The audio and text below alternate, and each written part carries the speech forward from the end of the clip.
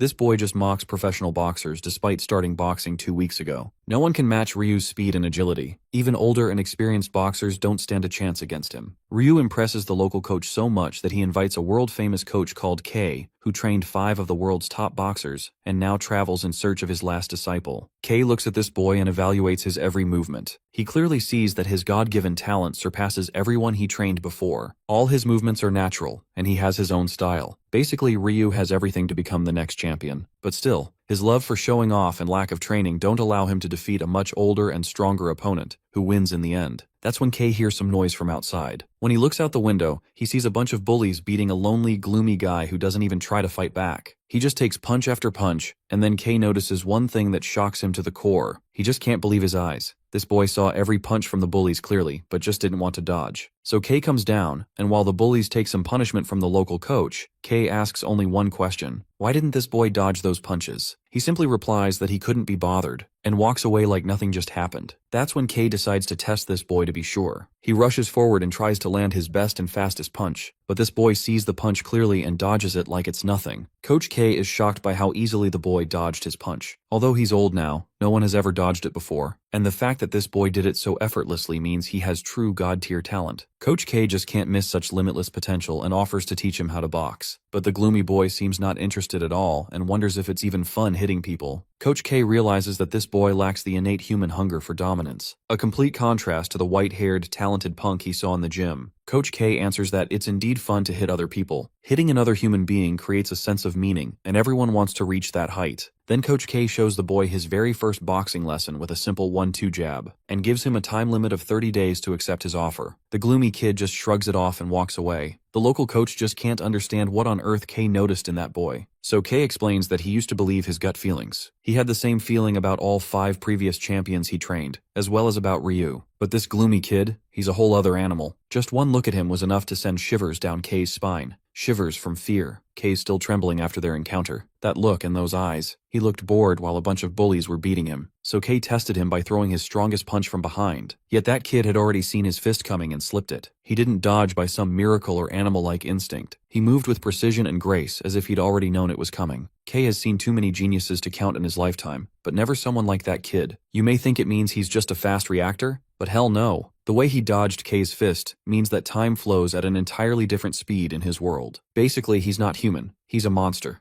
The following day at school, Jay is getting his ass beat by a bunch of bullies. He's your average nice guy nerd currently serving as Ryu's seat. The white-haired punk is established as a bully who goes to the gym, which is 2 of the worst combinations anyone could possibly wish for. Ryu enjoys basking in the praise from his goonies, who laud him and think that he's going to become a world champion someday. The world is split in 2. The weak dudes, like Mystery Boy over here and his nerd sidekick, and the strong like Bakugo's second cousin Ryu. These punks casually give our boy a fade check while they're going about their business. Their main focus is to bully Jay, the poor boy who just can't stop getting beat up. During lunchtime, they toss disgusting candies inside his bowl, forcing him to eat. The nerd is a level 1 stickman, so obviously, he had to agree to such a disgusting request. Jay feels like shit afterward. While all the other kids are playing, Jay is sitting along with Mystery Introvert Pro Max because they're both losers. Jay is surprised because Yu boasts incredible physical ability, but refuses to play out of sheer boredom. Four Eyes explores Yu's passion, but as far as he can remember, this dude hasn't ever even thought of becoming anything before. He's living life while chill maxing, not caring about anything. Yu asks Jay the same question, stating that he wants to follow in his father's footsteps. While they're happily bickering about, Ryu just can't digest letting the nerd have a good time with someone. He bashes the ball aimed toward Jay, but to everyone's shock, Yu catches it with ease.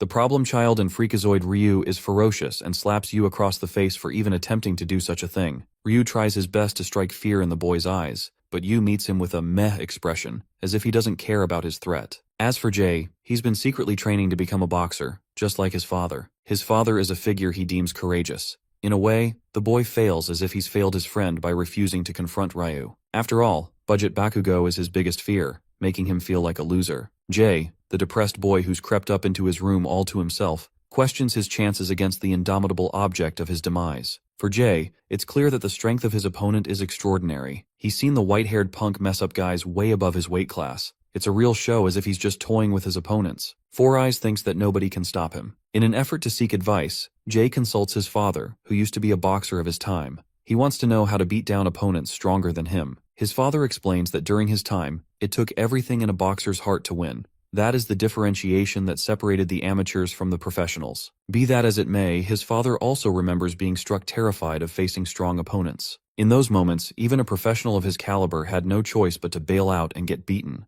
It felt better for him to surrender and accept defeat instead of taking the beating. But that's the thing. Once you go down as a boxer, everything ends. Jay's father understood that fact and acknowledged that the most important thing to a boxer is to keep getting up no matter what. That said, he thinks in any other circumstance, a person should run so that they must never be caught. He emphasizes that courage from all people is commendable, even if they're not boxers. The nerd boy finds solace in his father's advice and sleeps. The perspective shifts to Yu, who is climbing a flight of stairs when he spots Bitchface again. Ryu wanted to pay him back dearly, and even ended up at his house. To teach Yu some manners, Ryu ridicules him and entices the boy to a fight. Yu's typical response of ignorance ends up in his skull getting bashed. Consequently, Ryu wants to make sure Yu suffers the worst life imaginable by making him pay money. After Ryu leaves, like clockwork, nothing in Yu's life changes. While heading home, Ryu is dreadfully infuriated remembering those uncaring eyes of the boy he just faced. Ryu spots a bunch of delinquents from another gang who have been eager to test his strength. To vent his anger, Bitchface throws an explosive thrust in his face, knocking him out. He's delighted to break them one by one, as their sorrowful expression brings him the most joy. The night ends with Yu spending time by himself and his cat. His eyes look so gloomy that he looks like a ghost. The next day, it's game time. Today is the day Jay has been preparing for. He's ready to confront his bullies. Even in class, he musters his resolve to remain unafraid. Surprisingly, they don't do anything to him. Jay is confused, as this isn't supposed to happen. What's more, is that Yu is missing. The realization is starting to hit him. There's definitely a reason they spared him. This is confirmed to be the case, as Yu is beaten down in a warehouse for not bringing Ryu his money. Bitchface's underlings practice all of their moves by beating him up like a doll. Ryu is there to teach them how to strike while enjoying the show. Suddenly, Jay barges in, shouting at them to stop. A moment of silence ensues before being replaced with fear. The boy's heart beats fast, having realized that he's uttered words he can never take back. The feeling of fear crumbles his resolve, which he had prepared before entering this room. The boy's body quivers, refusing to act, but he can no longer take anything back. He has to fight, and he chooses to load his arms. The scene absolutely baffles Ryu, but Jay isn't shaken anymore. Using his father's advice, the boy adjusts the perfect angle and delivers a clean jab before rotating his hips for a forward cross. This two-piece combo surprises even him while at the same time infuriating his opponent. Satisfied that his punches are doing damage, Jay has gained a sense of courage. This time, his opponent is the one who is shaking from fear. But that's enough because Ryu's here to end it all. He's here to make sure Jay remembers this humiliation. Even his underlings think it's unfair the nerd got sent straight to the final boss after one victory. Ryu edges him to strike him down, while Four Eyes is convinced that his real battle has finally begun. Bugface Bakugo provokes Little Jay to attack him. Lil Jay is having the confidence of a newbie, thinking that he can best him. Jay whips a forward punch that easily gets dodged. I'm a hater, but this dude Ryu is actually going full Ultra Instinct mode in dodging his attacks. Jay is fully concentrated on landing just one attack, just one strike that could destroy Ryu. But the poor guy is running out of gas, to the point even Ryu is making fun of him. The dude bitch slaps his opponent across the face, gives him a cut so hard he is starting to lose hope. The fear of defeat settles in, as Ryu provokes him to attack. Jay gets slammed in the face, putting him in a damn daze. Dude is traumatized realizing that he's fighting an actual monster. Jay is breathless, and knows that he fucked up in real time by challenging this guy. Ryu's hater squad are adding to the trash talk. Ryu comes over to ask Lil Jay if he's already giving up. But no. Jay channels his inner Rocky Balboa and stands up. He's ready to catch some smoke, even after knowing he's outclassed. His new strategy is to wear his opponent out, but Ryu's in the mood to toy around with his food, and takes a one-armed stance. But even with a single arm, he's able to dish out blows that cut straight through Jay's guard. Ryu floods him with a river of devastating punches while Jay tries to stand his ground. He receives a heavy punch in the gut while his psychopathic opponent is relishing the feeling of violence. The nerd is realizing that this is what fights in the streets actually feel like. But he's still not giving up. He's gonna tank that shit until he wins. Ryu seems to know Jay's strategy and entertains him with agile punches all across his body. Jay endures attacks from every angle. Even the hater squad thinks this is the definition of getting one's ass whooped. Jay is taking this beating all so that he could secure one momentous strike. And then, something happens. Ryu reaches to charge a heavy fist, allowing Jay just the opportunity to react with a single uppercut. You'd think this is the part where the underdog wins, but no. Bitchface dodges that shit like crazy and returns with a bulldozing slam in his face. Jay's father had a boxing record that didn't reflect greatness or fame. He was never remembered as a courageous boxer, a quality that his son deeply admired in him. The The boy who had endured everything lays defeated on the ground. Ryu crushed his brain, even making him lose sense of direction. Bugface mocks his pathetic little strategy and reads him like an open book. It was so easy for him to see through Jay's plans. But the fight is still not over. The nerd is unrelenting even after his spirit has been mercilessly broken. Jay receives numerous slaps across his face. Ryu makes sure to drag him through every layer of hell he knows, putting Jay on the ground. The boy remembers his father's words, stringing every last bit of motivation he can to get up from the ground. Ryu commends his spirit and respects Jay to the point he's ready to stop bullying him. But it's not over. Not for the boy who is clinging to the spirit of a true boxer.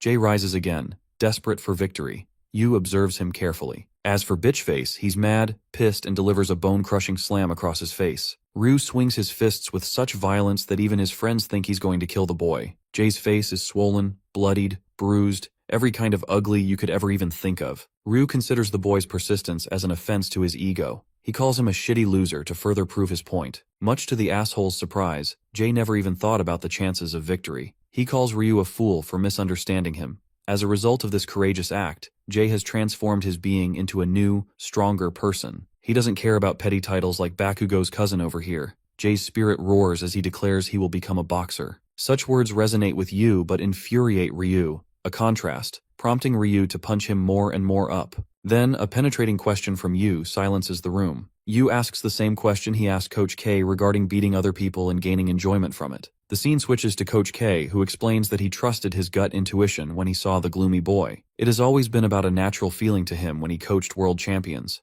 but something about the boy was different. Returning to Yu's sudden stand against Ryu, his underlings act tough and shit. The introvert excellently recalls the movements of Coach K and delivers a 1-2 that rocks the shit out of the punk. Coach K summarizes that he shuddered in excitement upon meeting the boy. Yu's punches have caused deafening silence in the room. One by one, they approach him only to get smashed into pieces. Ryu observes the scene as if his soul is leaving his body. Coach K adds that the boy's eyes welcomed the fists to strike his face, as if nothing in the world ever entertained Yu to gain his attention. This unusual behavior was something Coach K had to test for himself. He launched a nuclear fist aimed to squash the boy's face. The result was as clear as day. The boy elegantly dodged his fist, a quality that boxers deliver only after years and years of training. It wasn't by luck or timing, it was something unnatural. Even the most goated boxing coach in the whole world admits that he has never seen a genius like Yu in his life. Now, for the moment of truth. Ryu feels an unusual feeling of unease. Yu's soul-reaping eyes have put him on edge. Ryu makes his advance and then feels as if the right side of his face has been annihilated. He wails in agony, getting the exact treatment he deserves, while Yu just stare at him as if it was nothing. The bully has become the helpless victim, feeling a terror unlike anything he's ever seen before. In Coach K's own words, that boy is not a human, but a literal monster. He is the definition of built differently. We get a backstory of our guy Ryu who just got one-shotted. Back then, the young boy saw too many openings in other people's fights. He also had the most goofy haircut ever, but that didn't stop him from crushing other dudes. Bro started thinking he was Gojo or something because no one could stop him. The feeling of absolutely crushing others inspired him to do it even more. He took satisfaction in the misery and fear of his opponents. It had transformed his entire being. Dude beat up so many guys he was known in the entire nation as a menace. Ryu enjoyed it when people who were 5 times his damn size came to teach him a lesson. But he enjoyed it. He enjoyed every second of pummeling them down, drilling it into their tiny little brains that he was unstoppable. Ryu went on a winning streak so high he started thinking that he was a cut above the rest, like he was Buddha or something. But oh, how the tables have now turned. He got squashed by a monster that could have nearly ended his damn life. His previous beliefs are shaken, but it's no worry for Ryu after all. He thinks it's just a fluke, and he must have slipped. The idiot tries to give it his best shot to make sure he defeats Yu. He wonders what kind of approach would suit best for returning his carnage. Ryu decides to charge his fist with every fiber in his body. He sees Yu ducking for the incoming attack, but Bitchface had already anticipated that move. He outmaneuvers Yu and aims right for his head. It's impossible for anyone to dodge so close. But impossible isn't in Yu's dictionary. He freaking dodges it. Ryu's soul literally disappears because he knows he fucked up. Yu gets up with a sledgehammer of a jab, before unleashing a flurry of jabs all over his body. Ryu's self-proclaimed God-given talent proves worthless against an opponent that is outside his field of vision. This monster creeps up from behind and proves that every prey has its predator. After getting his shit tossed, Ryu wakes up screaming in the hospital room, experiencing a nightmare. Seconds passed as he realized every bone in his body had been obliterated. Ryu faced a feeling completely foreign to him, a feeling of loss and fear, along with despair. He had experienced failure, and just like a small child whining after losing the game, Ryu bawled in the face of defeat. Meanwhile, Coach K is laser-focused on setting his sights with his newest obsession. He only wants one kid on the roster. He has never wanted for someone to join him so badly. The man is so damn obsessed he's ready to kidnap Yu's dumbass. Interestingly, while they were expecting Ryu to show up to the gym, Yu turned up instead like, "I beat your boy to a pulp" fashion. Coach K is ecstatic that Yu's here to learn how to fight. Yu accepts his terms but has a condition of his own. He requests money to pay the bills for the hospital. Coach K realizes what happened and happily asks if Ryu gave him a fun challenge. But shocking everyone, my dude calls Ryu boring. That's how easy it was. Coach K laughs and is ready to spend his fortune to buy the entire hospital if it took for Yu to join the gym. Both of them depart to go to the hospital. It's pretty funny that Coach K is low-key happy Ryu got his ass beaten blue. He doesn't care about the arrogant fighter's life anymore. Yu is concerned with the state of Jay, remembering the fire in his heart. After clearing both their bills, Yu takes Coach K to his apartment. It's a dreadfully empty place, screaming that this guy doesn't have any social life. He asks the boy's name at last. It invokes memories of his mother's tragic passing. The only thing the boy remembers is his family name. Yu introduces himself briefly. Coach K explains that he will make the introvert enter a world completely different than the one he knows. Destinies cross for these two individuals, and in a similar way, arrogant rejects get tossed aside like trash. That is the irony. Ryu can't even look at Jay straight in the face. He bears the look of defeat, while Jay stands tall, optimistic, and courageous in his resolve. The time has come. Yu has nothing to pack except a small bag and his trusty little cat. Coach K decides to give our boy a makeover. He makes him look fresh as fuck by setting his hair. They arrive at the airport. Coach K meets his assistant. Carmen is the manager of their gym and welcomes them to the car. Yu hasn't even begun his boxing career and already acquired an amazing house thanks to Coach K. They head out for their first training session immediately. The Lions Boxing Club is known for producing the finest cut of boxers that made history.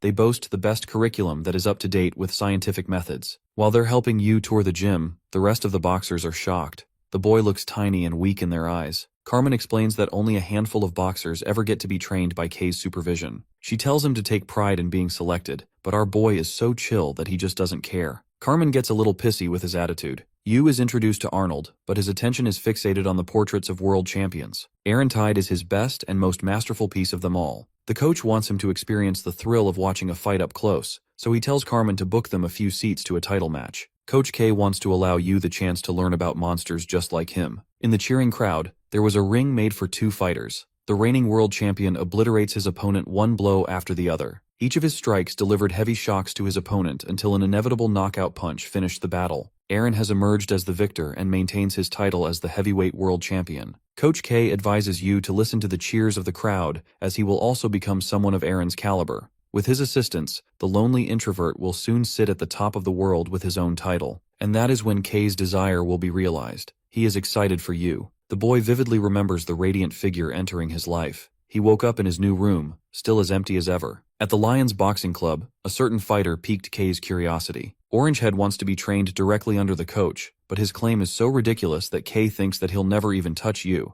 And if he does, he promises to make him world champion. The talks of Josh's fight against Yu spread across the gym. Josh isn't an easy opponent. He's been training day in and out to get to his level. But despite winning last year's youth event and defeating many boxers in this professional gym, Coach K seems to think nothing of him. K reminds him that people like him can be found anywhere in the world. Basically, bro got called average. K thinks that he doesn't like people whose limits are obvious. Josh takes his provocation as a challenge and claims to crush Yu so that he can make him eat his words. In the ring, Josh is dead serious, like this is the fight of his life. But when he turns to his opponent, he can't even wrap his hands. Josh is further infuriated as he's facing a newbie who knows nothing about the world of boxing. The people around them are pumped for this fight. Yu's looking like Skindiana Bones and Stickman 48 because he's never trained a day in his life. While some are underestimating Yu, others are thinking he's capable because of K's selection. With all of the necessary preparations made, K asks if Yu is perhaps nervous. Mr. Introvert finds the whole thing boring. Giga Chad Sensei gives him another boxing lesson, a crucial one that he wants him to remember. Never get hit in a fight. With that advice, he departs from the ring, leaving the fighters to face each other. K is probably creaming his pants because he wants to see his prodigy's powers. The bell rings and Josh is already on a massive offensive strike, but it feels like nothing to his opponent who slips the punches like he had seen them coming from a mile away. Josh's consecutive advance, no matter how sharp or strong, isn't enough to even touch Yu's face. Just watching this fight is making K want to send into a real battle so that he can destroy everyone. Carmen and the others learned that K prioritized speed instead of strength in his selection. The boy doesn't even flinch while avoiding those attacks. They feel so slow in his eyes that after dozens and dozens of jabs, Josh is the one who is running out of juice. He can't believe that he couldn't even touch the skinny punk in front of him. Coach K's harsh words send this poor boy into the trauma lane, and he now knows that he wasn't just provoking him. To Orangehead, it feels as if he's going up against an indestructible wall. However, Josh isn't so easy to bite the dust. He wants to shake things up a little. His new strategy is to confuse Yu with a bunch of feints mixed in with his attacks. Swerving elegantly against all his attacks, Yu still hasn't flinched while Josh is on the edge. A flashback into his training career is how we learn that Josh thought he was the hardest worker in the entire gym. He trained every day for hours for many years, looking up to the greats and hoping that one day he would become like them. But now only anger remains in his heart. Kay thinks it's unfair that while many people are good boxers as a result of their training,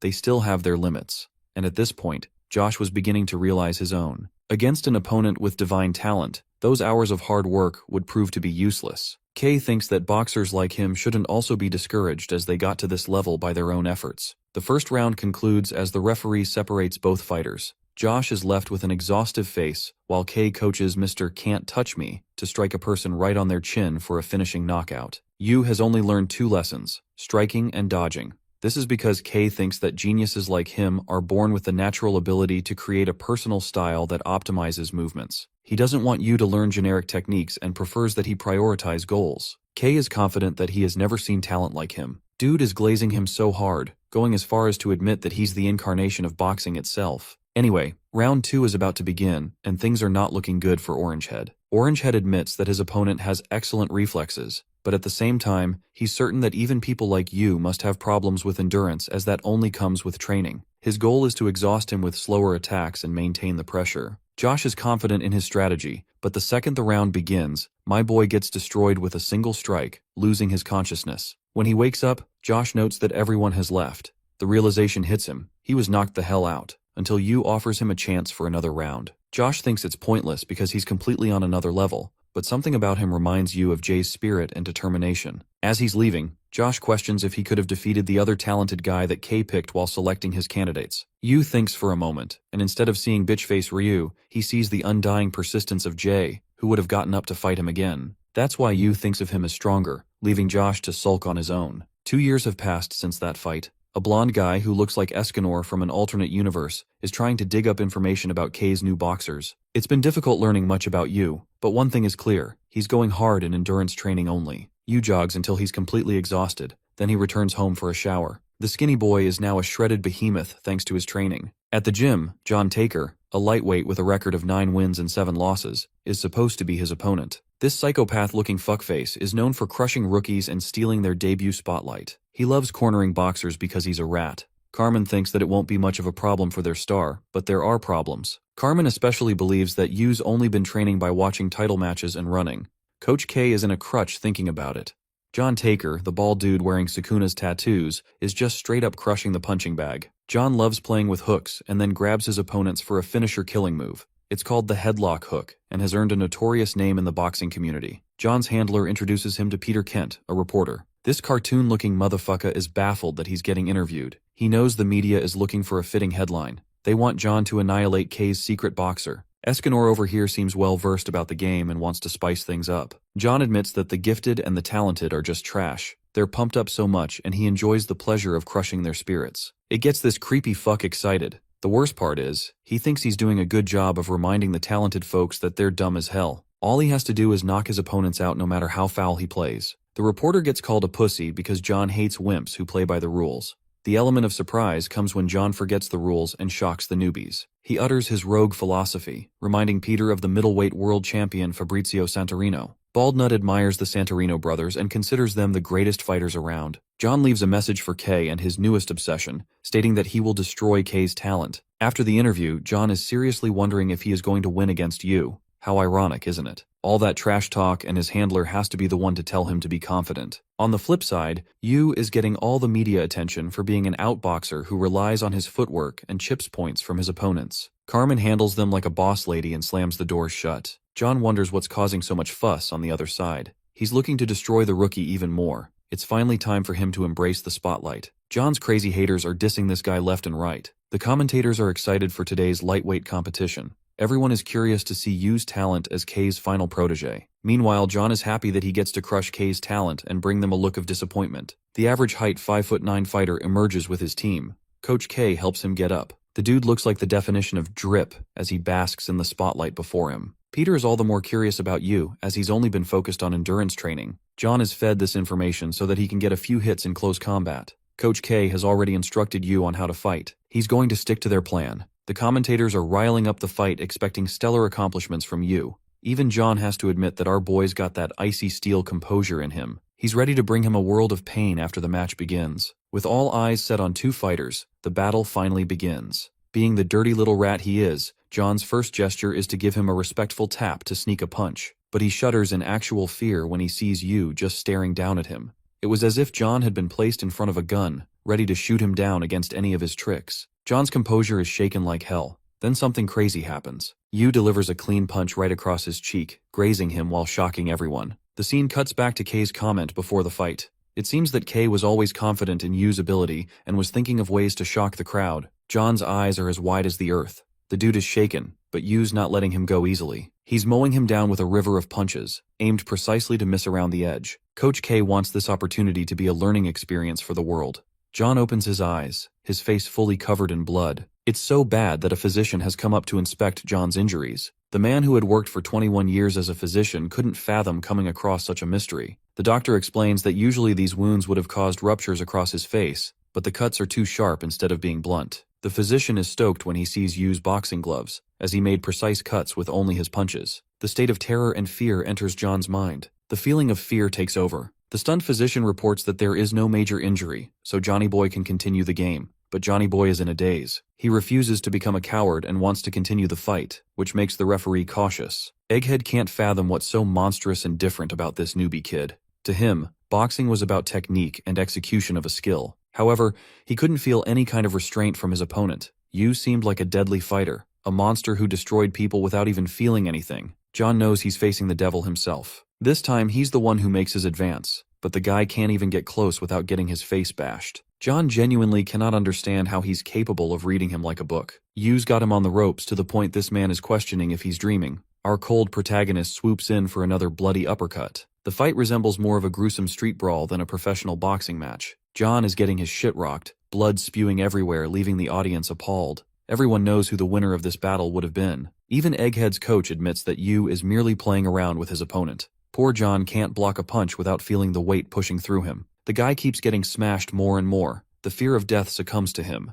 This feeling of indomitable violence stirs the crowd. From mortified expressions comes the feeling of joy. They're excited for the monster Coach K has helped create. The silenced crowd roars in enjoyment, the kind of cheer that K wanted. John is convinced that Yu could straight up body a dude without even feeling anything. He goes for a dirty tactic to crush Yu's foot, but the cheater gets shit on with Yu outplays him, seeing through each and every one of his attacks. The crowd calls him a lousy cheap shot who failed to win despite being a cockroach. Yu throws his razor-sharp jabs, but something is different now. John's coach thinks that Yu is starting to expose his weak points after coming in John's reach. He's confident in John's ability to deploy his headlock attack and defeat him. However, the weight of the world crushed him. His face bloodied, his boxing style humiliated. The voices of the crowds filled his head with madness, freezing him on the stage. Before his career-defining moments, John was an amateur fighter who was constantly discarded. John's coach thought his hooks were his strongest points. His coach told him about his next opponent, but Isis Dresner was someone who dominated and won even the Olympic gold medal. The dude turned to professional boxing. John accepted that he was getting destroyed in his fight against Dresner's debut boxing match.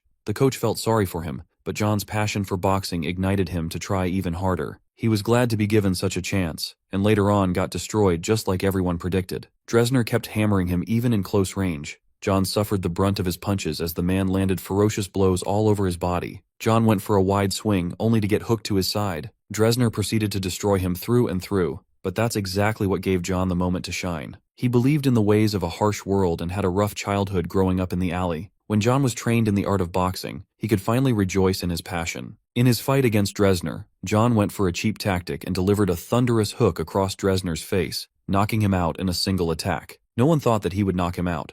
Dresner got up again, but something about the fifth changed. Something about the foul nature of his boxing style changed John forever. It didn't take long for John to steal the victory. John was recognized as a fighter with potential, allowing him the chance to fight again. Even though John wasn't a totally malicious piece of shit at the beginning, this was his only way to make a name for himself. Returning to the current fight, Egghead is being egged on by the entire world. They're laughing at him while John's coach stares at his pitiful condition. Even though John spoke in front of the interviewer that he admired Fabrizio, the coach knows that deep down, he's just a boxer who suffers from the inside after each match. He never wanted to be this way, but that doesn't change the fact that he's a scummy boxer. Egghead's coach is the only person believing in him because he's seen his real self. Despite getting shit on by everyone, the coach recognizes John's talent and becomes a voice of reason for him to fight. Hearing those words, John goes on the attack with a powerful swing. He thinks that people like you would never ever feel afraid about being left out. John attempts the same scummy tactic and actually manages to connect a powerful smash. Everyone is stunned to pieces except Coach K.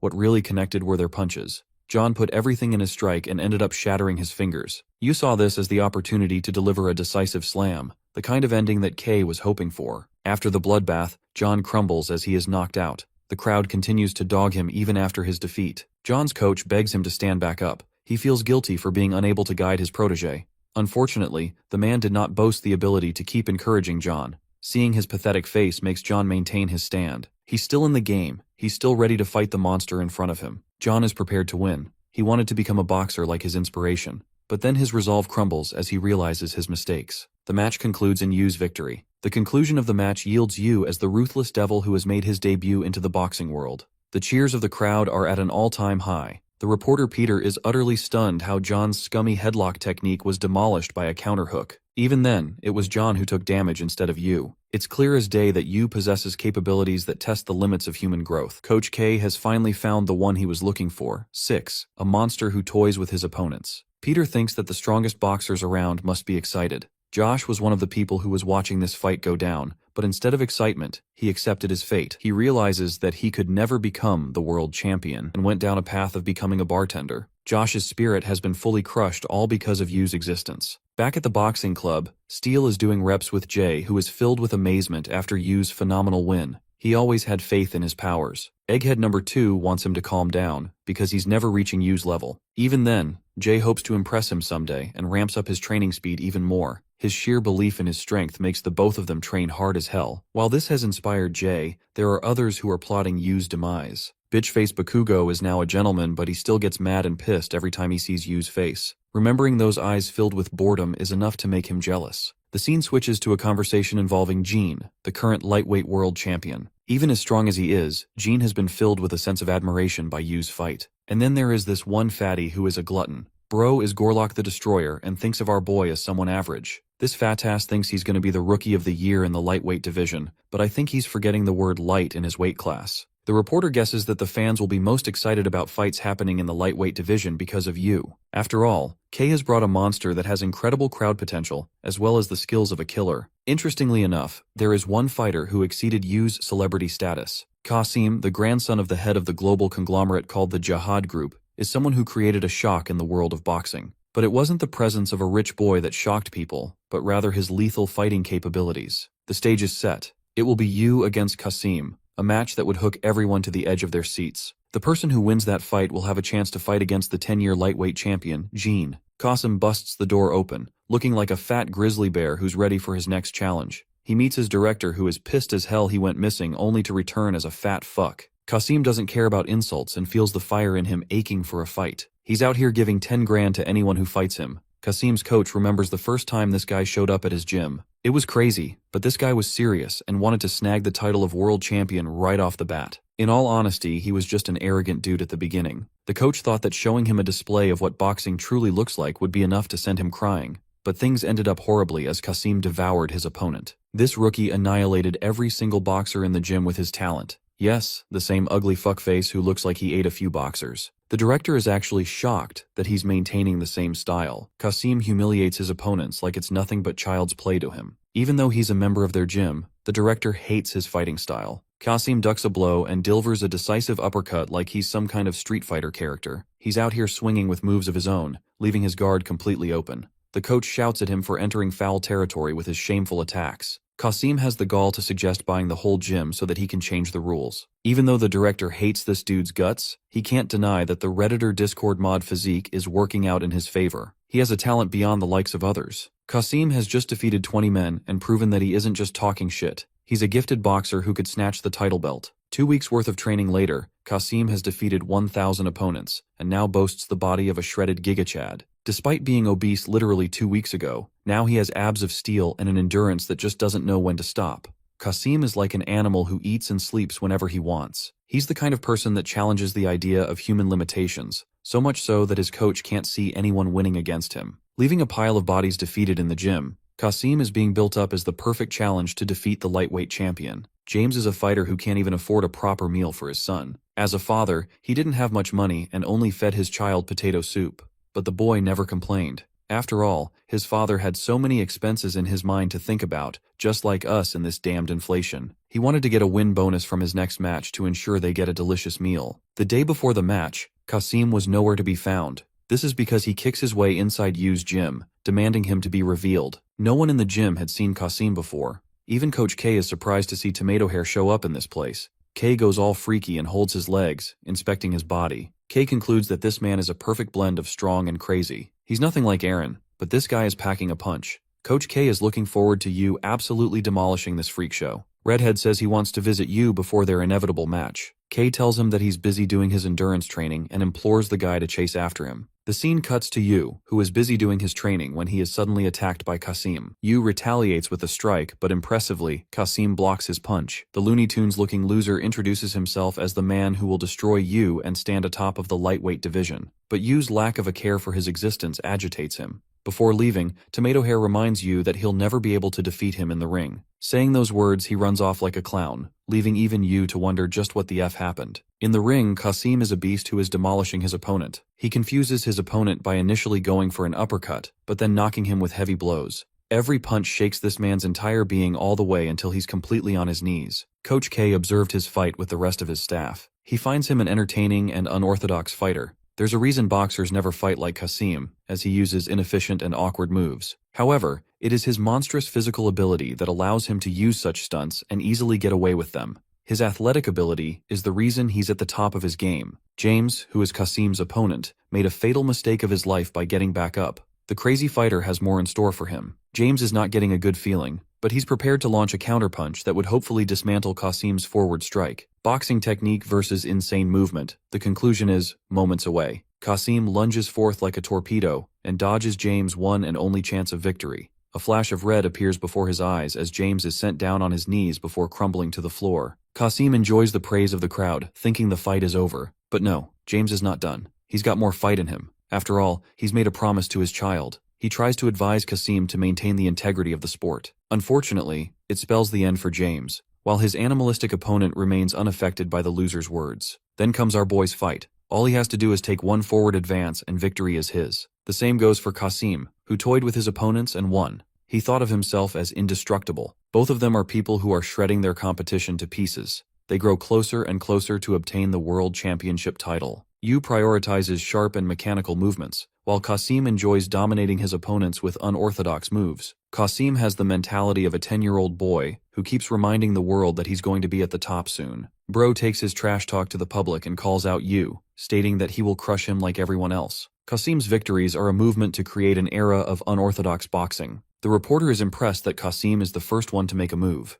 Hearing this message, Kay laughs as hard as he possibly can. He's so glad that he gets to be the one who shakes Qasim's resolve. The crowd is roaring and cheering for him as they've become fans of Qasim's unique style. His very existence divided the world of boxing fans. There were those who accepted the unorthodox style, and then there were people who mocked him for acting like a damn clown instead of using traditional arts. Qasim's popularity soars in the news where many have discussed what the future holds for him. He doesn't care for anyone's opinion and only does what he wants. Qasim has reduced his number of haters by growing his fans. I have to say his director is really glazing him right now with this "he was born to be king" bullshit. Going back to our boy Yu, he's just chilling with clean punches when Kay comes to tell him about Qasim's open challenge. Kay emphasizes that this dude isn't like the rest of the scrubs Yu has been destroying lately. Eventually, the exciting day of their match was here. The big match between two legendary underdogs. Qasim and Yu were going to set the pace for the titleship match against the world champion Jean, who has come to watch this fight in person. The director thinks that Qasim's rise to fame is literally around the corner waiting for him. This dude, being the psycho he is, doesn't really care about obtaining the belt. He's so crazy that he wants to obtain a world championship title in every division. His ambitions are noted by Jin's icy demeanor. On the other side of the ring is Yu, who has received K's instructions. The fighters stare each other down. Kasim has his fierceness, while Yu is a calculated genius. The burning question of who will conquer the other is ready to be answered. The fight finally begins with Kasim enjoying the feel of the ring, eyeing his prey down. Yu tracks his opponent's moves, while Kasim does the unthinkable by hiding his fists behind his back. He is prompting Yu to come and strike him. Redhead wants to prove the idiocy of boxers who throw linear strikes with no creativity. Then, without him even noticing, Kasim suffers a destructive punch that blows off the left side of his face. Coach K is the same. It's not like he ever thought Kasim would prove to be a challenge for Yu. In fact, K just gave our boy permission to go all out in this fight as much as he likes. That first punch was nothing. Yu happily wipes the smile off his face with another strike, knocking Redhead's hair. K notes that only people like Yu can dodge a punch of such level. But then there are people like Kasim, who could also dodge it. Kasim's face is getting destroyed, and Coach K thinks that while his muscles are taking most of the damage for him, he's nothing more than a bag who keeps on taking the most serious of Yu's punches. Our boy coldly reminds this fucker who's the real monster in the ring.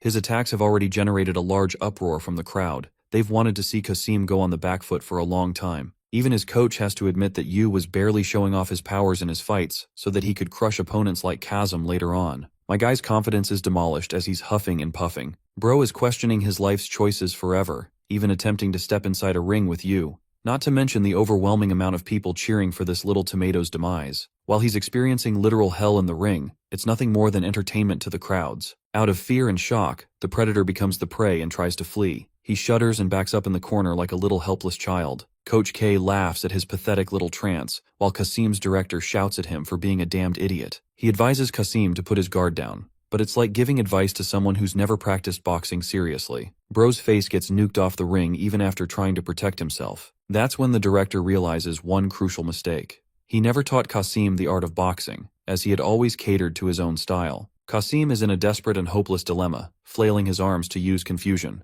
Our boy rocks his world with another punch, infuriating Kasim's coach. The incompetent coach was so deluded by Kasim's rise to the top that he never focused on giving him bare minimum training. He contemplates giving up, but then the idea of Kasim fighting like hell with all he's got pushes the coach to encourage him. He wants Kasim to endure just one round. However, that won't ever happen, because this scaredy cat is already trying to run off the ring like a pathetic fighter. Even the referee is stunned because he's never seen anything like this. The coach gets up in his face and gives Kasim a scolding. He erupts in front of his coach, stating that he's crazy, but not that crazy to fight a monster like Yu. Bro's fighting career ended before it even began. The coach is pissed because all this time, Kasim treated this elite sport like a game. He gets bitch slapped across his ugly ass face and admits that Yu could be the strongest of everyone in the entire world, but it doesn't matter. It's foolish logic to assume he would only go up against weak opponents. Not gonna lie, the coach earned my respect with this speech as he is encouraging this naive crybaby to wear the spirit of a true boxer. Then, Kasim remembers his own memorable words, which come to haunt him with thousands of eyes staring him down. He thought he could win the championship title if he could have some fun. The haunting words of James terrify and cling to his soul. Kasim is humiliated with his ego demolished. He runs off crying like a little child, making the coach regret letting this phenomenal failure ever step into the ring. The conclusion of this battle ends with an easy victory for Yu. The match was so unbelievable that K couldn't help but laugh it off the top of his lungs. Soon after Kasim's disappearance, he never entered the world of boxing again. And for the much-awaited sweet moment between James and his kid, it's revealed he got a happy ending bringing his son some good KFC. Yu faces his worst nightmare, Cat King. Cat King and our boy spar like Goku and Vegeta, banging out shots while dodging each other's attacks. Coach K is maniacally laughing like he always does while Yu gets bitch slapped in the face and finally wakes up from his dream. The tiny Cat King has woken up our boy. After his victory over the piss baby Kasim, K decided to give Yu a proper break since this man hasn't had any for a while. Even though it's unnecessary, K thinks it's better for our boy to rest since all he's been doing is smoking bitches left and right. So, in order to spend his time, Yu looks at the television. But in a crisis, nothing is able to entertain him.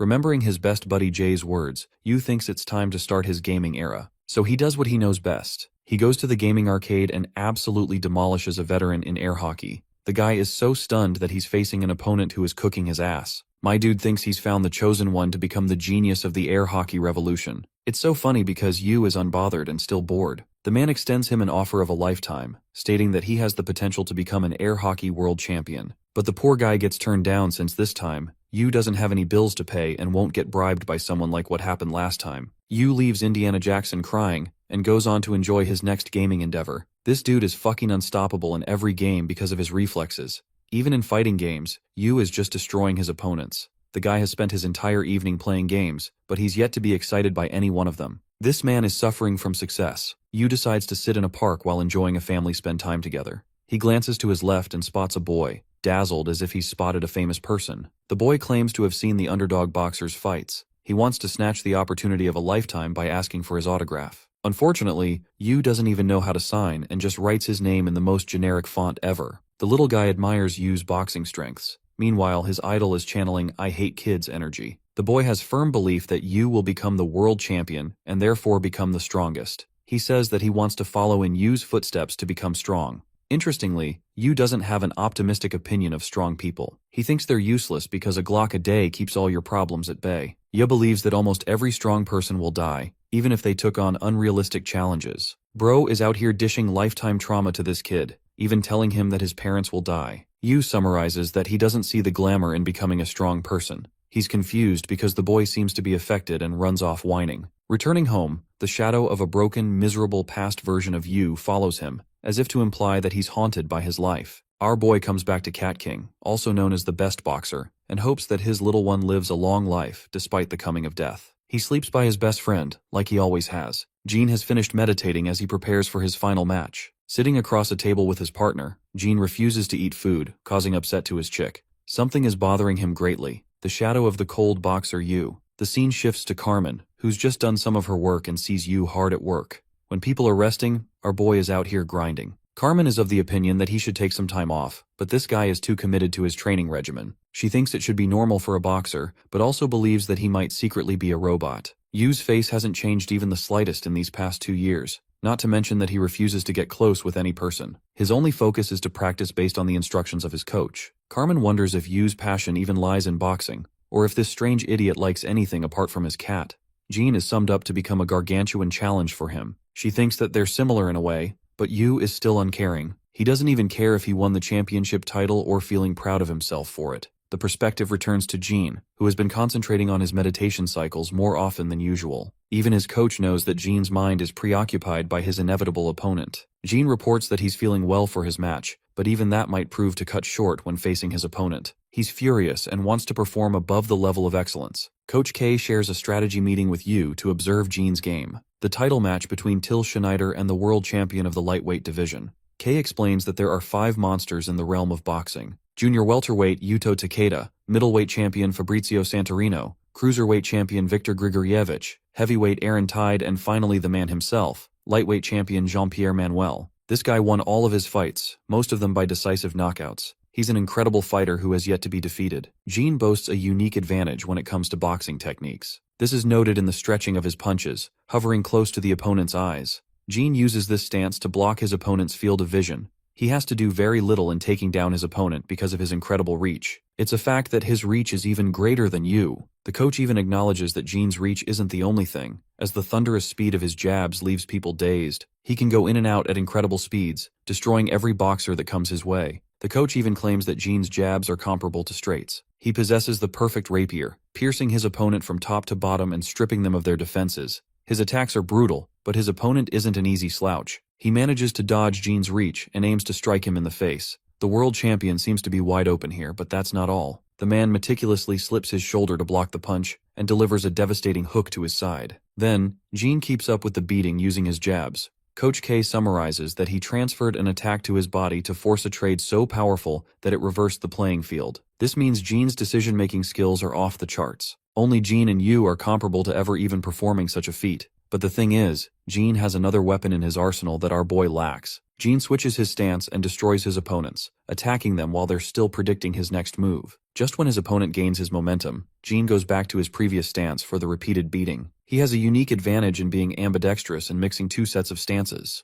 This makes it impossible for his opponent to predict his next move. K states that he's playing the long game, installing hopelessness in his opponent before raining down a barrage of hellish punches. The winner is Gene, who made no mistakes as if he was the perfect chess player. K drills the point to Yu, reminding him of the various aspects he would have to go up against just to overcome Gene. The reporter asks for his opinion after his grand victory. The world champion even admits his own flaws in some of his moves. He doubles down by saying that if Yu was his opponent here, Gene would have been defeated. The world champion is not a coward and wants to fight Yu, a challenge Coach K is most excited about. This is the kind of fighter that even gets him excited, because he's constantly improving his skills. Coach K is actually curious as to how much Gene will adapt before fighting Yu. This is the one match that will even give our boy a run for his money. During Yu's match against Kasim, the world champion meticulously noted the movement of each muscle flexion. As our boy dished out cold jabs with perfect body movement, Gene was struck with awe. The only opinion he had of the underdog's skills was just how beautiful he performed. Gene's mental state is getting more preoccupied, to the point he's spilling his coffee mindlessly. His partner questions what's bothering him so much, even offended that he's always caring about the sport. She hates the fact that the world champ doesn't give her any attention. Gene is not a simp, and straight up calls the bitch annoying. Gene's coach gives an interview regarding the world champion's fighting skills. He describes him beautifully as an artist who spent his life perfecting each technique. It's as if he's a painter chasing the mastery of his art. Gene is meditating during Peter's coverage. He interviewed another punk in the same gym, who boasted that Gene is another level of crazy. His first step of training is to meditate before going in the ring. Bro is fighting demons in his head for an hour before entering the ring. The punk notes that Gene is an eccentric who does the weirdest shit ever. He stands still and then changes his position after a while. Then another long while passes and he's adjusted his position. The punk finally realized what the world champ was doing. Gene was training to throw a simple jab, precisely cutting each motion in a delicate manner. Long story short, he's insane, which is why he gets insane results. Peter doesn't believe this bullshit because this level of training strikes odd to him. The coach argues that Gene never relaxes in his meditation and instead sharpens every sense.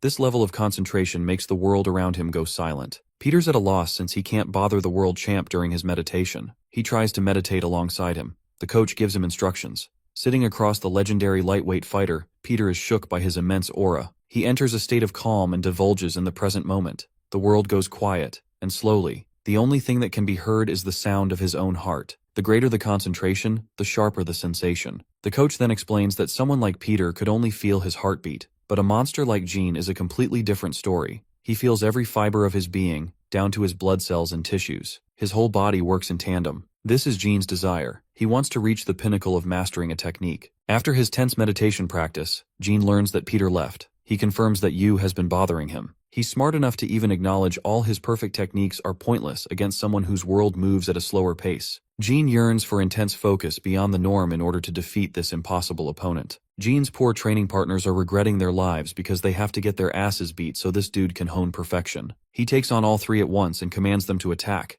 Poor guys rush to attack him head on, but in a moment of flash, everything happens all at once. Gene still thinks he lacks the focus necessary to trump the monster in the ring. In an interview about the meaning of boxing, Gene claimed that he thinks it's the pursuit of art. He wants each and every one of his movements to be perfect, such is the standard he holds for himself. Gene thinks that the world championship title is proof of one's perfection in boxing. He desires nothing else. When Yu launched his first jab, the debut of his boxing career, not everyone understood the beauty of the attack as much as the master himself, Jean. On a rainy day, police officers are investigating a bunch of street thugs in the hood. There have been rumors of a dude showing up and beating them black and blue. You have your guesses correct? It's your boy Gene, who's out here looking to slam people in the hood if it gets him more training time. What's suspicious is that Gene has been carefully extracting their blood. Back at home, this creepy fuck is implied to be painting with the blood of his victims, and yet even then he can't find perfection. The following day, Gene's rapid and aggressive shadowboxing movements come as a shock to even his instructor. He doesn't know what happened, and what leads to such imprecise movements from a calm man.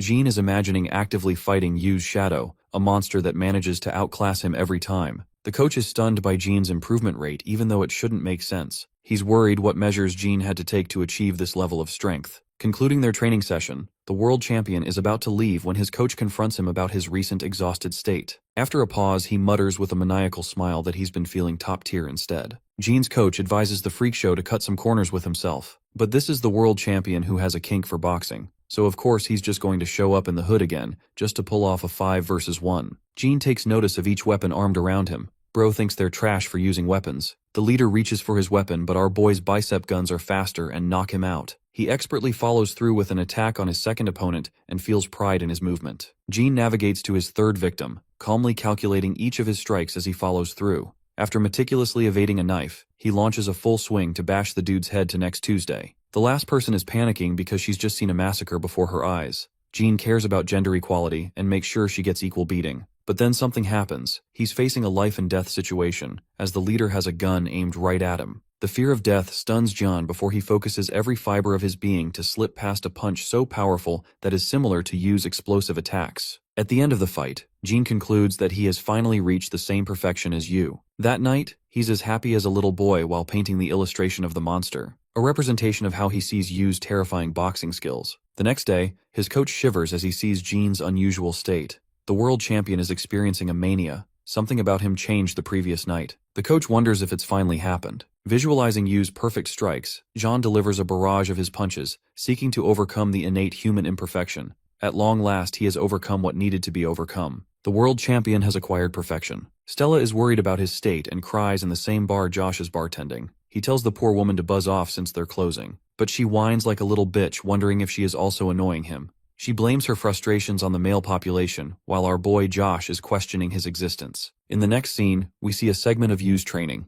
This dude has abs for days now as he pushes the limits of his endurance training. Carmen is shocked that Yu has increased the intensity of his training for the title match. Kay drills the point to his head that he needs to prepare for every outcome and pursue his own art. Strangely, Carmen thinks Yu will most certainly win because she trusts Kay's intuition about a person. The dude is basically a walking W machine, who only cares about winning and chooses the best fighters. While she can read his thoughts, Carmen doesn't know why Yu dabbled into boxing in the first place. When he's ready to leave after his training, Carmen asks him this curious question.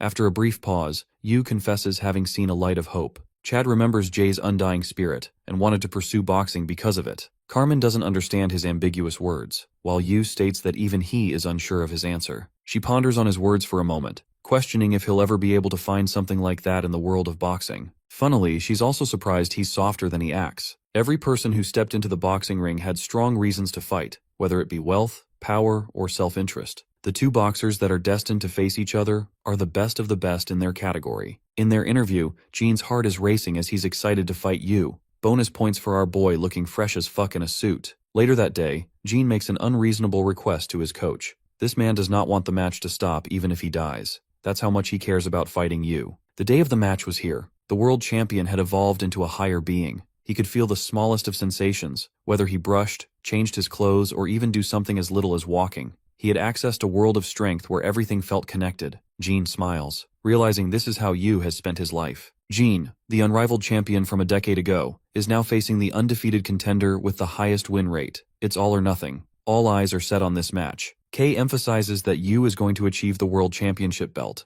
Not just one, but every single one of them soon. Yu isn't really excited, and stands like a bot. On the other side of the ring, Jean's coach tells him that he's surpassed his previous benchmarks. This is his best chance to prove his standards to himself. This is the fulfillment of Jean's ultimate goal. The fighters square up to face each other. The aching question of who will become the world champion will be answered soon. Even the fans, including me and all of you, are excited as hell for this fight. As soon as the fight begins, Yu faces difficulty dodging Jean's machine gun jabs. The champion is going full speed on the offensive, impressing even Coach K with his level of perfection achieved in a short time. Before their epic fight, the scene shifts to the manga creator's personal experience. Yes, you heard that right. The creator was a sports person obsessed with becoming a basketball player. In a pivotal moment, something happened. He jumped so high he could feel as if he'd touched the skies. He felt so free, a jump unlike any other. An experience of the perfect jump. Nothing like that could ever be created again.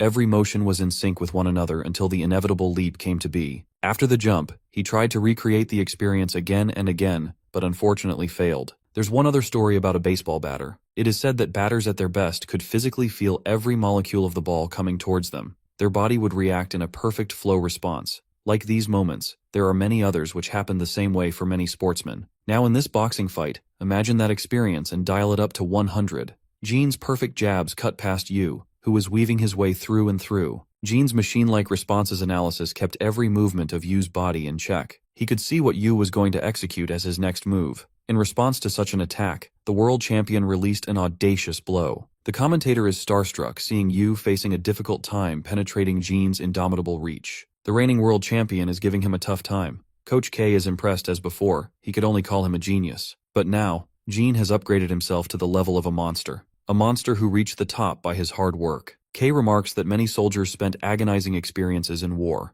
He remembers his own time as a young soldier in the special forces. Every battle was a moment of tension and constant alarm for death.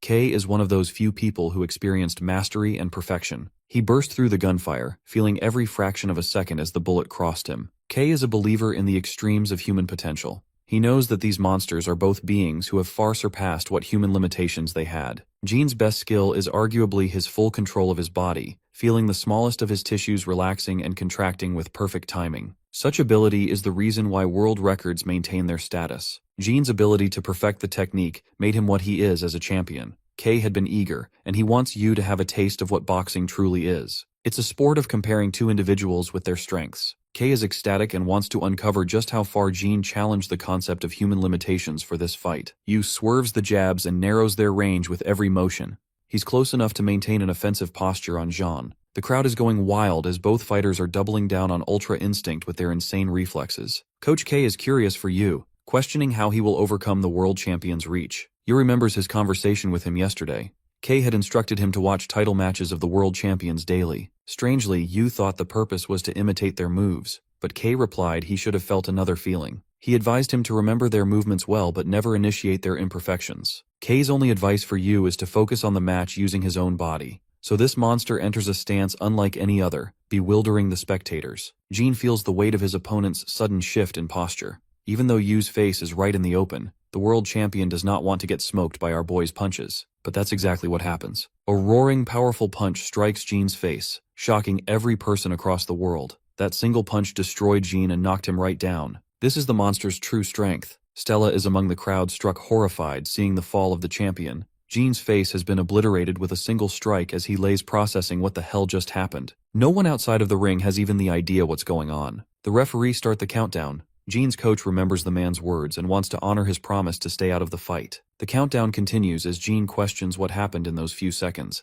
He realized that while he achieved perfection, Yu's boxing capabilities are in a different realm altogether. But that's not it for the world champion. He's hungry to see more of Yu's true fighting strength. The world champion musters all of his spirit to get back up. He recovers from the devastating attack despite his shaky posture. The referee has acknowledged the risk involved with the match. Yu's unrestrained punch was simply too much for anyone to handle. The referee wants to stop the fight, but Jin's eyes keep confusing him. He directly asks the world champion if he is able to continue. Jin utters a robotic response, stating that he's more than ready. The referee emphasizes that he will stop the fight if things get serious. But the world champion isn't a coward. He's ready to throw hands. The match continues as Jin maintains his stance. Yu, without any hesitation, enters his previous posture that destroyed the world champion. Jin is thinking that if he fails to catch Yu's attack, then he's going to face total obliteration. Yu prepares his movement ready to strike while the champion is busy reading his next move. The time has come, and both fighters are ready for a second brawl. Yu dashes with terrifying speeds to launch the same attack, but his opponent is already prepared. It seems that our boy is about to suffer a smack to the face, but no. This man ducks at impossible speeds and manages to connect the punch right across Jin's face. K observed the excellent technique Jin deployed to minimize the damage by turning his head. But even so, it's obvious he's just a few punches away from being defeated. Jin is stricken with such powerful blows he is forced to keep his guard up. But then our boy bashes him with hooks around his body. Even Jin's coach acknowledges that he's not one built for endurance against attacks. It was a phenomenal feat for the world champ to get up after eating Yu's deadliest attack. The world champion ponders even in the midst of a brutal beatdown. Yu is merciless in his strikes and rains down a river of punches all over him. He's going faster and faster. Jin learns that Yu don't have the desire to win, or even a hesitation of nervousness. All he cares about is robotically executing the technique. Jin gets obliterated a second time, but it's an experience he is most enjoying. He is knocked down for the second time in the first round, so the crowd is almost dead certain Yu will become the new lightweight champion. As he is down, the world champion contemplates his previous train of thought about the imperfection of humans. His family faced a harsh divorce, and he grew up with a backstory like many other people. He grew up in a house where all he could hear was noise.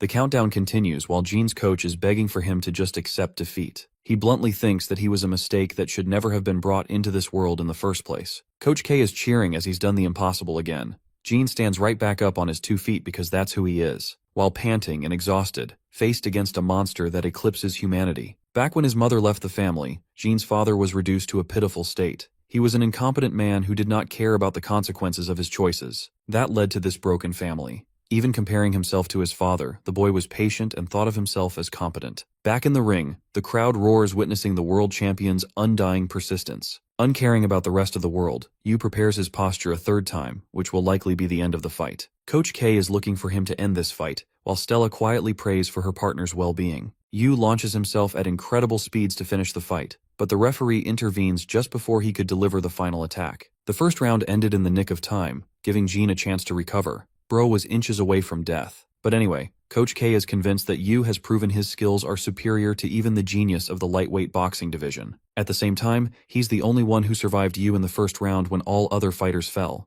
Jean received treatment by his coach who had never in his life expected for the champion to take such a brutal beating. He's worried about the boxer's life instead of the titleship match. Jean's coach knocked some sense into him, demanding that he stop the fight as it could cost him his life. Responding to that question with a shaky voice, Jean ponders the meaning of life. He thinks that dying in pursuit of one's goal is the most honorable meaning imaginable. Of course, his coach is rebellious to this insane mindset. Jean declares that he must realize his existence in this fight and once again demands that no interruptions must come his way. The world champion is ready for round 2 as he enters the ring. The question of whether he can survive more of Yu's devastating attacks in the second round is up in the air. In his life's most extreme fight, he remembers how his father left him in the middle of nowhere. The little boy could read his father like an open book, pitying him even. He didn't even feel sadness for being abandoned. Instead, he felt disappointed by his dad's shitty performance who was about to leave for the milk store for 1,000 years. The boy restrained his emotions and walked his own path. He refused to follow in the footsteps of his father and strive to pursue perfection. What he sees right in front of him is the ideal, the perfection that he's been yearning for this entire time. Jean enters a similar state to Yu, preparing to complete his life in this final fight. His coach thinks he's lost his damn mind, but it's already too late. Jean grapples with the same monstrous technique after seeing Yu. His coach is unfortunately considerate of his health and wants to throw in the towel. He is the one who fostered his talent for boxing. He doesn't want Jean to reject his humanity and instead embrace slowness and meaning in life. Even Stella feels like she's about to get widowed because this man's really on a suicide mission right now. The final clash is set in stone, but before he could make his advance, Stella's annoying voice came barging. She begged for him to stay and care for his life. Suddenly, a flush of emotions gushed through him. Back then, despite the boy's icy composure, he felt sad. He shivered and felt scared that his father had just abandoned him. Stella finally reveals that she's pregnant with his baby. Bro's life flashes before his eyes as he realizes that he's conflicted between two ideals. The ideal of chasing monstrous perfection or remaining human, accepting the parts of him that he rejected all this time. Jean recalls that it was his coach who gave him a home after he was lost. It is beautifully depicted that Jean, just like his father, ended up leading himself astray. Instead of pursuing the fight, Jean forcefully exits the ring and loses the match by disqualification. The rest of the people think that he's just running away like the coward Qasim. Coach K is infuriated to the point this man might evaporate. Jean personally hands Yu the title belt, stating that he earned it. Coach K is pissed because he basically stole our boy's glory by quitting like that. After 10 years of his reign, Jean is succeeded by Yu, who has become the new lightweight champion with incomparable strength. His total boxing record has become the most impressive portfolio ever. After the fight, Jean is taken care of for his injuries. He asks his coach if he will be a good father. Stella enters the room with her tear-filled eyes. She hugs him, giving this man even more pain in his body. Jean's boxing record concluded in a near-excellent performance, proving that he is still one of the greatest boxers of all time. For the rest of the world was cheering him on, all you could hear was pointless noise. His athletic abilities are considered insane, to the point even the junior welterweight champion Yudo is concerned. On the flip side, bitch-face Ryu is nowhere to be found because he's handling some business. He is facing a gang member called the Butcher. Ryu doesn't know what he's doing, wasting his time with trash like them. When his people catch up to him, they're shocked to see that he's already destroyed everyone, including the main guy. Ryu remembers Yu's face and gets hella mad. He vents his frustration by kicking the guy down until he's satisfied. Ryu is furious he's been wasting his time like this.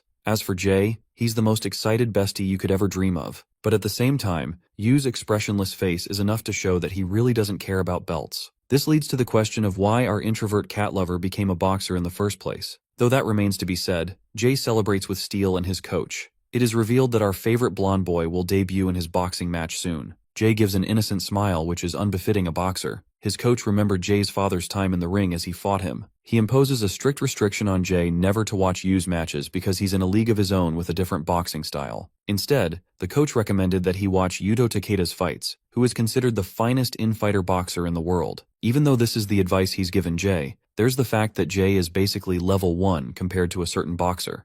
The coach remembers this boxer as a man who was respected by this generation of boxers all over the world. He is the same man at the beginning of the series who saved you. Jay's training for his upcoming debut match is about going full swing. In this world, there are people with stories of overcoming adversity. Then there are those who become bitter right after their initial successes. Finally, there were monsters like you who stood as an endgame level boss for the rest of the fighters to defeat. Though everyone has their story, the real protagonist of this one is revealed to be the blonde boxer who realizes the same boy he rescued has become world champion. He randomly shows up at the gym, shocking Johnny Boy and his coach. Boasting the radiance of the sun itself, the man remembers that he aims to fulfill a promise with someone. Back to Jay's side of things. He's out here living the life thinking he's going to finally break his limits to become a boxer. This time, the story focuses on Jay's perspective. After Yu demolished Bakugo's cousin next Tuesday, Coach Typhoon Kim boringly stared at the window bearing a gloomy mood. He was expecting such a huge catch in Ryu, but it was no longer relevant. Typhoon was a good guy who wanted to hand a prized possession of his gym over to Kei's hands. Well, that's what he thought, at least in his Delulu Island. Everything changed because an even bigger diamond crushed the old diamond to pieces. He felt unrewarded when Ryu quit boxing altogether. But then, instead of him, someone else came. Jay and his father made an appearance at the gym, confusing him greatly. The blonde boy paced to his fastest to move the heavy weight. Jay boasted a big weakness when it came to his eyesight. Jay's father has acknowledged his son's passion for the sport. Typhoon and him were rivals in their prime. While he did boast an impressive record in total, Jay's father outdid him in their personal fights. Back then, Typhoon looked like a damn model who knew how to throw heavy punches. Though he was a technical boxer prepared to give himself up for the sport, Jay's father was a thick wall who endured the brunt of his punches. Jay's father admits that his son's eyes are a real issue. When he was a little kid, he nearly went blind because of an injury. Because of that, broccoli boys have a hard time with distance. At his current level, Typhoon is forcing intense training upon Jay so that he does not miss a single aspect of his training. The man emphasizes that Jay's one and only strategy in the ring is to tank as many punches as he can. It's the only way he'll clear an opening for himself. But distance is not everything. Jay gets uppercutted the shit out of his face because he lacks power behind his strikes. He has to overcome many aspects of his training to reach the level of the average boxer. Jay retaliates with a hook in close range. Typhoon wants Jay to just hammer through his opponents with consecutive attacks. He even has no glasses policy for Jay so that he can train his eyes. Every part of his body is trained so that he can build a physique for survival. Typhoon does not want his stupid dumbass to enter in a debut match when he's not ready, especially with a disadvantage. More of their training continues, even when it comes to silly mantras from TV chefs. Typhoon's forceful style with Jay reminds him why he became a boxer in the first place. He believes the boy's talents are comparable to a tree rather than a gem. While other people's values are decided from birth, trees will always continue to grow even if they're broken countless times. Typhoon's focus with Jay is for him to develop into a firm tree who can withstand the heaviest obstacles. Time is a commodity given equally to all humans. The three protagonists are no exception. While Yu achieved monumental progress in mere moments, Ryu bit the dust and flopped completely. Lastly, there was someone who did not give in to gratification of the present. He waited and passed the time until his progress rewarded him in the future. Finally, Jay's debut match was set in stone with his opponent being decided. His coach is a little nervous to tell him that his opponent is literally going to eat him alive. Like this is a Giga Chad fighting a cockroach. Rock Kang has double the wins and few losses. In fact, Rock was actually a champion in his prime. The dude is the definition of a master of infighting along with compounded experience that Jay lacks. Jay is basically going up against someone with his skills bumped to 100. Typhoon mentions that rookies don't get paired up with people like that in general, but all the seeds were filled. Steel thinks our boy is getting chewed alive in that match. Typhoon slaps his bald-ass head and tells him to be optimistic. Bro talks about eyes when he doesn't even have any. The good news for Jay is that they too possess an infighter who became a national champion. What's funny is that this is revealed to be Steel himself, who is the middleweight champion of his division. Bro is Mike Tyson's cheap copy, and immediately calls Jay an easy opponent. The trash talk is real with this one. Infighter boxers are known for throwing hooks and uppercuts in close range. That means it's a battle of attrition and spirit. It's ugly boxing where you really have to tough it out with your opponent. Typhoon helps Jay train using the immovability of a tree. It's clear as day he will still get demolished in a show of strength. The coach admits that Jay's physique is suited for an outboxing style instead of taking punches like an inboxer. In the ring against an opponent that far eclipses Jay's capabilities, the question remains of how he will overcome such a challenge.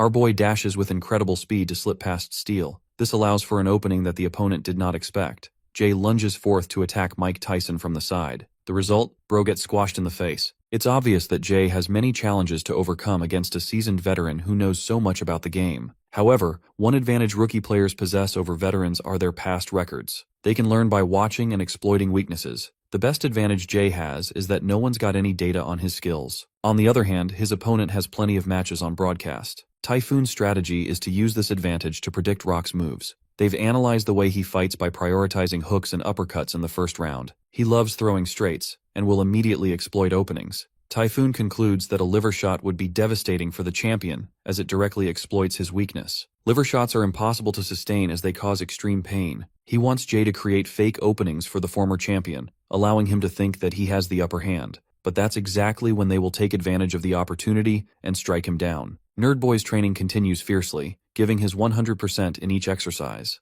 By the end of it all, Jay has acquired an impressive physique with a baby face on top. The night before his match, his heart is pacing heavily. His father learns that Jay is gone from his bedroom. That's because he's out here grinding and training in shadowboxing. His father observes Jay's impressive improvement. The scared fighter states that he's up against a tough opponent. The thoughts of losing in his first match haunt him, as he will be classified as a failure of a boxer. Understanding his son's feelings, Jay's father consoles him by sharing his rookie experience. Becoming a professional boxer comes down to making it through each fight. Though that is important in boxing, Jay's father thinks that something is even more important than the outcome of a match. He remembers watching a boxer so radiant that the outcome of his matches did not matter. He departs his son with the advice to find meaning in his boxing. Jay contemplates on his father's words and concentrates his full focus on his opponent, aiming to give it his all. His debut match is finally here, and the boy's body is shivering from the nerves. Steel thinks it's logical for him to feel like he is weak, because he is. Sigma coach over here rats out Steel being so nervous on his debut that he was shitting bricks. Jay walks as he is prepared to meet the big stage. His father is one of his supporters in the crowd, rooting for his son.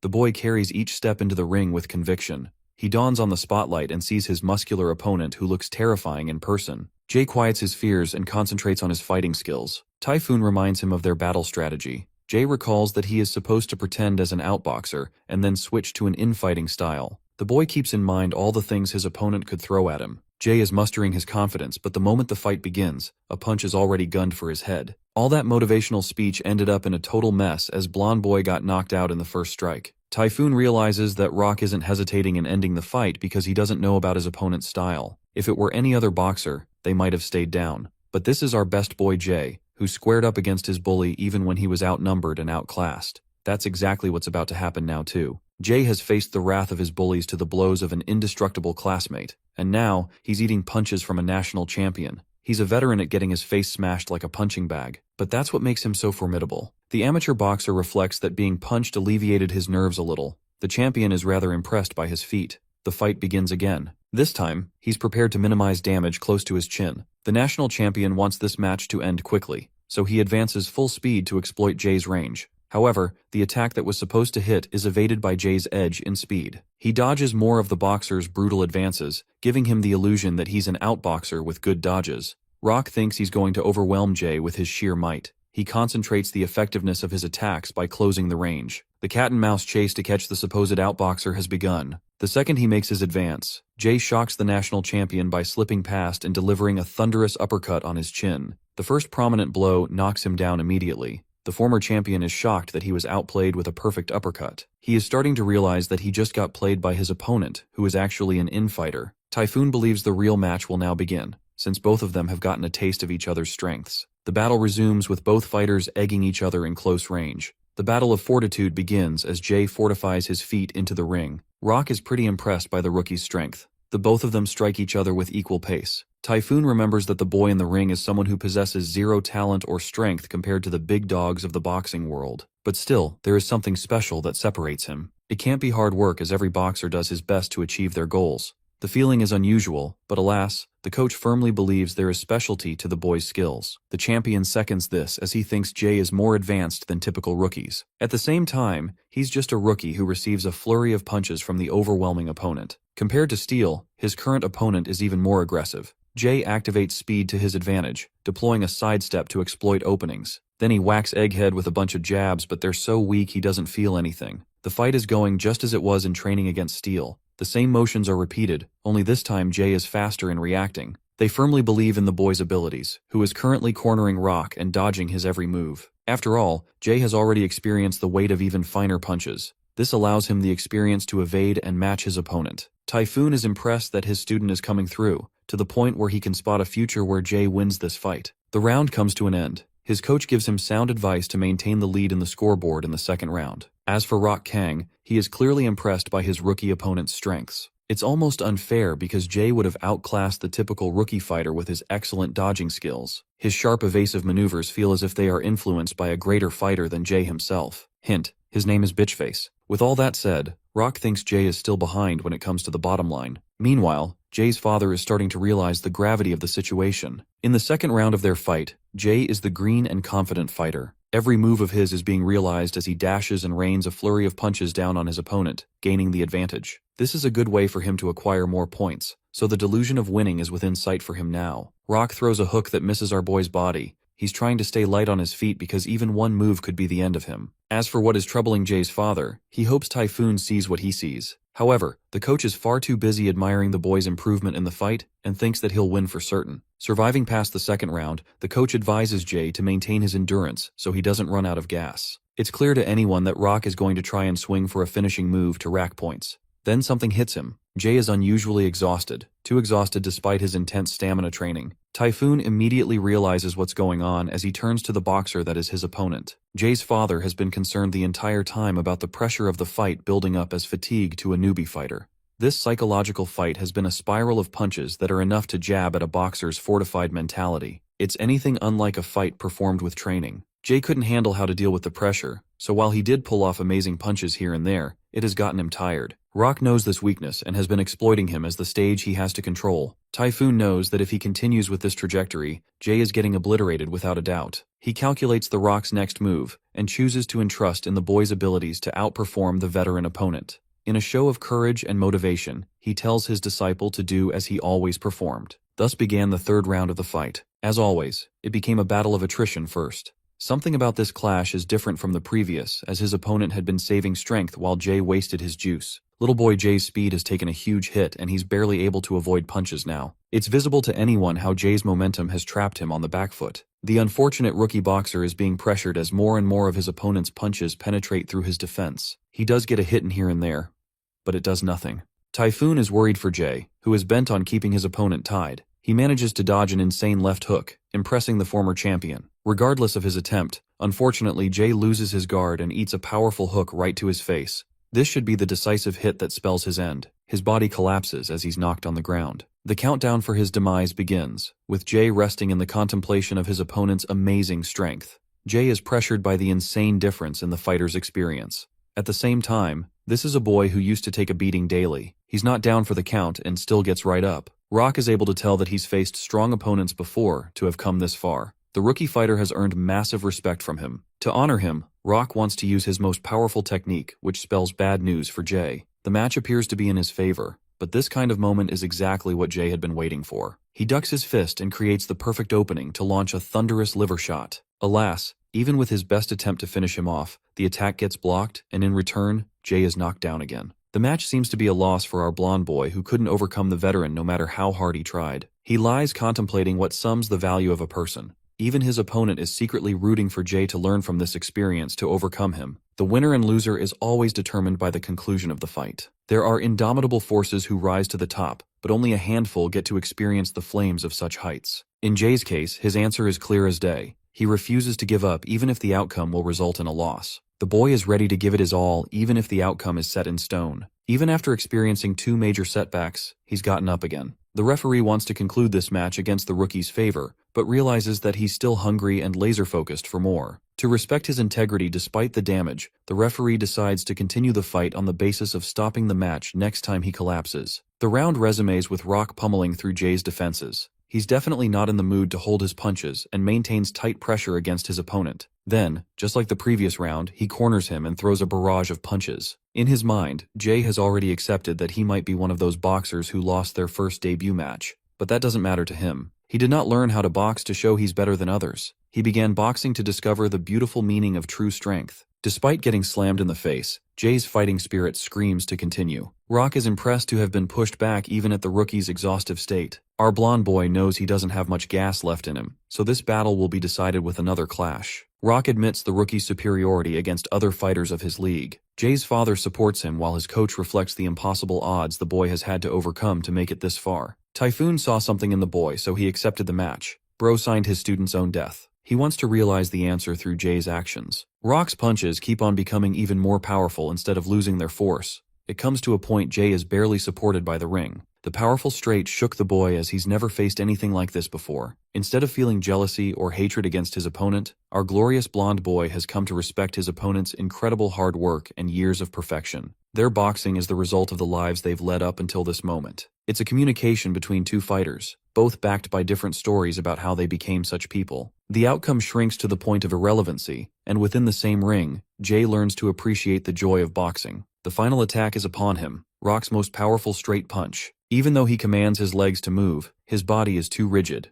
Jay musters every ounce of energy he has left in his body and manages to evade the strike. This time his opening is sitting there waiting for him. He has the chance to execute the liver shot, but unfortunately, he just doesn't have the stamina to attack anymore. Jay accepts his inevitable defeat when he suddenly remembers Ryu's devastating recoil punch from his battle. He executes the same move in a fraction of a second and delivers the paralyzing liver shot, followed by a powerful right hook to the face. Rock is down and this man is not getting up. After putting blood, sweat, and tears into this impossible fight, Jay has emerged the winner. Meanwhile, bitchface Bakugo's life is probably going in the worst possible direction right now. He's been sentenced to a whopping 6 years in prison. Contrasting him, the boy who chose to accept growth has just won his first debut match. Jay is stumped while Steel is beyond impressed. Coach Typhoon is glad that he followed his feeling and allowed Jay to shine. The boy's father is the proudest he's ever been. And his opponent, Rock, didn't even know he had the willpower to manage a bunch of reactionary strikes at the last moment. Those were the moves of a professional boxer. Rock admits that he's never had so much fun against an opponent. He's become our boy's #1 fan and wants to support him. Jay is a clumsy fool apart from his boxing,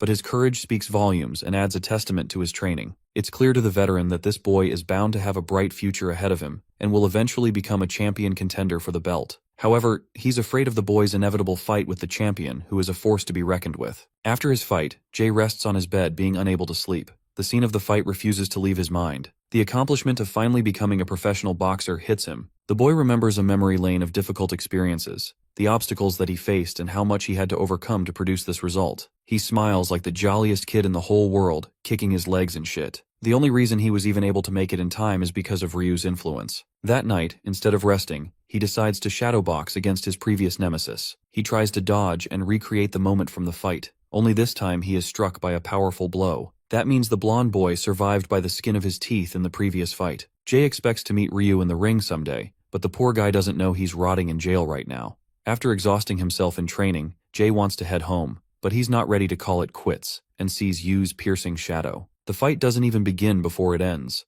Bro realizes he's just a tiny ant compared to the boxing god. He may have called it quits, but Yuto Takeda is hard at work trying to fight the monster that obliterated Gene. Yuto confidently blocks his anticipated strikes, and like the Sigma World Champion he is, plans to do 100 more sets. The perspective shifts to the reporter, who explains that Kei expressed public dissatisfaction with the conclusion of the match. He publicly announces that his next endeavor is for Yu to conquer the junior welterweight class. Kei wants to go as far as to challenge the champion directly, but that won't be possible because of rules. The coach advises Yuto to enjoy his belt for however short a time that he can. Right after the conference, a match was fixed between Yu and Elliot von Heinberg. He stands at the top of the world ranking in his class, and facing him is the world champion of the light division, Yu. This division boasts the strongest fighters. Even though Elliot is supposed to be the fittest of them all, he underestimates his opponent greatly. Bro thinks he's him, but he doesn't know the smoke he's about to catch. Elliot's goal is to defeat Yuto. Does it surprise anyone that he gets shot by Yu, because that is exactly what happens. Bro got massacred with Yu dodging every last one of his attacks. The dude was playing with him and didn't even retaliate. Elliot felt humiliated being unable to land a single hit on his face.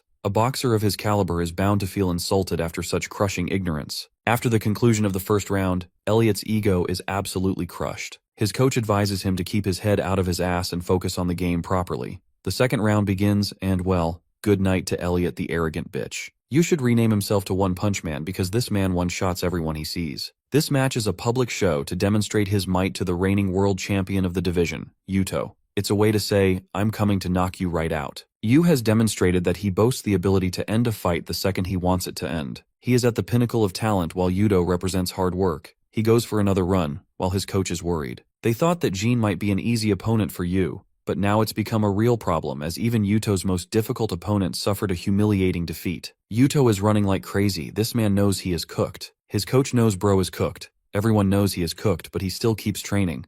Yuto returns home and rests, remembering those dead eyes. He wonders if he can really defeat his opponent, admitting that he's afraid of what is to come. In order to understand the kind of fighter and person the junior welterweight champion is, his coach believes they should be termed hard workers. Peter harshly puts that people who work very hard are losers, and he's right on the money. Takeda's coach states that boxers are beings of prideful nature who boast about the hours they invested in hard work. But she thinks it's all a load of crap, as one cannot differentiate world-class boxers from normal ones based on hard work alone. She states that every boxer works hard, but the greatest are there merely because of talent. There is no other way to the top aside from talent and hard work. Their intensive routine doesn't matter as much. She despises such words because if someone boasts they're working hard, it really means that the boxer has nothing special about them. And then comes our blue boy Yuto, who is a clear exception to whatever philosophy she just spewed. Observing him train ruthlessly every day, she can guarantee there is no boxer who works half as hard as he does. She recalls his first day at the gym. Ordinary, talentless monkey just like the others. He was a little boy when his father recommended that he learn self-defense. Of course, the coach wasn't best pleased with the idea and recommended that Yuto's father teach him judo instead. In the end, the little guy's father decided to leave the milk store, which I'm starting to think is a recurring trend with all boxers. After that, in their first training session, Yuto learned the ways of boxing.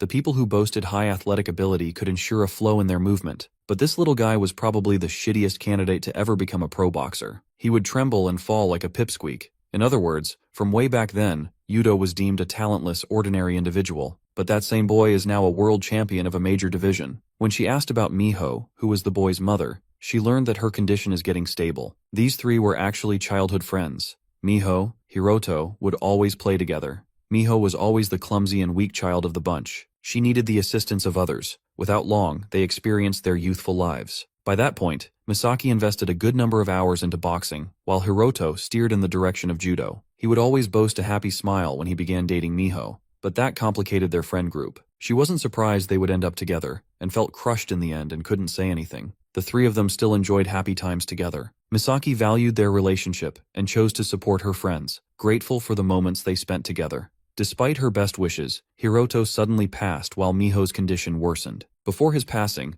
Hiroto had begun experiencing so much stress and contemplated quitting his job. As a cop, he couldn't ignore a bunch of bullies just hammering down on a stranger. His sense of righteousness evoked as he fought the men who he deemed as worthless cowards. He instilled an important philosophy upon his son, that strong people are unafraid of fear and inspire through courage. He fought tooth and nail to save the innocent, but unfortunately because of his wounds, could not survive after the fight. Misaki received a sudden phone call from him, immediately startling her. She felt that something was incredibly wrong. Hiroto's voice acted as he shared his final wishes for Yuto. On that day, that boy's father passed, and Miho's condition worsened. Unfortunately, Misaki had to bear a heavy hurt as she relayed the news of Hiroto's passing. She broke down, begging for her to wake up. In her most fragile moments, Misaki confessed her love for her friends. Even after everything she said, Miho passed shortly after Hiroto's passing as a consequence of her illness. This pain left her completely shattered, to the point she contemplated the point of living. Remembering his father's words, Yuto voiced that he must not fear and instill courage in others. That's his reason to become strong. The boy who did not boast a sliver of natural talent was instead gifted with mental strength. Misaki questioned if he wanted to keep on boxing. She reminded him of his inevitable fate, of how many times he would have to take the fall, but the boy did not care. No, this tiny specimen just wanted to follow in the footsteps of his father. The relationship between the teacher and the student confirmed. Her only desire was to dedicate her teachings upon Yuto. She had nothing else, and made the boy her reason to keep on living. It isn't a surprise to anyone, but this dude was literally trash even after all the glazing. He couldn't even learn the most basic of punches for a month. He lacked so much flow in his movements that it was like memorizing each problem instead of understanding the formula behind the technique. Many years went in the making of this formidable force of nature. Yuto became a beast to be reckoned with. Then, a sudden transformation occurred. 10 years went in the making of this behemoth. His body is the first aspect they focused on for intense training. His immediate routine was to run 6 miles after waking up, followed by 2,000 sit-ups and 1,000 push-ups. He's really out here giving Saitama a run for his money. His traditional boxing exercises continued all the while he was a mere teen, but it was necessary. Every part of his training was necessary to become an indomitable force in the ring. Initially, he struggled greatly against the boxers after reaching his peak strength. To understand the idea of a growth peak, Misaki explains that each person has a growth graph. Their talent and effort go hand in hand on each axis. A person starts from a mean position of nothingness and eventually experiences a certain level of growth each day. It's the most enjoyable period of growth, but after reaching a certain level, it stagnates as the limitations interfere. Eventually, with that kind of pace, even a professional will experience major plateaus. It is different for each athlete, though if one perseveres through this slump, they can become a master and attain a steady slope. Nothing could compete with such improvement. After this gentle period comes a rapid decline, an end to a professional's career as a result of aging. The world champions boast an extreme amount of talent paired with strength. Compared to their graphs, Yuto was freaking embarrassing. He was literally trash, with no signs of growth after his third year of training. Peter is stunned, but it was true that his dreams were eventually crushed to the point others would begin overtaking him. Now imagine having all those negatives and still becoming the strongest in-fighter boxer in the world. Misaki states that something happened when he woke up in a hospital. That changed everything about his life. At the time, the boy was in high school. Normal people have idols or heroes they value in life. For Blue Boy, it was his dad. Entering his new school life, Yuto found himself different from others who followed their own paths. There were bullies, and then there were victims. Such was the case in his class because there's always a blonde fuck picking on the introvert. Yuto became a hero for that boy, and shocked everyone with his courageous resolve. His grip squeezed the life out of the punk who was finally getting a taste of his own damn medicine. Murmurs of Yuto being Hiroto's son peaked among the class. They all thought he was cool until the dude got punched in the damn face. The bully exhausted his strength punching him, but this guy was cold as fuck being unfazed. He didn't even care, and made him look like a weak embarrassment. The punk ran away while Yuto amassed a great reputation among his peers. The students were expecting him to destroy the bully. Unfortunately for the dipshit that was the class bully, he still remained the same. Hero of Justice arrived to save the day. The punk tried acting like he was some hot shit and attacked Yuto mindlessly, but only with a single punch. He knocked the living daylights out of this idiot. The differences in their skills were night and day. After knocking his ass out, he instilled a belief in others that hopeful figures exist in this world. On their way back, the boy apologized for always being dependent on him. The weak boy praised his strength, even though Yuto didn't think much of himself and thought he only trained hard. Yuto decided to drag this weakling to his coach. Misaki wasn't really pleased because she hadn't gotten a customer in a long time. She was fueled with the flames of teaching Yamaguchi. Misaki explained she's an Olympic gold medalist and wanted to carve a champion out of him. She even gave him a discount on the membership because that's how desperate she was. Yuto suddenly realizes that he's been receiving free training his entire life. This idiot should be grateful. In their training session, Yamaguchi observed the level of intensity Yuto trained every day. Misaki emphasized that he's nothing to worry about since his talent is crippled compared to pro boxers. The boy was shocked that even someone as strong as him couldn't measure up to real fighters. Misaki told him to observe his training, as effort is bound to help people become stronger despite the hardships they will endure. On his way back, Yamaguchi was so happy and motivated with the idea of change. In this world, you could never choose the circumstances you were born with. However, certain environments developed people, and others made them live through hell. Yamaguchi had the case of a mother suffering from her addiction. She abused him for even believing that an idiot like him could have friends. Yamaguchi's mother ended up getting dumped by a dude and only lives with the boy for that spicy child support. Hesitating, he asked his mother if he could learn boxing. She called him a piece of crap, not sparing him a moment of kindness. The scene switches to the bully who is mad pissed after getting his ass beat. His gang was eager to explore the dude's fighting capabilities. After all, they recently found a boxer who was training to become world champion too. Returning to Yamaguchi's life, he boasted the spirit to change. So he turned up to come train with Yuto during his run.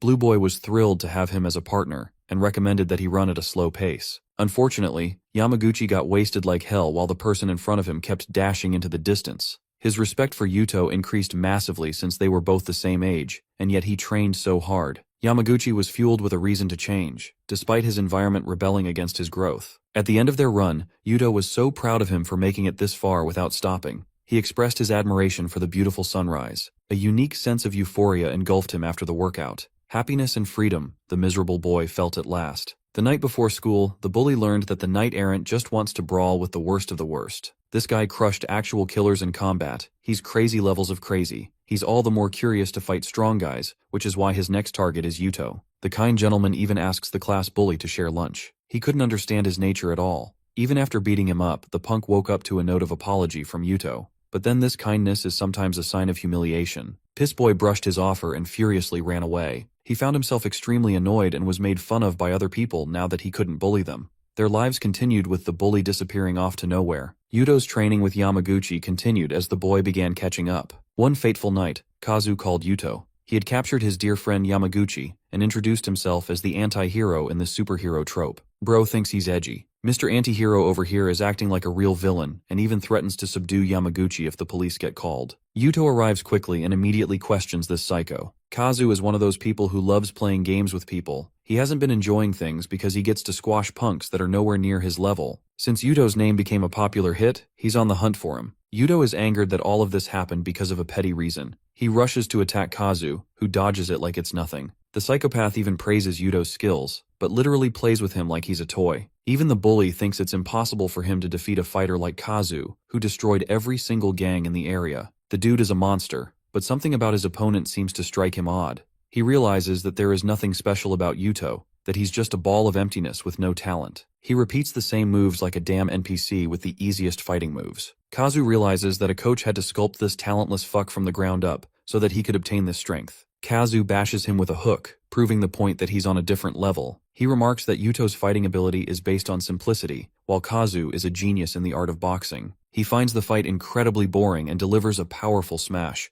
Yuto fidgets as he questions why someone so powerful is wasting his time being selfish instead of helping others. But this dude basically gives him a "who asked" face and continued to beat the ever-living shit out of him. It was a merciless beating until Yuto was smashed to the ground. All the while Yamaguchi felt guilty he was pathetically useless in helping his friend. The people who lived for themselves could not infer value from one thing to another. Going home that night, the miserable boy returned to find his mother beat up and abused. The next day, Yuto woke up in the hospital bed with a letter from Yamaguchi. The boy had already sold his life in service of working so that he could earn money. He knew he couldn't have a normal life despite everything he did. In the end, he succumbed to the violence of his life and removed himself from Yuto's life. The moment he read this letter, a transformation occurred. Yuto's entire being changed even after experiencing his growth period. He vowed to become even stronger. In that same condition, Yuto showed up to Misaki, stating that he will become so strong and become a living symbol to prove that circumstances are inconsequential if one works very hard. That was the day the world champion Yuto Takeda fully materialized. Kisaki bashed him during their training after learning about his fight against Kazu. She knew about the unrivaled talent of the genius boy who was considered to be the next greatest boxer of their generation.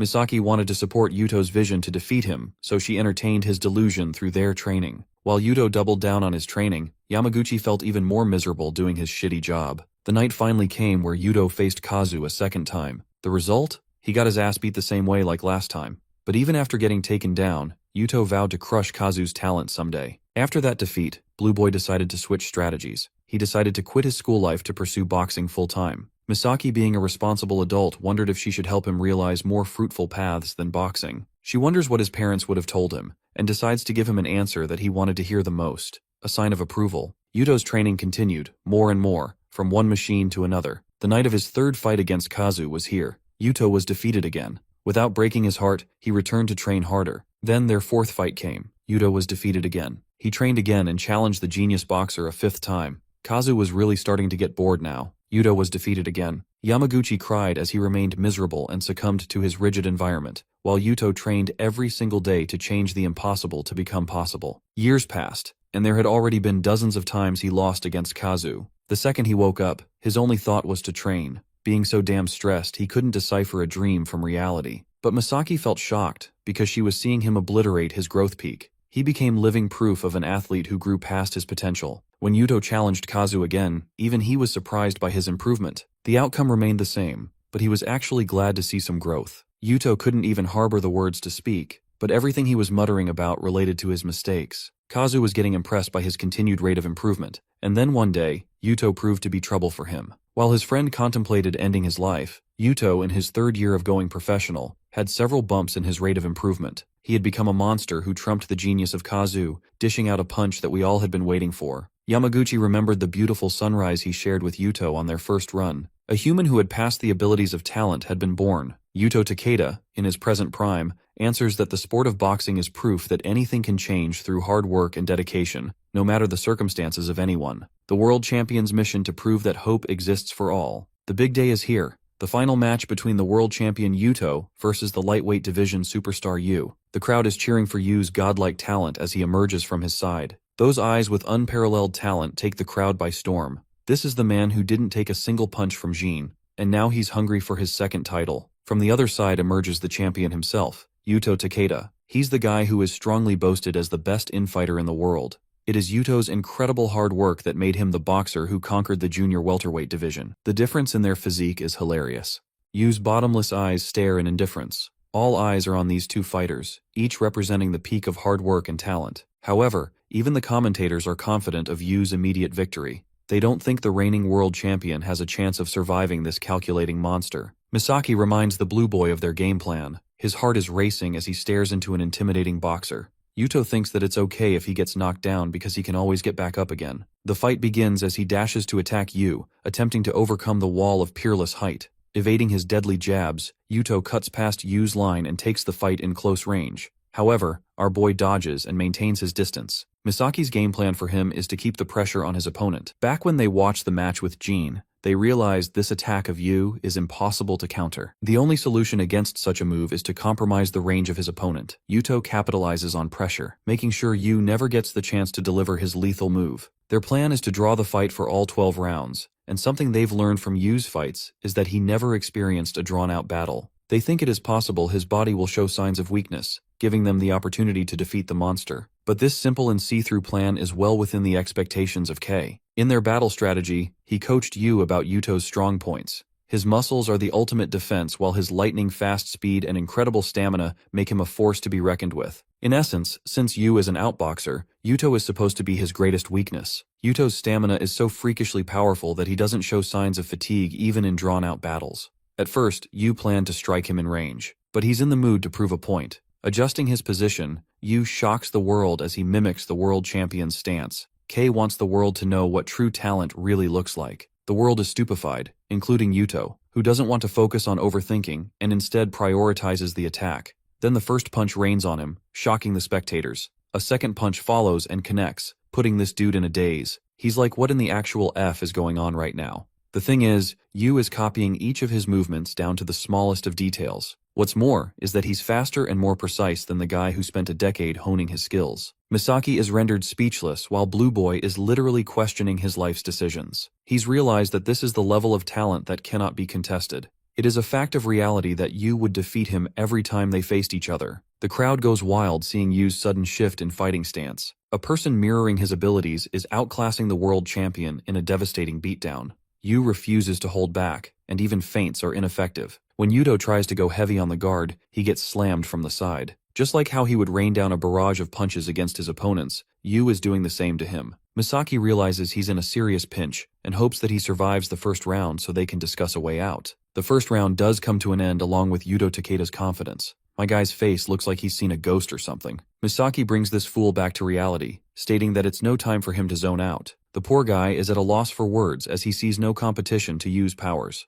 Misaki argues that there has to be a weakness that even Yu is victim to. She wants to exploit such a weakness in the upcoming rounds. As for Kei, he's just chilling with the easiest job of his lives. Yu initially has an unimpressive opinion of Yuto, but Kei emphasizes that this guy is a late bloomer and grows greater in response to the challenge he faces. It's fully possible for him to keep Yu on edge, but our board protagonist legit couldn't care less. After the first round, the commentators believe that Yuto has some kind of strategy in the upcoming rounds. The second round begins with Yuto advancing, only to receive a brutal fist in his face. However, he retaliates almost instantly. Misaki's advice to Yuto is to keep on exchanging blows with the monster to remember and ignite his fighting spirit. So that's what he does. Even though he suffers blows one after the other, Yuto is beginning to materialize his hope. He thinks that all beings have hope no matter how big or small. Yuto's ferocity has increased and he already expects to eat a dozen attacks from his opponents. His goal is to stand his feet no matter how hard he eats a punch. It's Yu who is on the back foot now, impressing even Kei with his comeback strategy. Bob Ross's duplicate over here believes that Yu is mocking the world champion with how little he has showed of his true powers. The atmosphere of the ring changes when Yu dashes to increase the distance. Yuto was expecting to narrow the distance, but his hope began turning to despair as he was furiously slammed against a mountain of blows. All of his openings were closed as the monster unveiled a sliver of his true strength. With his guard being wide open, Yuto suffers a cataclysmic punch through his gut, knocking the world champion on his knees. The adversity that he was expecting had yet to present itself. The boxer Yu is there to destroy the world champion as the world watches.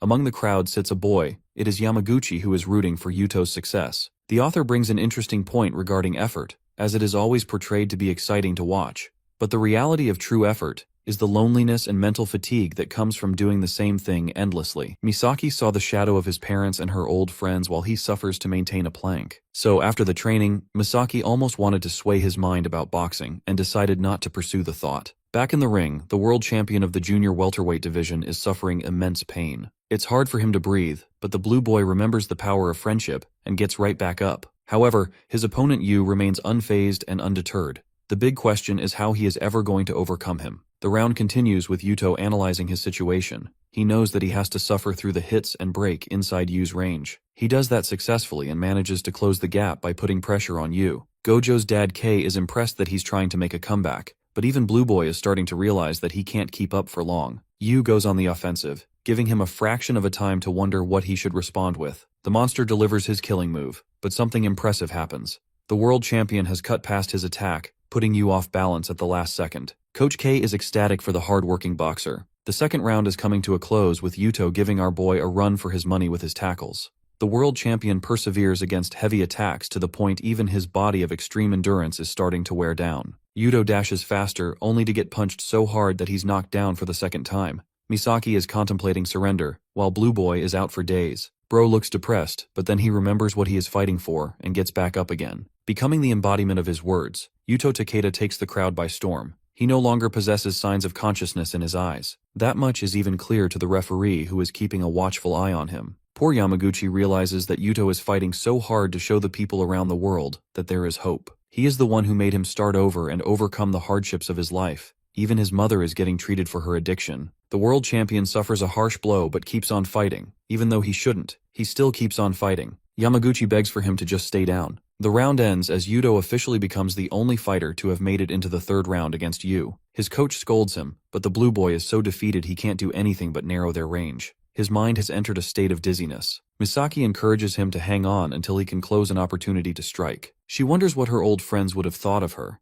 Misaki deeply regrets that she wasn't able to allow him the chance to enjoy a comfortable life. The third round begins with an acceptance of her faults. Yuto is immediately paraded with tons of brutal attacks. Despite the champion's despair, Kei is impressed by Yuto's potential, who only continues to improve in each round. He's like a textbook comic hero who just keeps on getting better and better to defeat the villain. Kei thinks it'll be a healthy experience for Yu, as his final opponent will be his toughest, the heavyweight world champion Eren. Round 4 until 6, Yuto's undying spirit and stamina perseveres. He's received countless attacks and is hoping to create a miracle against his opponent. Coach K wonders how our boy is feeling in this fight. It's clear that he is starting to feel exhausted. So now that he's in a pinch, Coach K wonders what he will do. Yuto suffers another brutal knockdown. No one wants him to get up. No one except the man himself. He tries, but his body gives out as his dead eyes lay resting before Moisaki. He remembers a conversation they shared under the night sky. She thought he worked way over than what he should. So as a lesson, she told him about the harsh truths of reality and how he would overcome them.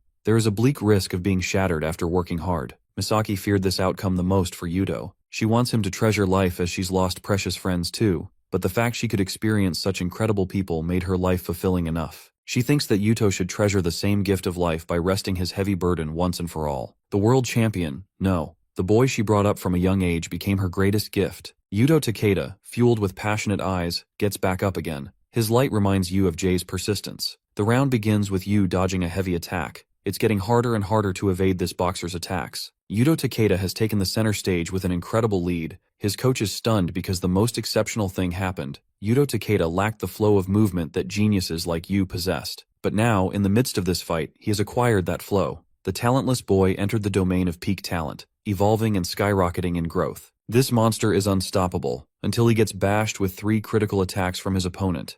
Yuto's body gives out. The monster's strength goes out of hand as the battle ends. Coach K out here bawling like he's seen heaven or some shit. During the moment Yu went on the extreme offensive, Coach K saw what he wanted to see. The awakening of the monster left the junior welterweight champion in critical health. Misaki gets damn pissed and tries to slap Yu, but K is there to stop the bitch. Misaki boasts that she didn't see boxing in that ring. She sees Yu and his coach as monsters. Meanwhile, the man himself, Eren Tide, has his eyes set sharp on the boxer who will eventually challenge him someday. Yuto's condition is terrible, to the point he's shattered his jaw and may never be able to box again. Misaki ends up sitting to the side, regretting that she didn't throw in the towel sooner. She is regretting ever having taught him how to box. Misaki weeps thinking she's failed both her friends, but Yuto utters a sincere thank you for everything. Misaki remembers all the memories they shared together and is indebted to the boy who gave her life meaning. We get to see a fruit basket attached to a note from Yamaguchi who wants his big bro to recover soon. After a while, Yuto manages to speed up recovery and is on track to be discharged very soon.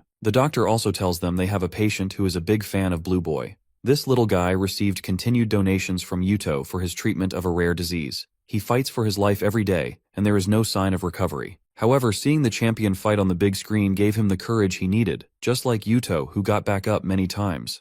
The little boy expresses that he too wants to become strong like his idol. His words remind the former junior welterweight champion of his father. Yuto breaks down hoping that he fulfilled his father's expectations of a strong person. He finally receives a moment to become fragile after his impressive run in the boxing world. The scene switches to a nasty duo of brothers. Middleweight world champion Fabrizio Santorino has just seen the newcomer obliterate two champions back-to-back. His brother and trainer Marco Santorino knows that they're next on the line. The staggering defeat of Yuto Takeda led to not just one, but the fall of two more champions. Yu became the champion of 4 divisions and racked up an audience grossing comparable to Fabrizio Santorino. With Yu demolishing numerous weight classes without a problem, his next target is the one and only scoundrel of the boxing world. Fabrizio makes a sudden appearance on stage, shocking everyone. This guy receives a ton of backlash from the audience thanks to his shoddy reputation. Fabrizio doesn't give a fuck and impressively praises Yu for not receiving a single hit in any of his fights. To give the world a show, Fabrizio pops open a handgun, as if to challenge Yu to dodge a bullet. The crowd goes even more wild seeing this maniac pull up something threatening right in the champion's face. Our cold protagonist doesn't even entertain the idea of fear, while Fabrizio slowly pulls the trigger. It turns out to be a prank to scare the world, which is in tune with Fabrizio's mischievous nature. The audience doesn't like him for pulling up with such a nasty idea of a joke. That is, until Fabrizio uses the same gun to shoot real shots in the air, silencing them all. He declares that he'll annihilate his opponent in the ring instead. The scene shifts to Carmen, who's just popped up at our boy's place. She's brought a bunch of her men, much to Yu's confusion.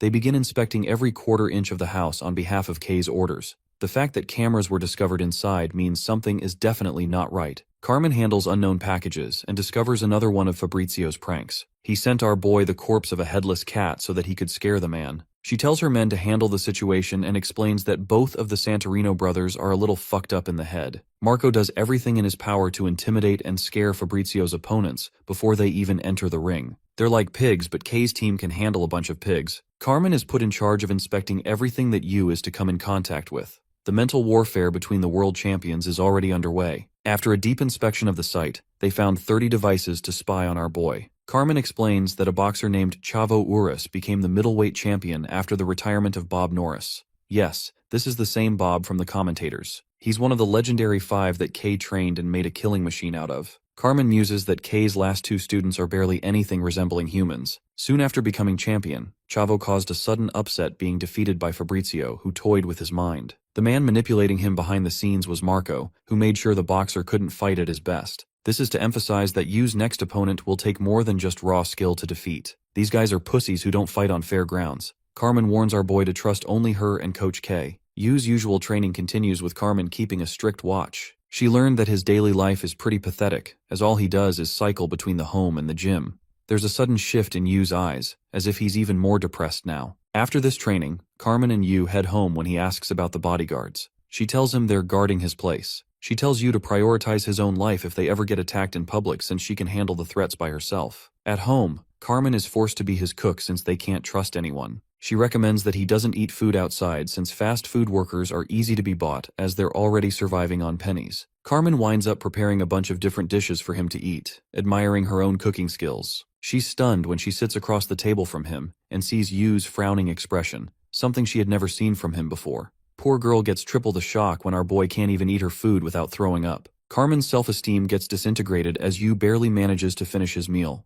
At night, he takes a shower before bed. Bro's got the physique of a Greek god throughout his years of training, and unfortunately, even our girl Carmen can't ignore looking at them. She's out here remembering how he built an impressive physique ever since he started training. After the shower, she's surprised to learn that Yu doesn't like sleeping in the bedroom. He prefers the bare floor out of bed, surprising best girl once again. Since Carmen has to keep watch over him, they sleep together. She thinks Yu is more human than she initially thought. She could see it in his eyes that he was about to cry. The idea of a human side for this boxing monster intrigues her. The guards working under Kay deliver the footage to Kay. Bro is out here stalking Yu on speed dial. The next day, these poor guards have to suffer keeping up with the world champion's training routine. Despite their excellent endurance, they're still no match for the quadruple world champion. When Yu ends up home, he sees an unsightly and bed hair version of Carmen. She instantly slams the door shut before returning like nothing even happened. Bro is genuinely confused about what happened. At the gym, Kay shows him Fabrizio's recent boxing match. The fight was against the middleweight champion against the world contender John Renault. The coach can just see it on John's face that he's gone through their shit before the fight. The dude is going crazy, much to the satisfaction of the Santorino brothers.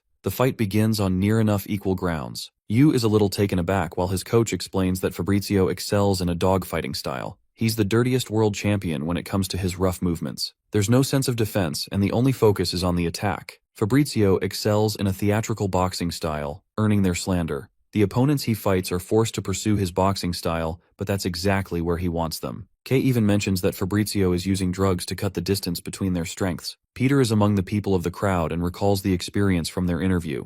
They don't even give a crap about boxing, both of them. Marco criticizes the boxing fans but thinks they're doing the sport a service by giving everyone a good show. John gets headbutted but the referee doesn't even call it. When he retaliates, however, he gets instantly accused and warned. It's obvious they even bought the referee in this case. Marco takes pride in how the Santorinos handle the boxing world. The match that was supposed to be a show of professionalism was reduced to a dogfight. The reason John became so incredibly angry is when he learned from his daughter she's dating Marco. Now that's an uppercut not even Mike Tyson could recover from. She was manipulated by Marco into believing that he was a good person. Even though his father warned her, she naively trusted Marco. Then one day she came home crying her eyeballs out. It was clear what had happened. It was clear that Marco broke her completely. This is the reason John wants to slaughter Fabrizio, who perfectly plays on the boxer's emotion to deliver the killing blow. Despite being the better fighter, John was defeated because of a dozen fouls and the manipulation tactics of his opponents. This was the kind of challenge that Yu was up against. He resumes his early morning training with Carmen, who is surrounded by multiple men secretly eyeing them. The drunkard right in front has been paid a boatload of money to spill something on Yu. They even doped the shit out of him to make sure he does what he is told. When Yu draws near, the man pretends that he slipped, but our boy just shadow steps so fast and dodges him.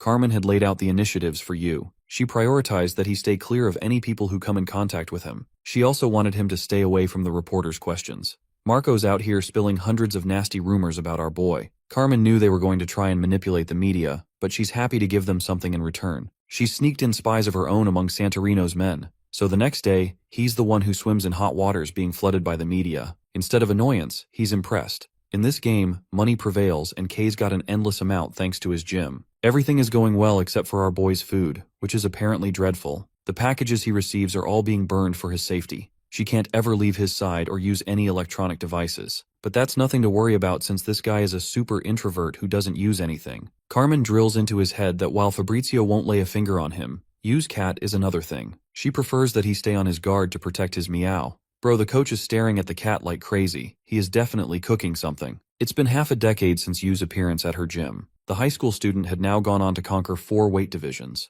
She thinks it's no shock he will win his upcoming fight and wonders if Kay's ultimate goal is to make him defeat Aaron. But even after defeating the legendary boxer, she fears our boy disappearing into nothingness just like the others. Just when she's having these thoughts, their group gets approached by a bunch of thugs. She's surprised and wonders if she miscalculated the thugs in the area. Carmen prioritizes Yu's safety, but our boy is already busy taking care of the threat. He literally grabs the gun and shoots their ankles. The boxer is about to end their lives when Carmen stops him at the last second. She realizes that he was actually about to kill these people. It was the same as Jean or Yuto when he stopped holding back. Despite this monstrous and uncaring side of his, our girl is a believer in his humanity and desperately hopes there is something human underneath his skin. To figure that out, she suddenly asks our boy on a date. The quadruple world champion is a mega virgin who doesn't know what to do on a date. Carmen explains the basics, and Yu accepts. So on their next off day, Yu receives her looking all dressed up and amazing. But she's a little disappointed since our boy is planning to go out wearing the most default man outfit ever. Carmen gives him a hairdo and learns that Kay recommended his spiky hairstyle for the ring. With his hair done, she wants them to go shopping to get our boy some drip.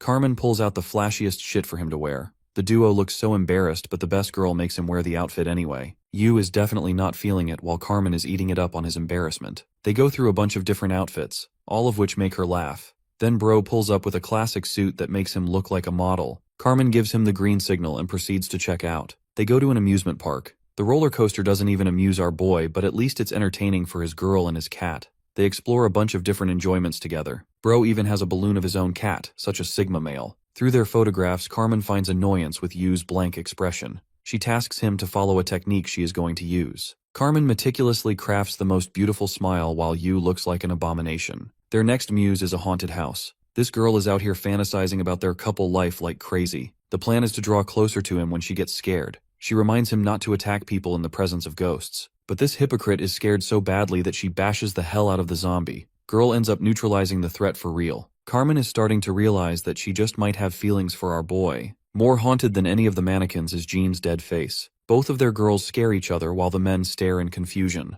Carmen is surprised to meet the former world champion in such a location. She's suspicious of him first, but remembers that this guy has honor and won't flinch in the presence of money. Stella openly despises Yu because the guy sent her man to the afterlife in their fight. But Carmen is no slouch. She's out here dishing out some real verbal retorts. They share a table together with Stella and Carmen on rough grounds while Jean is surprised to see him at such a location. He has noticed something about him. The former lightweight champion can't forget any instance of their fight. What's bothering him is the relaxed look in Yu's eyes, as if he has regained some humanity. Jean looks to Carmen and wonders if it's her influence. Bro is out here acting like a gigachad father as he openly spoils his kid. One of the cones ends up falling on top of Yu's head. This comes as an actual shock to Jean, as our boy would never get hit by something like that. Carmen draws information from his match against Marco, who actually gave him a tough fight back then. The guy specialized in expert strategy, and even gave Jean a difficult time. Unfortunately, he was stronger and still won, but Marco's obsession with winning was clear to anyone. The former lightweight champion wants Yu to be on his toes as his opponents are dangerous. Parting ways, Jean just can't help but be bothered about the ice cream accident. He's actually scared of his loss if he keeps relaxing. The day come to an end with the couple chatting with each other. Carmen explores if he found what he was looking for.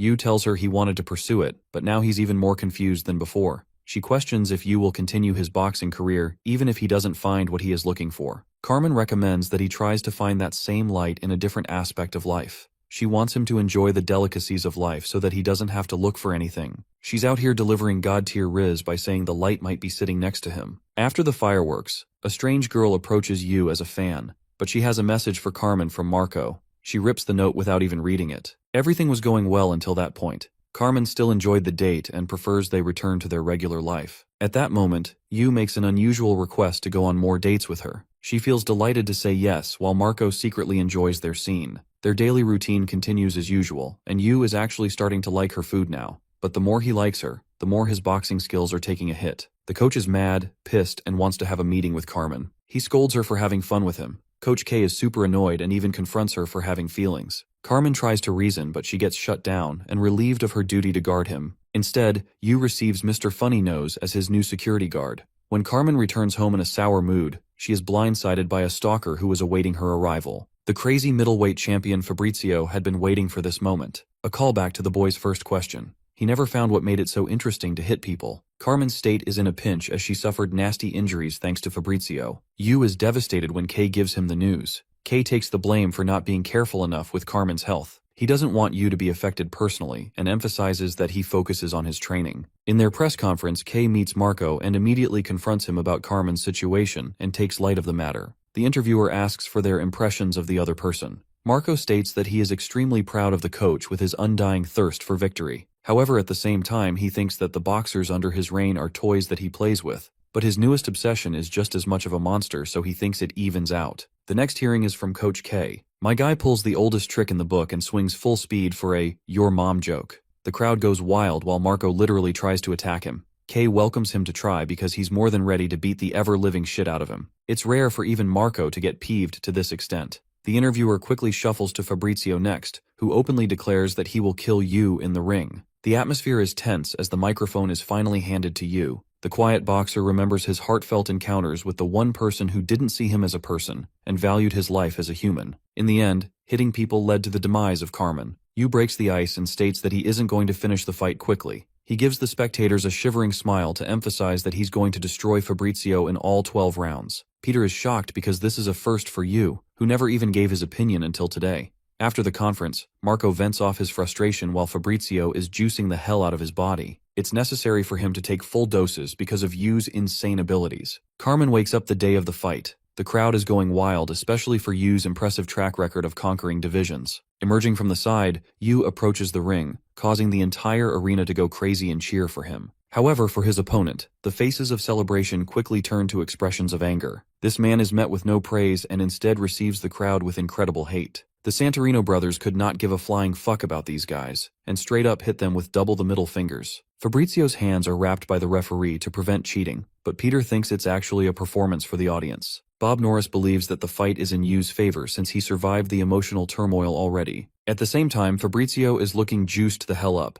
This dude's abs look like they have abs. Coach K is aware of their doping and openly tells Yu to do whatever he pleases in this fight. The fight is about to begin with Yu not even showing a hint of expression. This monster is out for blood as the tension rises between the two fighters. The fight begins with Fabrizio lunging forth to attack. This kind of speed is on par with Yu's reflexive capabilities. This is thanks to Marco's genius plan, which involves Fabrizio becoming a monster so that they can defeat him. The middleweight maniac is still keeping pressure. Marco has planned for this fight to end up in psychological warfare. Knowing his impressive track record of never being hit even once, Marco has determined that Yu has a kind of phobia of receiving attacks. So Fabrizio pulls up a dirty little low kick, an illegal move. A normal fighter would take the hit, but Yu would always dodge because of his godlike reflexes. Dodging in an unusual manner would expose his weak point, allowing Fabrizio to cave in and attack him just like Yu's debut match. To his shock, our boy slips the punch by reading the movements of Fabrizio's shadow. He follows with a raging slam that flips Fabrizio's entire body in one shot. The whole world is shocked as the cheater goes down in one attack. More than that, Yu's body is pulsing in an abnormal manner. Coach K wanted to play by their rules and received an enhancement drug of his own. He's enjoying the show, while the effects of the drug massively increase Yu's performance. Carmen senses that something is not right. Fabrizio somehow gets up after that vicious punch. The round continues while Marco reflects that he intentionally hit him in the face instead of knocking him out in full. After all, it was Yu's promise to the Santorino brothers that he will annihilate them for 12 rounds. The scene shifts to Carmen, who remembers being captured by Fabrizio. Her oldest memory of her childhood is when her family was captured by terrorists. The helpless girl watched both of her parents lose their lives before her eyes. The feeling of loss made her shiver in fear, causing her brain to shut down. She had lost hope and accepted her end when a younger Kay rescued the girl and supported her until she grew up. After she grew up, she wanted to work under him, but by then, Kay had become an unrecognizable man. When Carmen was captured by Marco, she was mainly unharmed, even though they were trying to intimidate her. She comforted her in the face of fear and uncertainty. Marco entered the room and stated that he wouldn't have taken such harsh methods if she complied previously. He cut to the chase and explained that he wanted to make an offer. Interestingly, he asked about Yu. Carmen responded that they boast a professional relationship, but Marco knows she wants to help the boxer live a normal life, away from the clutches of his harsh career. He's aware that a man like Kay would never allow such a thing to come true as he is messed up in the head. The monster that is being nurtured under Kay's care is slowly going to lose all his humanity as a toy of an obsessed old man. Marco wonders if Yu ever wanted to box in his life. His offer is simple. He requires Carmen's cooperation to make Yu lose the fight, setting him free of the obsessed coach. Even though Marco is supposed to be an enemy, Carmen agrees with his words. It's clear as day that Kay's obsession will lead to Yu's descent to madness. At the same time, she believes in the man who saved her. She believes that both of them still possess a human side. Carmen declines the deal and recommends Marco to win the fight fairly. After that, she remembers waking up in the hospital bed. Mr. Funny Nose, or Yu's new guard, tells her about the current state of the match. Carmen remembers Marco setting her free without even hurting her. She couldn't understand his gesture, but it's because Marco doesn't really want Yu's anger to fester into oblivion, so he let her go without hurting her. Then comes the question, how did Carmen get reduced to such a position? She explains bumping into a bunch of thugs, even though it's clear she defeated them last time. In the ring, Yu is delivering a slaughterfest before the audience's eyes. They're seeing the hated middleweight champion get annihilated by his own medicine. The commentator Bob believes that Yu would have easily won the fight without the drugs. But this is Kay we are talking about. He wanted to prove a point, making it clear to anyone who dared to challenge them. He is the one manipulating people and beating them at their own game. He contemplated unaliving our boy's cat and even used Carmen's condition as the perfect catalyst for Yu's performance. After John Renault lost the fight, he learned from his daughter the truth of the matter.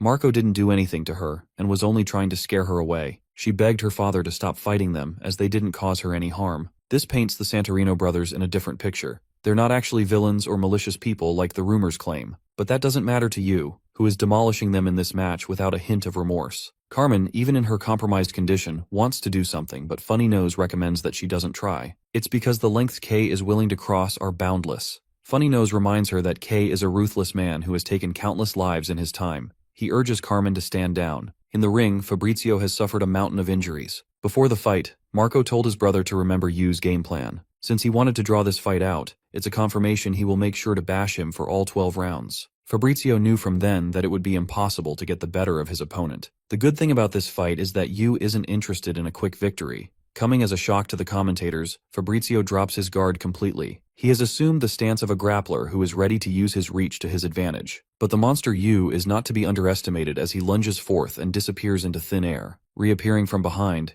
Yu violently delivers dozens of punches all over the man's body with his superhuman speed. The thought of Carmen makes him speed up his punches even more. A satisfied K concludes that no matter how many tricks his opponent has up their sleeves, sheer power will dominate everything. The current Yu is striking down on his opponent like a calamitous disaster. There's no stopping his wrath, and he emphasizes this point by dishing out a furious punch in Fabrizio's family jewels, taking it upon himself to eradicate the next generation of scoundrels. Everyone saw this low blow of a punch, but the audience cheers for it while the referee refuses to hold Yu accountable. Marco learns that Kay bought the referee to such a disgusting amount that he's intentionally looking it over. The situation is going against Marco's favor, whose face is of frustration while Kay dominates as the true predator in this war. Fabrizio gets the ever-living shit beat out of him and eventually loses consciousness as the first round ends. The man vomits after taking so much damage he can barely stand. The audience is cheering for the scumbag's demise as they look down on the Santorino brothers. Somewhere in a church, a woman is desperately praying in the time of hopelessness. The big brother steps into the ring to save him. Marco remembers their mother giving him a drink to perform his best.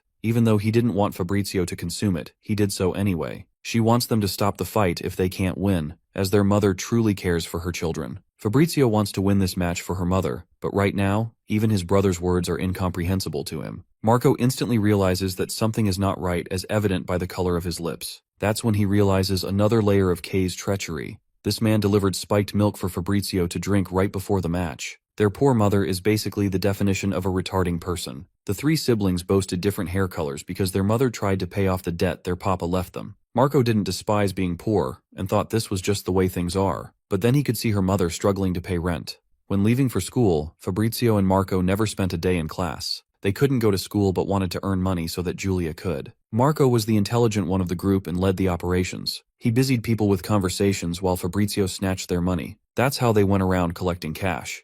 But their mother became desperate and didn't have the money to pay. She went out late and returned by morning. The poor brothers understood her pain and wanted to collect enough money to save her from this pain. The world was cruel to all. Even if they were the rich or the poor, nothing mattered. The boys living in the slums were no exception to the rule. They were beaten down by a man who confronted their mother for stealing. He was threatening to report them to the police station if she didn't do as he said. She returned home the next morning to confront her kids. The boys had no words and ended up receiving their mother's beating. They knew that stealing was bad, but seeing their mother's condition, Marco couldn't sit around. He didn't accept the world who had treated his mother with such violence despite her disability. To them, evil is the way of the world. She even cried after beating them up, apologizing for being an irresponsible adult. Marco couldn't accept this world and sought revenge as his only salvation. The young boy sought his brother's guidance to read. Marco and Fabrizio learned at a young age that world champions make a disgusting amount of money and eat good food. The match resumes in a bloodbath with Fabrizio getting annihilated. Back then, the boys wondered if they should continue school and ask the teacher's help.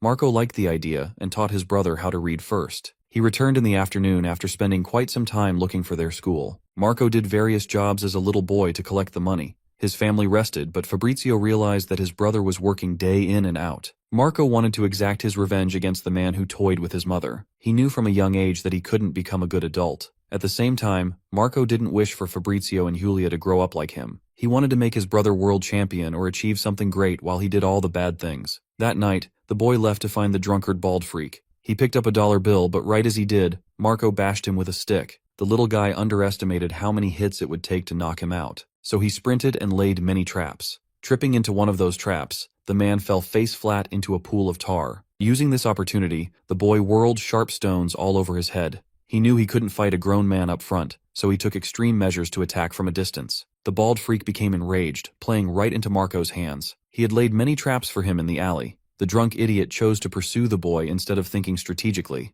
In his pursuit, Marco whirled another trap. A heavy boulder bashed the man's spine, but it wasn't enough to defeat him completely. Marco deployed another trap and smashed his nose, yet this persistent freak wasn't letting him go. The boy tried to run until he stopped and confronted him with a sharp weapon. Bald Egghead made fun of the kid for going around trying to kill people. He created a distraction and delivered an agonizing punch that caused the boy to fall to his knees. Egghead calls Marco's mother trash and thinks that he should dispose of the evil kid. Marco confirms that the man is indeed right, and that he should get rid of a scumbag like him. Fabrizio clutches the situation as he and his brother beat the shit out of the bald freak. The two brothers took down the man and collected his money. To make an example out of him, Marco took measures to make sure he never did anyone wrong again. After the fight, his brother confessed that he didn't want to go to school. Instead, he wanted to follow in his brother's footsteps. Marco wanted to learn how to box and become world champions so that no one could look down on them. The following day, the paralyzed man was discovered after receiving a brutal takedown by the two boys. They even made their mother happy with the meat they bought with the money. Even though the meat pie was terrible in taste, it was enough for the happiness of the Santorino family. Marco's mother liked Sundays because she got to pray and enjoyed family time with her children.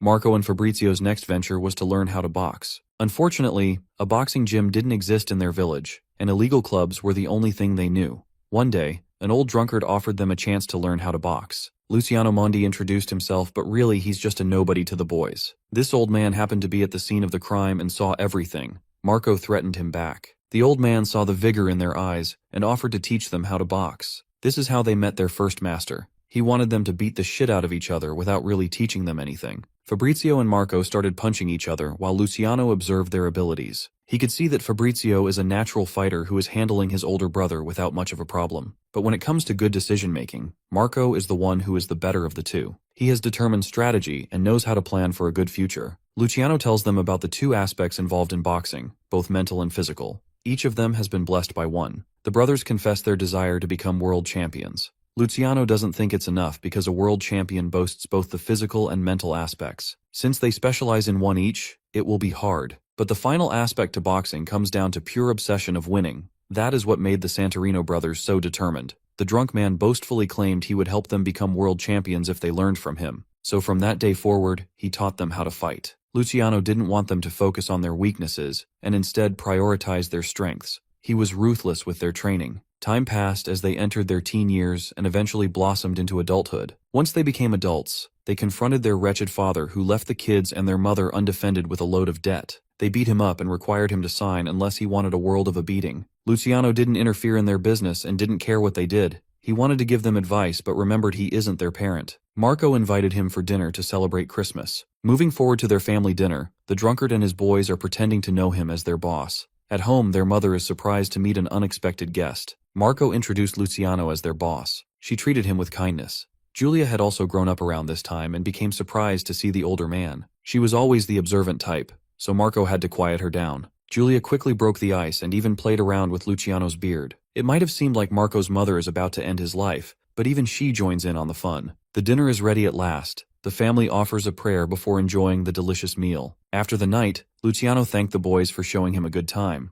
Marco offered him to come live with them, but the drunkard thought that his only place was in the gutter. Luciano parted them with sound advice. He didn't want them to become arrogant, as there were stronger and more violent people in the world. He advised them to stray from the path of crime and become good people. Fabrizio shifted the conversation topic to a snowball fight. The boomer receives a snowball on his face. Playing with him in the snow, they felt like children and enjoyed the moment. Marco stated that they're still going to become world champions after clearing the village of crime. He has accepted his life as a criminal. Marco just wants to become the necessary evil to take out the trash. He harbors good intentions for the world in his own way, and doesn't mind receiving the weight of punishment when he dies. Luciano doesn't hold them accountable for their sins as he thinks everyone is the same. He wished the best for them, before saddeningly losing his life to the mafia. Julia was chatting up her mother about Luciano when suddenly, tragedy struck. Their mother's health declined. Maria prays for the safety of her children. But nothing goes her way with Yu pummeling Fabrizio in the ring. Julia comes to receive her mother, who is still not feeling her best.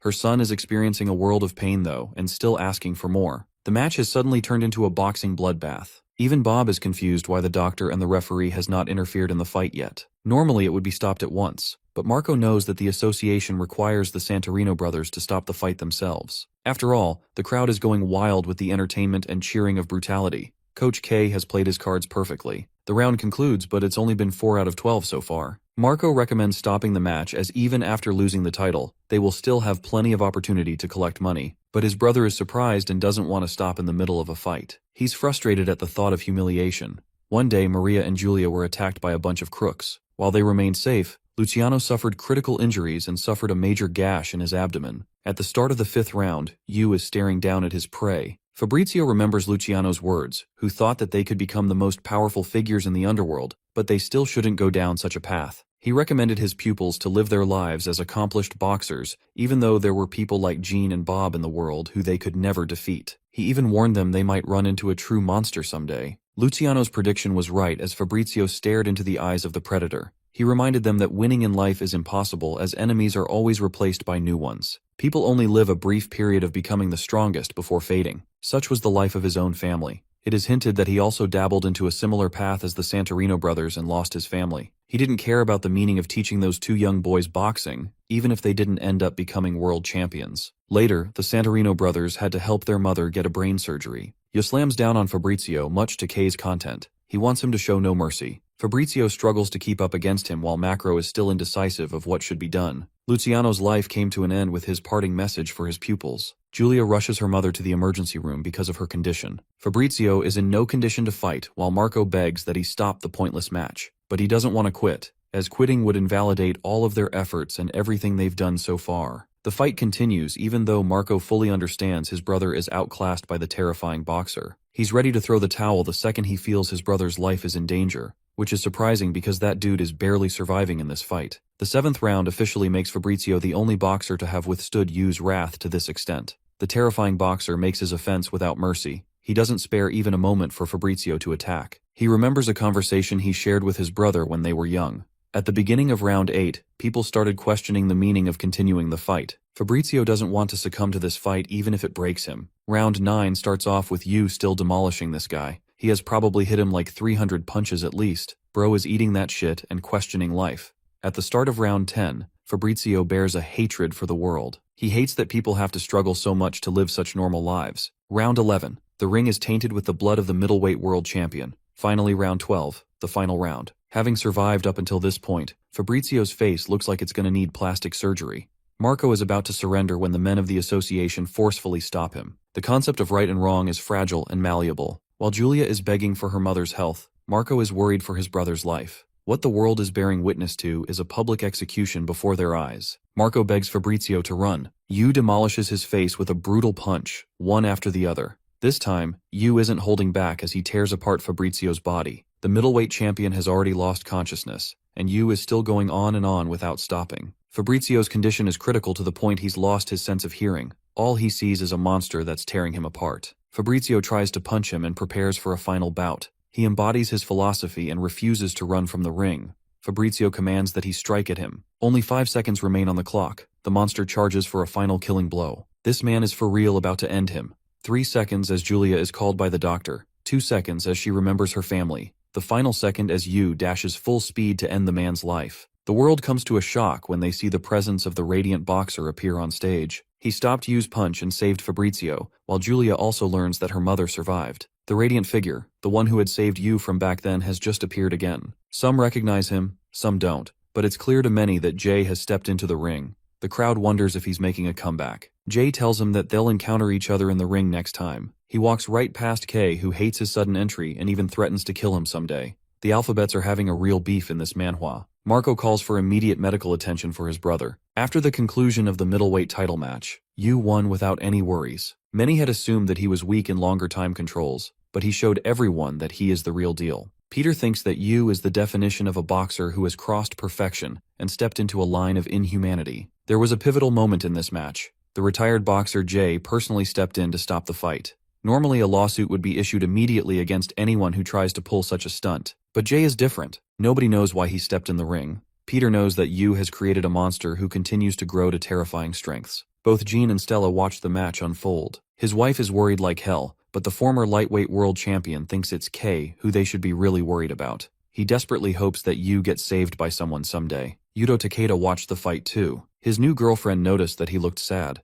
Yuto seconds her opinion because he remembers his dear old friend having a similar expression. The scene cuts to Steel, who realizes Yu has become too strong. Even though Jay should be proud of his friend's achievements, he doesn't like the direction where Yu is headed. Typhoon tells him to stop worrying as he has his own match to worry about. Jay has acquired impressive success in his weight division too, and approaches the title match soon. Fabrizio wakes up next to his brother, shocked that he's still in one piece after the fight. Marco tells him about Jay's interference, which comes as a confusion to them both. He apologizes for putting Fabrizio to such lengths. Instead of insulting his brother, The former middleweight world champion thinks they've lightened their load a little. The both of them begin to cry as they were just abused children who were trying to make money for their mother. After his recovery, they go and meet her, completing their happy and loving family. In the end, they're still the same, and that's the conclusion for the Santorino family, who accepted their meaning in life. With their chapter closed, now comes Yu's next opponent. His trainer, Andrei Vlashenko, is pumped to finally meet a contender who can defeat Victor. The emptiness of Yu. The boxer had a million questions rained down on him by the interviewers. They were even asking about Jay, but it's nothing Yu cares about. He asked for Carmen's return as his object of interest. Kay informed him she had quit as there were people like the Santorinos who could appear again. He felt pity for Yu, who grew attached to her, and remembered the various moments they shared together. Kay recommended that he take a week's worth of rest. During this break, he contemplated the meaning of life. Emptiness followed him wherever he went. Was it the dance clubs, or the operating room where patients were fighting for their lives? Was meaning found in a worrisome desk job, or among the people who protested the politicians? Could it be found in grief? You begged the question of the meaning of life. He was an empty boy with darkness of a past haunting him. Throughout everything that had unfolded up until this moment, Yu's mental state depreciated. Holding a gun to his head, he was about to end everything when the sight of his cat made him stop. The depressed boxer went to bed with his cat. The scene shifts to Aaron, who is watching the beautiful graveyard of stars in the sky. The heavyweight champion executes masterclass Riz at his wife. He expresses a kind of uncertainty. He knows that some kind of calamity is awaiting them. Angela comforts him like the supportive wife she is. Her smile helps him regain his confidence while Yu is out here dying single with his cat.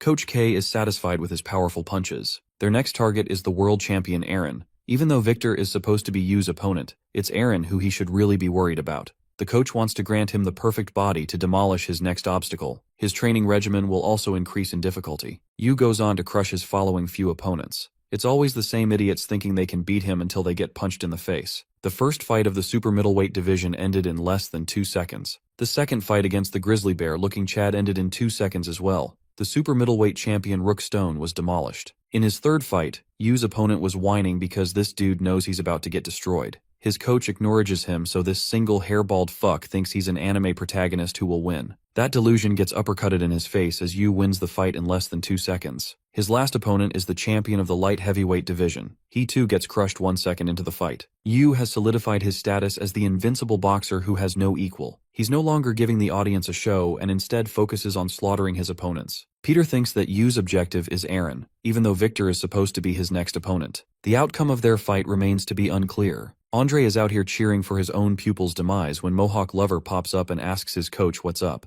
The cruiserweight world champion doesn't think much of Yu's strength. Andre emphasizes that he won't be able to defeat someone like him. Victor nearly punches his own coach in the face. Bro has a kink for Mohawks and believes no one without one has a chance against him. What's more is that this dude literally has an entire cult of Mohawk men. It's not a surprise his own coach is fed up with him. Peter leaves his junior reporter Tommy to handle the interview with Victor. You might be questioning why, and the answer is quickly revealed when the young boy pops up at the gym. The gym looks like the opposite of what it should be. The punks pick on the scrawny-looking kid as he introduces himself. They bully and scare him shirtless while the poor boy apologizes. The interview begins with his coach Andre, who is straight up dissing his own boxer. He doesn't even have any remorse for the man, and straight up shit talks the ever-living crap out of his pupil. Andre explains that he became a trainer 8 years ago to pursue a traditional style. He wanted to become someone like Jean. At the time, his gym prioritized hard work. That is until one dude with a mohawk turned up. This dude looked goofy as hell, but he still had ferocious punching power. Victor impressed the coach with his powerfully charged punches. Andre introduced himself as the head coach and wanted him to pull for the world championship spot. Victor was fueled by the flames of excitement,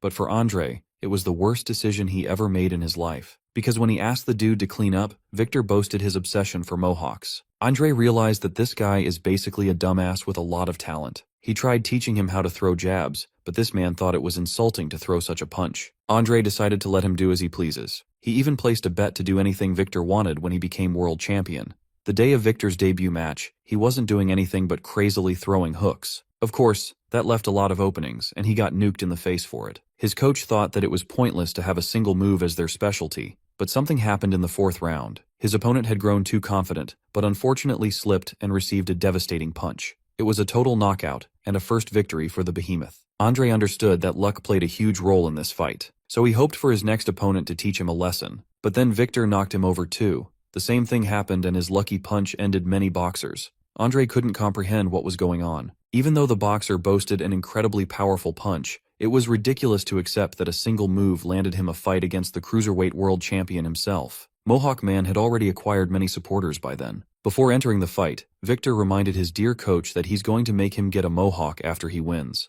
And that was the day Andre knew his life was over. Everyone's heard the famous quote from Bruce Lee about practicing one move. Mohawk Man is basically the definition of that quote. This guy spams only one attack, and that led him to contend for the title. In his match against Gilbert Einstein, even the commentator Bob Norris acknowledged the trash skills of the crazy boxer. But it's indisputable that he still won all his fights. Victor is the first champion to break every boxing convention and still win. The fight begins, and this dude Einstein is legit throwing Newtonian punches out here. Bro is calculating everything as he tosses Victor's shit around. It's basically a smooth brain versus Einstein if he was buff. Victor got taken down, and quite unusual for a coach, Andre was actually cheering for his demise. Mohawk Man realized that he was up against a genius of boxing, but with the power of, I am angry therefore I am stronger, he pulled up again. Bro proceeded to get his shit tossed for 12 whole rounds until he was a mess. Even Andre was pissed that all his previous opponents were getting hit by something so flashy and losing to Victor. Bro is out here cheering for Einstein, who's throwing punches all Saitama style. Victor retaliated, but it wasn't any use. The genius decided to stop for one moment before delivering his revolutionary energy equation punch. What a phenomenal display as Victor gets taken down again. People thought it was the end for him, while Einstein urged that he acknowledge the difference in their might. But that's exactly the kind of remark that would awaken Mohawk Man's spirit. The dude's parents had mohawks too. Dude is a big ball of nothing. He's an animal without a mind who refuses to give up. Victor tells goofy Einstein that he doesn't care about the future like intellectual people do. Bro gets called a one-brain-celled organism. Einstein is ending his career figuratively and literally. He rushes to finish his opponent, but tragedy strikes as even the famous Einstein slips and receives Victor's wrath in full. The fight ends with Victor's victory. Andre's fate was sealed as a new cruiserweight world champion was born. And that's how they got here. Andre emphasizes that the secret to Victor's success lies in his extreme natural luck. Andre emphasizes that luck is the only factor that contributed to the man's success. In fact, his disciple's very existence is an insult to boxing. Tommy Boy is filled with admiration because he's more than just excited for his match with Victor. His coach emphasizes that Yu's conditioning is for his battle against Aaron. His coach deems it impossible for the lucky fool to win again. Mohawk Man barges inside and doesn't give 2 cents about the interview. All he cares about is a special training session. Tommy doesn't know what's going on and gets excited when Victor tells him about his oh-so-powerful monologue about becoming the strongest creature on Earth. Dude just wanted to become a man who could wear his mohawk with pride. The solution was simple: defeat big and strong guys and become strong himself. So this dude went out in the wild and fought against boars, bulls, kangaroos, you name it, and he did it. His final challenge was a powerful bear. It was a spectacle of man versus beast. But unfortunately, even this bear had the misfortune of slipping and falling right to his doom. Victor secured his spot as the strongest when he suddenly realized his next goal. Dinosaurs from back then were the strongest, but then he couldn't understand why they went extinct if they were strong. The cruiserweight freak found his answer in absolute nature. His objective transitioned to achieving the ultimate punch. He thinks little of you as his power pales in comparison to the champion's fist. The special training arc begins. All this man cares about is flashy punches with obscene names. He climbs Everest to acquire a mountain punch, flies through a tornado punch, punches lava for magma punch, and even tackles the sea for the tsunami punch. Even Andre is out here praying to God to stop this man's ridiculousness. Bro is begging Zeus to run a lightning bolt up his ass. Lightning does strike down Victor, causing a moment of celebration. Bro thinks he's finally free, but the Mohawk Man, just like a lottery winner, remains unaffected. He's one of the rarest cases who survived after being struck by lightning. As for Yu, he's got pretty bad luck opening a paper can. Back at the Lions Boxing Club, Arnold is the top trainer who isn't feeling his brightest about Victor. That's because Yu's next opponent is someone favored by Lady Luck. He shares his concerns with Kay regarding the upcoming boxing match. Back to Victor's chaotic training arc. This dude is pummeling through ice in the Antarctic. Arnold tells the coach they should prepare something in advance, since they're dealing with a boxer out of the ordinary. Victor, on the other hand, trains like a goddamn Dragon Ball Z character. He's just invented the iron punch in a construction cave. Resuming Arnold's conversation, he shares his obvious concerns of their opponent being an extremely lucky person.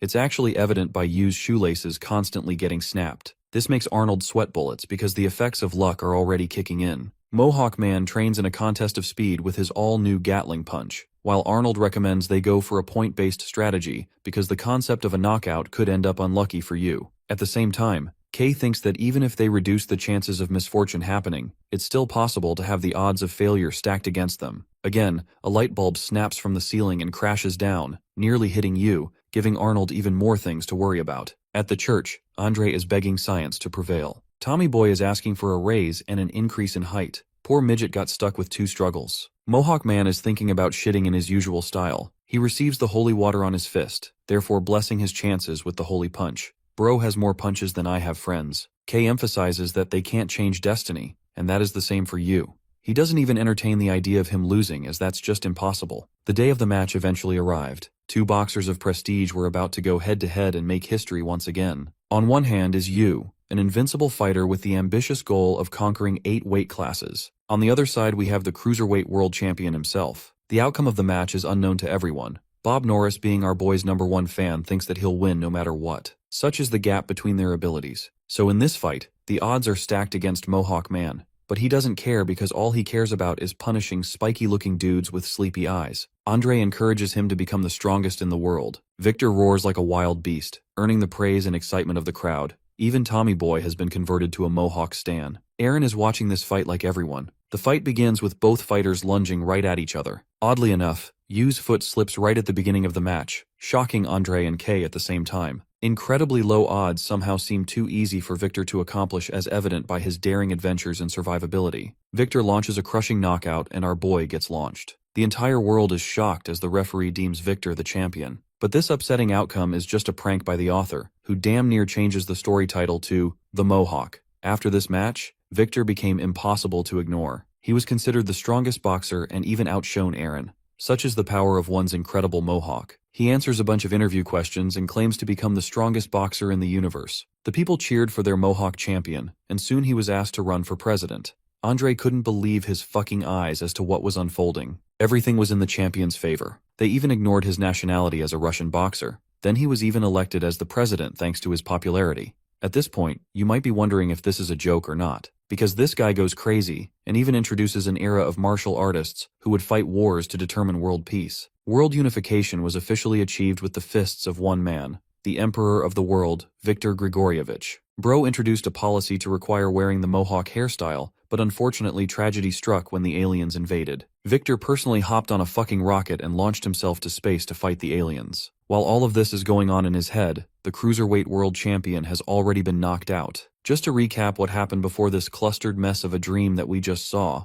when Yu slipped, he remembered Ryu's impressive recoil punch. Copying the motions, Yu delivered a shattering smash that knocked the world champion, prompting his loss 1 second into the fight. This man Andre probably experienced the happiest day of his life. No one is surprised by the outcome of the fight, not even the commentators. Victor's boxing career ended in the ring, and he realized he actually lost the fight. His coach can finally trash-talk the heck out of him, and even taunts him for participating in the shortest boxing match ever. Victor and his coach can agree on one thing. It was fun, and that's all he cares about. Victor offers his hand to Yu, who reciprocates in kind. The cruiserweight world champion is shocked that such a tiny hand could throw a monstrous punch like that. Sensing his unease with boxing, Victor tried to persuade Yu to stop boxing. Kay, being a cockroach, intervened and called him a damn loser. Obviously it would spoil his plans, but that's how the cruiserweight world title match ended. Yu has taken down 4 world champions who excelled at their class. Peter believes there is more to Victor's boxing than just luck, such as his excellent defense and endurance. It also goes to show for his trainer Andre, who refined his student to become the ultimate machine. If Victor didn't behave like a dumbass, he would have boasted the strength to contend against Aaron. But this buffoon lost to Kay's newest monster. The final fight between the 2 monsters of boxing is right around the corner. Coach K is physically pumped as he had been waiting for so long to get to this moment. The legendary boxer Aaron observes the fight and intends to hold a press conference. He's a loving man at home who really loves his kids. The following day, Aaron makes a speech that shocks the boxing world. He speaks directly of his retirement, refusing to become a toy of the old man who trained him. The announcement comes as a shock to Kay. Aaron's news causes a sudden upset in the boxing world, but he answers with a cold certainty that there's nothing in it for him to gain anymore. He doesn't want to become a showpiece to the world of entertainment. Coach K accepts his challenge and decides to exploit the world champion's weakness. K is ruthless in his resolve to prove Yu's superiority. When Bob Norris understood K's insanity, he refused to box under his name and switched his profession. The idea of boxing had become pointless to him. The same happened with Jason Freddy, as every boxer K trains becomes a crazy behemoth who eventually quits. Coach K went on a world trip to find his 5th protege. Even though he was looking for talent, K sought something that exceeded talent, something inhuman, something that exceeded even the 3rd and 4th proteges who became his champions. K continued his undying research for a superhuman monster. Then one day, when he had lost all hope, he observed his driver Aaron. The man boasts an impressive body and a wide frame. Kay was eager to test him out in the art of boxing. But just like you, his answer was similar in a way that he did not appreciate hitting people. They decided to take a detour because of traffic. Eventually, his driver requested Kay to remain seated and call the police while he's there. Saying so, he got out of the car to save a woman from a criminal. Kay was excited for this moment to play out and waited in anticipation. The man refused to let her go even after Aaron told him a third time. He exploded in anger and stabbed the woman's thigh. Facing a man with a knife is no easy task. Kay was looking to test the man's physical prowess in this fight. The criminal lunged forth to stab him, but to his shock, the blade couldn't even penetrate his body. Kay remembers his muscles popping out beneath his clothes. He was the kind of talent that he had been desperately looking for. Aaron Kidney requested the bald freak to stand down. Even after being stabbed, he isn't looking to hurt him. Aaron decides to launch this guy into the wall. The sound of a skull being shattered reverberated in the scene. Bro literally killed a guy, and Kay was eating it up. The police arrived at the scene to handle the situation. They were shocked to learn a punch could cause such severe damage. Before their arrival, Aaron officially apologized to Kay, but the coach helped him instead. He didn't want the guy to get into trouble and created a scene where he was stabbed. In case you still haven't noticed, this old man is actually crazy. Kay lured him with the idea of discovering the meaning behind his existence. After the crime scene, there weren't any charges pressed against Aaron as he acted in self-defense. At the Lions boxing gym, he tore apart boxers despite his first time ever boxing. Kay wanted to bring out the extent of his power. Just then, one of the old boxers he trained turned up to exact revenge. Kay thought he was the perfect plaything to test his new subject. He called the mad dog a piece of trash and didn't even look at him. Kay entertained the idea of taking him back as long as he could defeat the newbie. Pumped and excited, he enters the ring not knowing the consequences of his actions. Frederick Jason is a former world champion who dominated 4 divisions. He was the 4th student who became the strongest boxer around.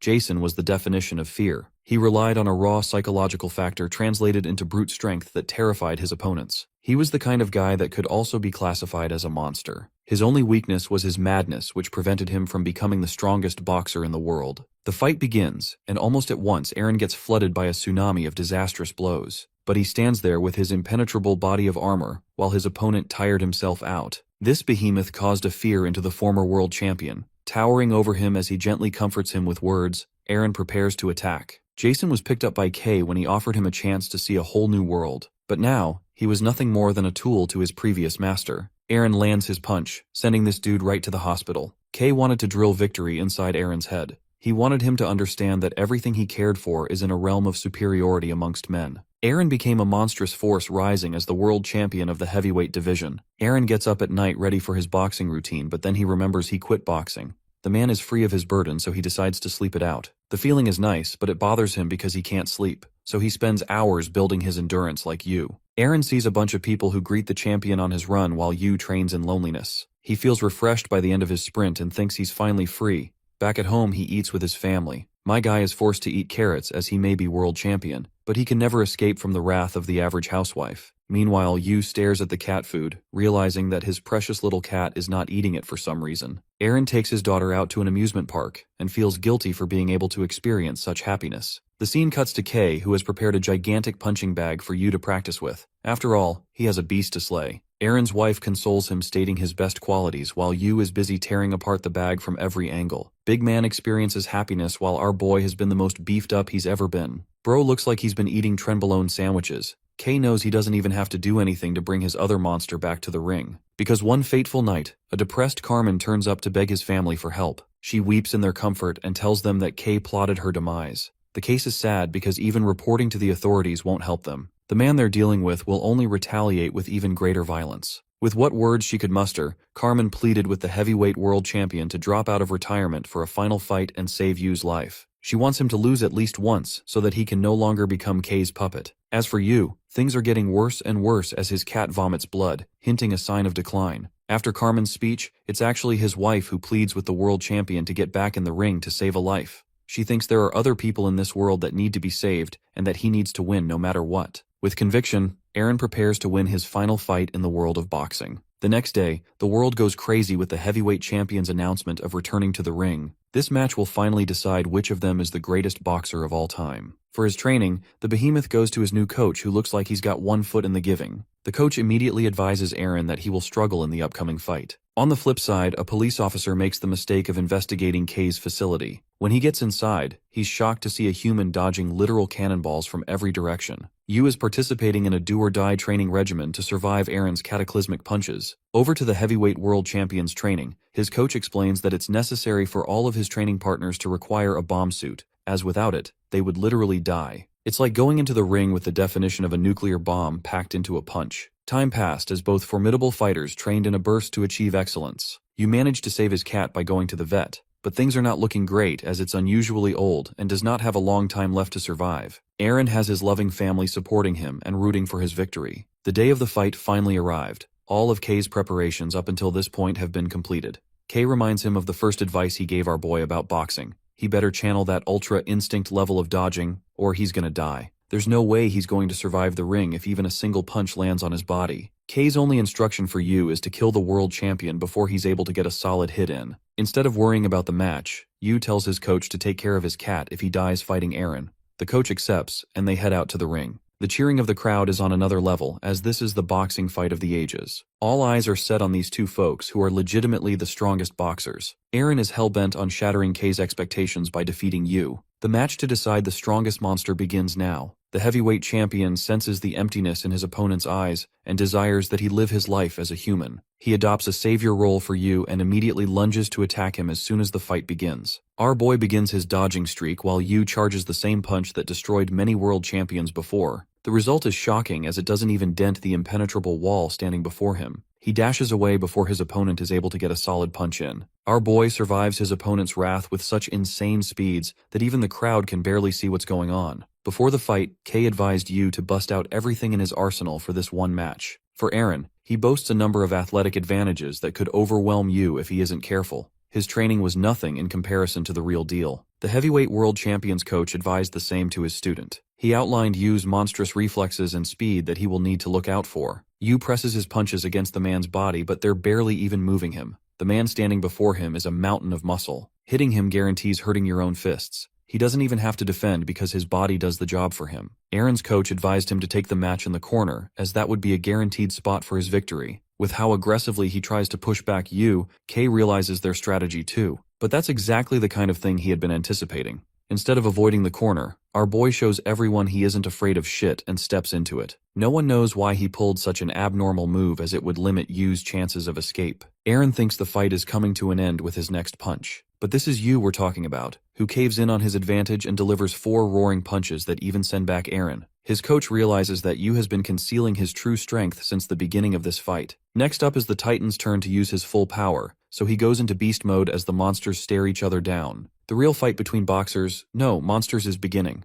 The fight begins with a jab to his face. Aaron cuts the air with his punches while Yu barely evades the wind, cutting shockwaves from his attacks. He counters and dodges as the referee can't even comprehend why he's standing in the ring of monsters. The 4th round is a true test between speed and strength. Even his new coach is shocked to witness Aaron's full strength at this level. He's the one who is leading the game against Yu, who is still delivering counters way past the perceptiveness of the human eye. They're going at each other, but it's clear to him that the heavyweight world champion is closing in on the gap. This is because the very punches Aaron generates send vibrations across the ring. Yu has to account for the wind and the impact generated as he dodges each attack. While he has been evading them so far, it would be impossible to keep up this momentum. Pressure is creeping up on him as the ring is a battlefield of war. A single strike from Aaron implies death, so our boy's body is working overtime to make sure he doesn't get obliterated from this world. Kay still thinks Aaron is holding back and wants the monster to reveal even greater strength. He's the symbol of fear and victory, a man who is superior to all. He defeated boxers in the most prominent era of boxing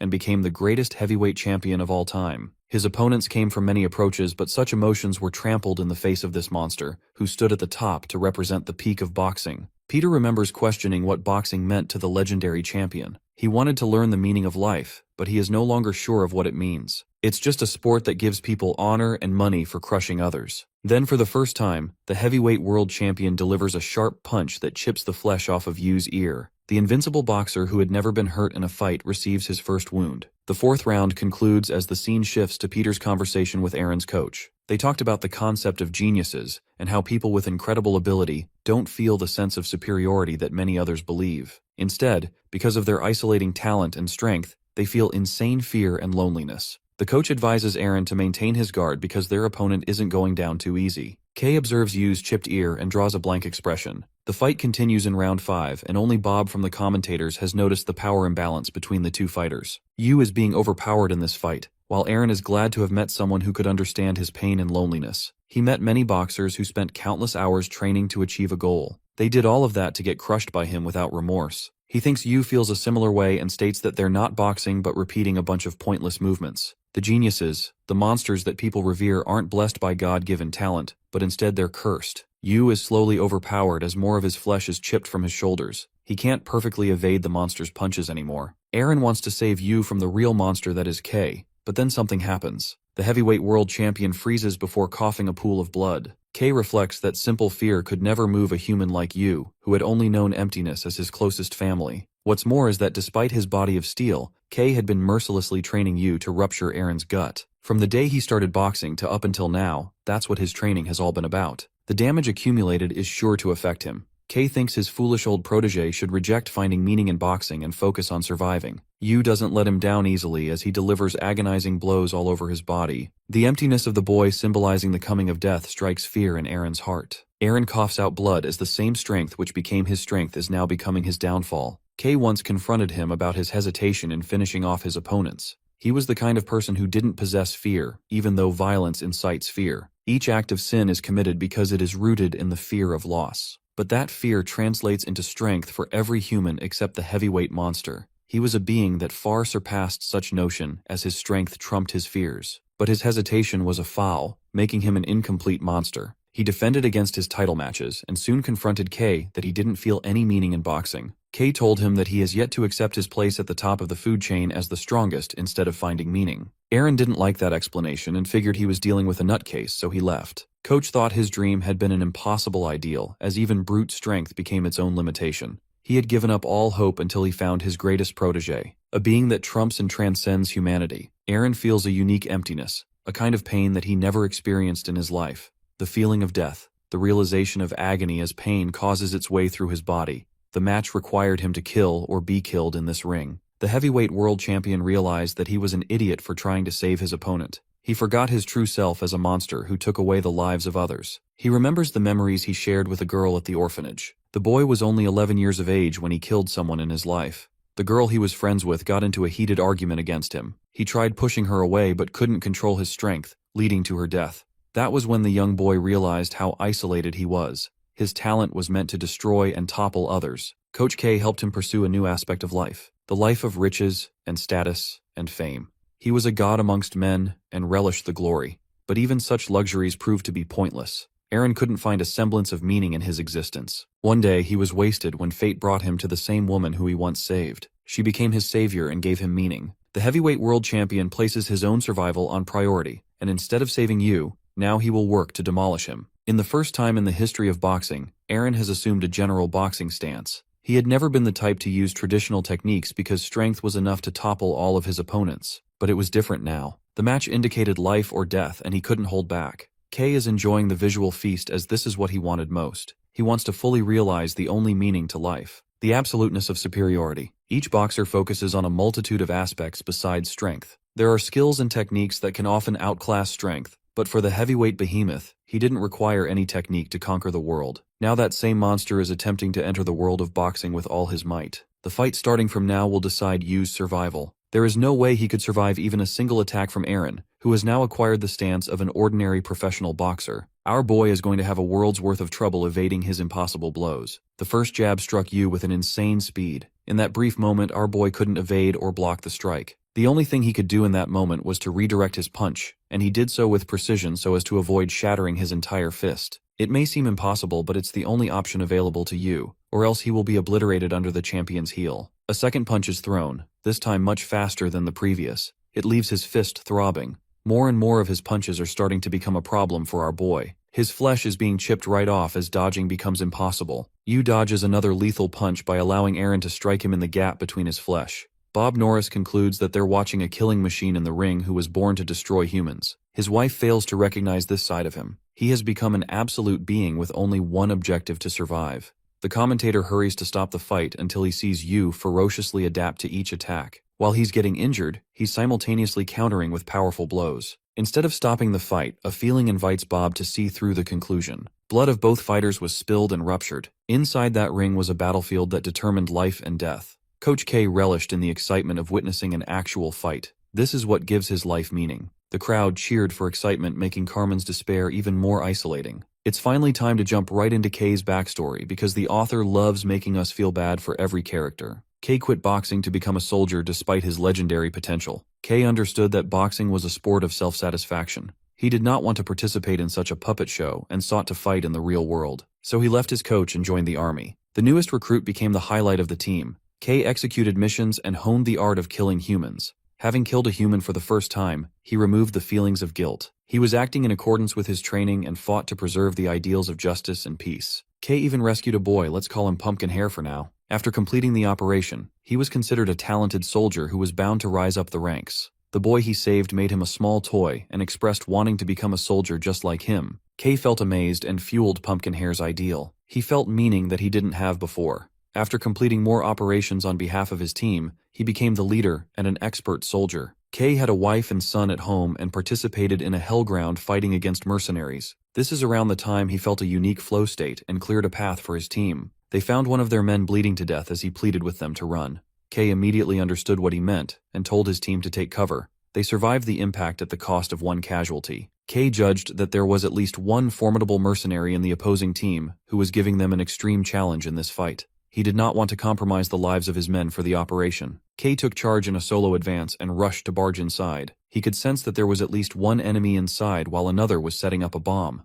Both soldiers boasted the conviction of survival. The bomb went off as K burst inside. In a twist of fate, the mercenary who was fighting against him is Pumpkin Hair. Experiencing bursts of hesitation as he remembered the boy's precious smile, K pulled the trigger. That was the day life chose to don its true colors upon him. K returned, having completed his solo mission. His face evoked sadness, but he pretended to be fine. Returning to his normal life, he always had trouble comprehending the balance between the two worlds he was a part of. One required a kill or be killed mindset, while the other didn't have such elements. From the hellish battlefield, he returned to his normal life. A hollow feeling from his insides began to swallow him whole. He was reunited with his boy, but traumatized by what he had done. K's mental state took a hit as he woke up from a terrifying nightmare where he shot his own child, a representation of what he had done in war. He told his wife about the gruesome mission he had to become a part of, how he killed the boy he saved. K remembers how the world froze until the bullet pierced his head, exterminating his existence. The feeling makes his considerate wife cry as she feels sorry on his behalf.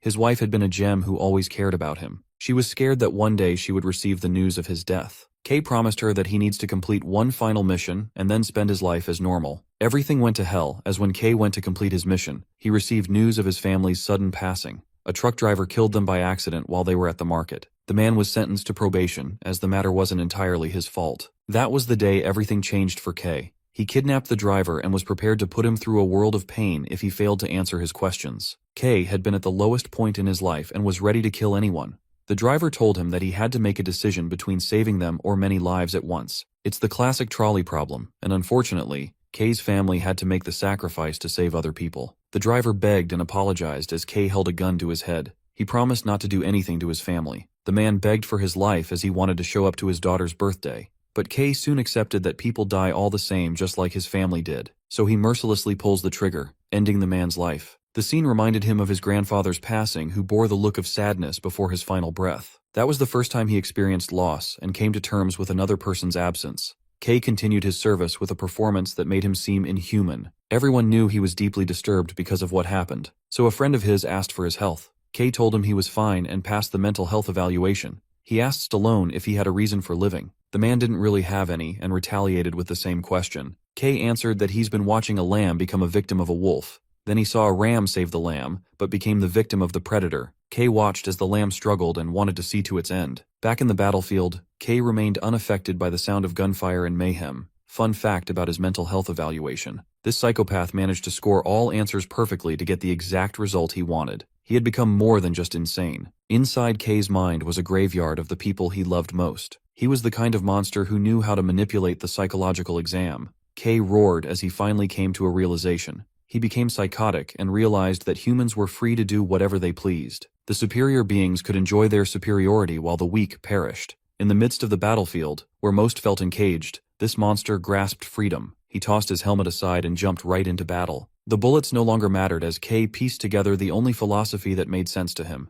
Superiority is gained by taking the life of another creature, and that determines one's omnipotence. In the miserable world he knew, superiority was the only meaning he found. He was challenged in a boxing match on the battlefield. K welcomed the challenge with a smile and destroyed his opponent. He found that elite superiority requires no weapons but a clash of fists between the most powerful living creatures. Stallone was no more. K had embraced the insanity inside his head. He had cultivated a desire to confirm the peak of superiority. That brings us to the present with this gruesome fight unfolding in front of the masses. Carmen senses the outlash of the madness while Aaron's wife is begging for him to stop. Both monsters of the same coach are now battling it out to become God, possessing power of life and death. The round ends with Aaron's coach explaining that he's still in the advantage due to having more blood in his body. It's destined for you to lose this fight as his wounds are getting deeper with each round. K knows this spells doom for his fighter. He reminds him that this is going to be the deciding round as you will be defeated after. K will finally show the world the birth of a new god. The heavyweight monster fights for his survival, treasuring the life of his family. He suffers a number of agonizing blows until one of his punches dislocates Yu's left shoulder. With one arm out of commission, and his right fist bleeding from the inside, it's only a matter of time for this fight to come to an end. Apart from the world of boxing, Aaron wanted to explore the meaning of life. His wife gave him an easy explanation. She wanted to give him a clear answer instead of something vague. Yu's posture in the ring is starting to collapse. He's on the back foot as he can no longer drag the fight. It's the 11th hour, the deciding factor between life and death. One of them is the ultimate killing machine, while the other is cold indifference. The boxers lunge forth for a final advance. Aaron has aimed his hook to smash Yu's brain while Yu goes from a powerful straight to crush his heart. The moment draws near as their punches nearly reach the other person's body. Aaron's wife reveals the beauty and meaning of life is in loving other people. Aaron awakens his humanity at the last second. Both boxers were just children who struggled with loneliness. A loud boom follows as the emperor of the heavyweight division falls to the ground. Aaron Tide has been conquered while K's ultimate dream materializes into reality. The world watches the horrors of the conclusion of the fight. K wants our boy to rest after his amazing match, and he stares at Aaron with cold indifference. The champion is rushed to the emergency room while his wife is waiting and praying he survives. The young boy only had one dream at the orphanage. He wanted to have a family, but that dream is being taken away from him. Anxiety floods her mind until the thought of death horrifies her. Thankfully, the doctors were able to save the champion's life, but he's still in critical condition. Emily, his child, is worried that her father is going to die. She begins to cry, so her mother is forced to comfort her. Carmen makes a sudden appearance and apologizes for being the one at fault. Instead of blaming her, she tells Carmen that this match was unusual, as it could have been Yu in Aaron's place. When the punch was about to connect his head, Aaron hesitated in the final moment and stopped. He chose to remain human after being tormented by his past. He refused to become the monster that his coach had molded out of him. She's proud of her husband and wants to stay strong on his behalf. But even with such strong words, she crumbles into sadness as the thought of his death terrifies Aaron's wife. That night, the champion of 9 divisions returned home to his cat, sharing a bed with the one who has always stayed by his side. The boxer Yu made his mark in history, becoming the fastest boxer to conquer 9 divisions in 22 total fights with 0 losses. But this story is far from being over. Jay announces his return to boxing and challenges his first opponent as Fabrizio Santorino. Aaron's state was mourned by the world, while others celebrated the rise of the strongest boxer who conquered 9 divisions. Even Aaron was nothing more than an obstacle to him. The birth of a supreme being crafted by his psychotic coach. The world got to see it all. At the same time, Jay made his return in suddenness, which prompts many to wonder if he wants to challenge the boxer in the ring. Many questions bothered the boxing fans, but Kay is here to clear them all in his press conference. Peter asks for their future plans, to which Kay explains that he wants Yu to retreat to the middleweight division to maintain his best athletic performance. But that's not all. The main reason this man wants him to return to middleweight is because of Jay. The coach is looking to prove a point and publicly announces Jay's funeral. The commentator Bob knew that things would turn out this way. Both Kay and Jay have opposite ideals to life. Bob remembers facing Jay in the ring. He was the kind of boxer respected by everyone. Jay didn't boast the best career as he suffered losses. But one thing was for sure, he would give anyone a tough time in the ring no matter who it was. Jay's fights were different from the excitement of winning or losing. He evoked a satisfaction in the hearts of people. Chavo remembers him as an excellent boxer. Many others remember Jay as a boxer in a similar way. He's the kind of person that evoked you to put everything into the fight. That same boxer has returned to the fighting scene for you. The strongest boxer in the ring isn't a monster like Aaron or you, but rather a boxer that represented the spirit of boxing as a whole. He rose through the rankings and crushed his way to fight against Fabrizio. The day of their match, the world wondered if the Golden Boxer could overcome Santorino to fight Yu. Fabrizio also makes his return to the big stage. Unfortunately, his opponent has a grudge against the knucklehead for cheating in their last match. So in response, he chucks him a headbutt and gets warned by the referee. Fabrizio calmly tells him that they don't do any more foul boxing, so it's fine now. For the first time in forever, he stopped the entertainment factor and focused on the true aspect of boxing. Even though it earned him the hatred of the audience who still hasn't forgiven the Santorino brothers, Fabrizio didn't care. His opponent hammered him in the ring, refusing to forgive the disgusting human for his past affairs. Despite his frustration, Fabrizio gently asks if he has vented his feelings. He's turned into a mature boxer who realizes that guys like this always existed in the ring, but he stayed as a world champion because of his foul tactics. He no longer wants to muddy his name with foul tactics and ends up defeating his opponent fairly. Both brothers celebrated their first victory as true boxers. Fabrizio reclaimed the middleweight interim title, and they're even happier than when they became world champions. The day of the title match is finally here. It's Jay against Fabrizio, who could very well adopt his old habits when he's in a pinch. But Golden Boy Jay isn't worried about that. Marco warns his brother to stay cautious of their opponent, as he's a professional veteran. Fabrizio had always wanted to have a match like this. He has massive respect for Jay and doesn't want him to go up against a monster. So in this match, instead of fighting for the title, Fabrizio hopes to communicate his desire to stop Jay. The match begins and almost immediately, it lights up for Fabrizio. The first knockdown, the dude doesn't even know what happened and gets up at the final second. Fabrizio realizes that Jay isn't pulling any punches this time. He rains a barrage of punches to corner Jay, who barely blocks one of his blows. Jay is the kind of boxer who didn't possess a specific style of boxing. He switched styles in the middle of the fight and didn't even have a fighting habit. Marco tried studying him, but not a single thing went into his favor. That's why his only strategy for Fabrizio is to defeat Jay with all his might. So that's what's going on right now. The Santorino brothers could never become the best on their own, so they combined their skills and reached for the championship belt. They stopped dabbling in foul tactics and focused on the completeness of the game. In this match, they were worthy contenders for the championship title. Jay suffers a blow and feels proud of their development, and then he responds with an agonizing liver punch that knocks Fabrizio down to his knees. He can't believe that Jay has always been so strong, but even his strength pales in comparison to that monster. He doesn't want the fight to end in Jay's death. Fabrizio gets back up. He remembers the first time they met him. They were just fresh boxers at the time who struggled to pay their mother's hospital fees. The only goal of boxing is to train one's mind and body senselessly so that one could crush their opponent. The sole objective of boxing is to spend hours and hours into mind-numbing practice to destroy other fighters. But that kind of feeling was absent in this match. In his fight against Jay, he felt consoled and accepted instead of attacked. It was as if the boxer was gently embracing him and comforting him. Fabrizio refuses to send him to a monster like Yu, while Jay senses his objective and goes for light-speed jabs to communicate his point. Marco doesn't understand how someone like Jay doesn't have any fighting habits. Even the perfection of Jean had habits one could capitalize upon, but there was nothing like that when it came to this guy. Fabrizio saw a light in his eyes that answered all his questions. He intentionally forfeited the match and talked to the referee. No one knows what words were exchanged inside the ring, not even Kay. The true god of boxing was coming to fight the strongest creature alive. After his win,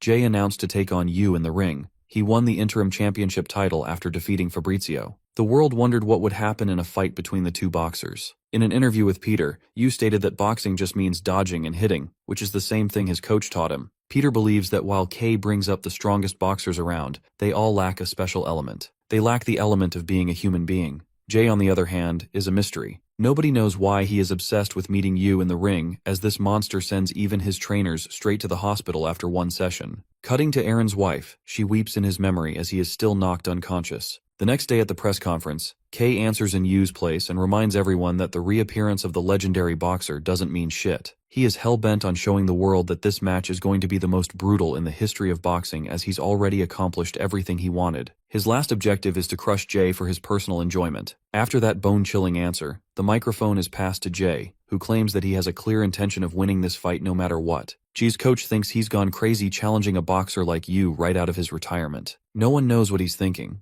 Jay talks about the emptiness of the universe. He feels extreme sadness in feeling such isolation. The meaning of existence is unclear. Yu's little furball takes its final breath and succumbs to the notion of death. The boy always questioned if his existence had a deeper meaning than just survival. The darkness of his past follows him. The basement he knew was the only home to the boy. In this dark basement, a helpless woman gave birth to a child. She felt its nimble embrace. Many humans are born into this world to adopt different roles and experience feelings of sadness, joy, and despair. Life and death followed humanity, and the boy was no different. But every time the door opened, he saw the boogeyman, a representation of his nightmares coming to devour him. The boy was beaten up and abused in the basement by his father. He no longer had the emotional range to express what he felt. His father mercilessly took his anger out on the boy as he begged for his life to end. The boy's life wasn't extinguished even in the face of such pain. He had quit living and also stopped crying. The boy no longer cared about anything because that was just the life he knew. With what energy he could, the boy made his mother instant noodles. But she smashed the bowl into the wall, neglecting her health. The boy wiped the floor clean and emphasized the importance of eating well. He ate the same food under the same rotten walls of the stinking room. The boy lived for 7 years caged in that small basement. One day, an alien life form invaded such a basement and stumbled into his world. The shadows of the world colored his surroundings. The appearance of a foreign creature allowed the prisoner to become free of his chains. He climbed all the way to the top and discovered the outside world for the first time. 7 years after he was born, the boy experienced what it was like to be outside. He felt everything and saw the height of the stars. A tall girl took note of him and greeted the boy. He was so overwhelmed and don't know what to respond. The boy had been filled with the anxiety of the present. She asked for his name, but he didn't even know something like that. She observed from his wounds that he was troubled and decided to give him a view of the neighborhood. They met an old man who gave him candy. Even though it tasted horrible, the boy liked the candy as he had never eaten something like it before. That's when he realized that there was even more delicious candy waiting in the world. They saw a student who was frustrated studying for the civil service exam. He cried because of his intensive study session. Later they found Where Man, who just walked in circles saying where. They followed him in circles in a clumsy manner and reached their destination. The girl favored the cat who had recently given birth to a bunch of kittens. She helped him reach a spot where the view of the beautiful city was visible. The girl shared that everyone lived and died the same, and she was just one of those people who existed in this giant system of life. The truth of life scared her, but the boy who had experienced the worst living conditions didn't comprehend what she meant. To him, there was an endless graveyard of stars resting in the skies. The sight made him feel something he was foreign to. He went back home to his mother and immediately announced that he went outside. Meanwhile, the girl was hunted by an old geezer. Yu talked endlessly about the things he saw, felt, and experienced in the outside world. In response, he got slapped in the face by his mother who had abandonment issues. She begged in her misery to stay with him. As for the girl, she survived after tasing the man and saving her own life. The boy rested on a planet where every human had a desire to feel or achieve something. Such emotions were unfamiliar to him until now. The only desire he had was to go outside and explore the world. He learned how to count his heartbeats and realized that his mother slept for at least 21,000 heartbeats total. So counting those heartbeats, he breached the outside world and kept count while replaying the memories in his head. He could remember each path, but couldn't find the girl. She suddenly latched onto him from behind, excited that he came to see her. She wondered what he was doing, so he explained that he was counting heartbeats. She listened to his heart and took him around town again. The boy experienced different flavors of candy and saw people in the outside world working so hard to achieve a living. He played with the kittens and eventually saw his existence blossom. One day, the girl couldn't manage climbing up the stairs. Her condition had worsened. They rested in the field while the boy continued counting his heartbeat. She broke the horrifying news of her impending doom. Unfortunately, a tumor in her body spread like a plague, and she had to get several organs removed to survive. She talks about how she felt like a main character growing up, but she soon realized that she was just like the grains of sand of people that disappeared off of Earth. She couldn't answer what it meant to live. She wondered why creatures left their offspring to make a mark. She looked to the boy for consolation. For the first time, the boy stopped counting the beating of his heart. The world kept on moving, and when he returned home, her mother had torn apart everything. She immediately grabbed his neck and choked the boy. Even when he was about to die, the boy asked for his name. A river of emotion flooded from his eyes as the mother realized what she was doing.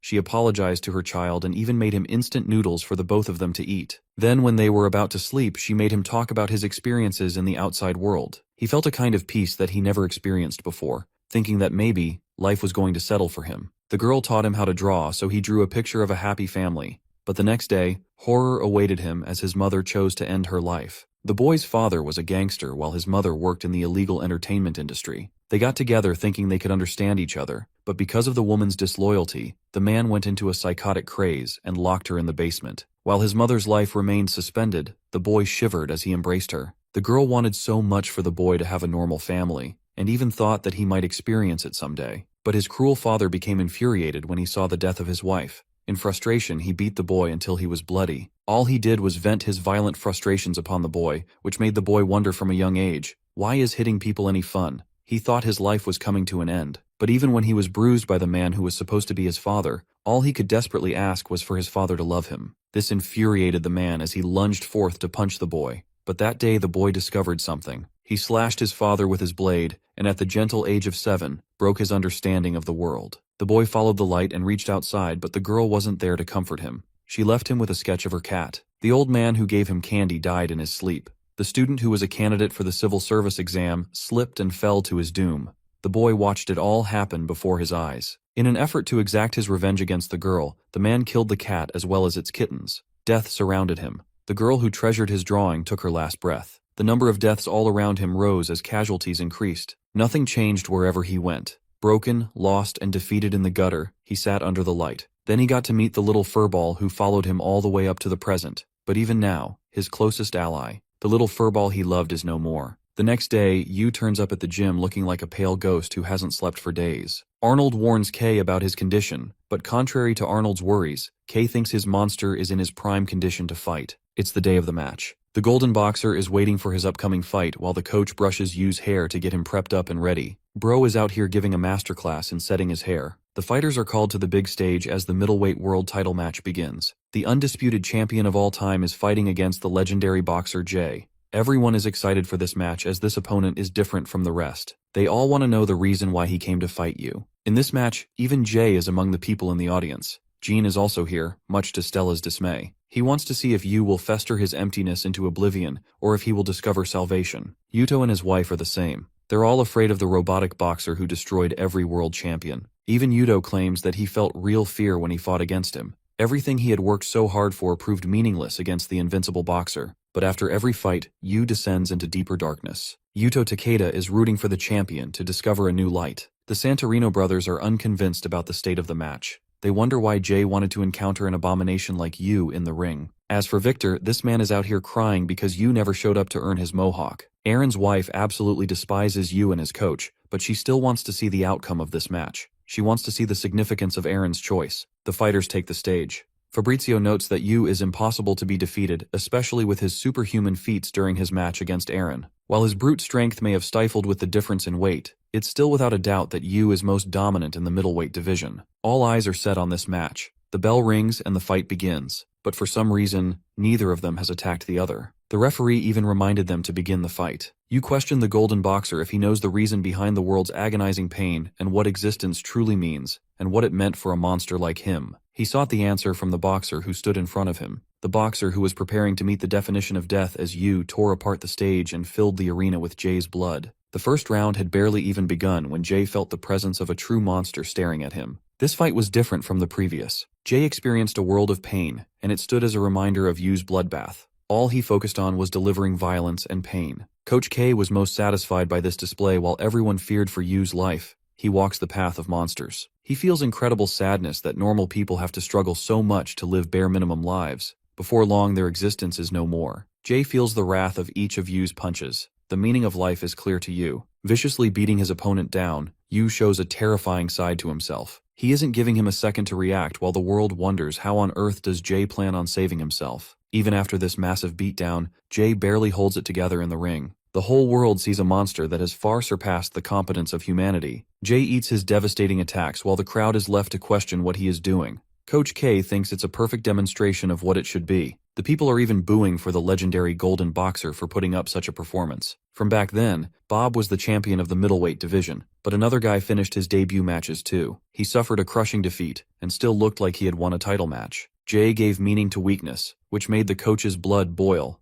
He wants the world to see the true nature of the monster he created. No one can defeat him as evident by his strength. Round 2 kicks off with the same brutal beatdown, transitioning into round 3. Bob doesn't know where his match is going. Even withstanding the fight for endurance is pointless, because Yu obliterated people like Fabrizio for 12 rounds. Jay's coach questions what he's planning on doing because so far, nothing is working. As for the boy who is so miserable and lonely, Yu experiences extreme sadness and continues his wrath. But Jay refuses to back down and sees eye to eye against the monster who represents death in the ring. The kids at the orphanage are watching this fight. Carmen resumed her service at this orphanage after leaving Kay. Kay thinks it was all just a big coincidence and that no one is capable of reaching Yu's height. Fighting against him is an experience of isolation and pain. The pain that he experienced is his style of boxing, representing the hardships he survived. The commentators can't make sense of what's happening. Suddenly, Jay makes an advance as he switches to the style of an inboxer. Carmen sees Yu's miserable state and shares a chat with the director. He's the strongest boxer she knows, but that's exactly why there is no one left in the world who can defeat or save him. The director commented that his opponent is an equally strong opponent. He's a boy who came from the same orphanage. The director has never seen a child stronger than Jay in her life. When he first showed up at the gym out of retirement, Jay wanted to fulfill his promise to a boy he met while traveling the world. Even though he had little time left in this world, he wanted to relay the message to the boy. Jay crumbles to his knees after suffering a gruesome knockdown.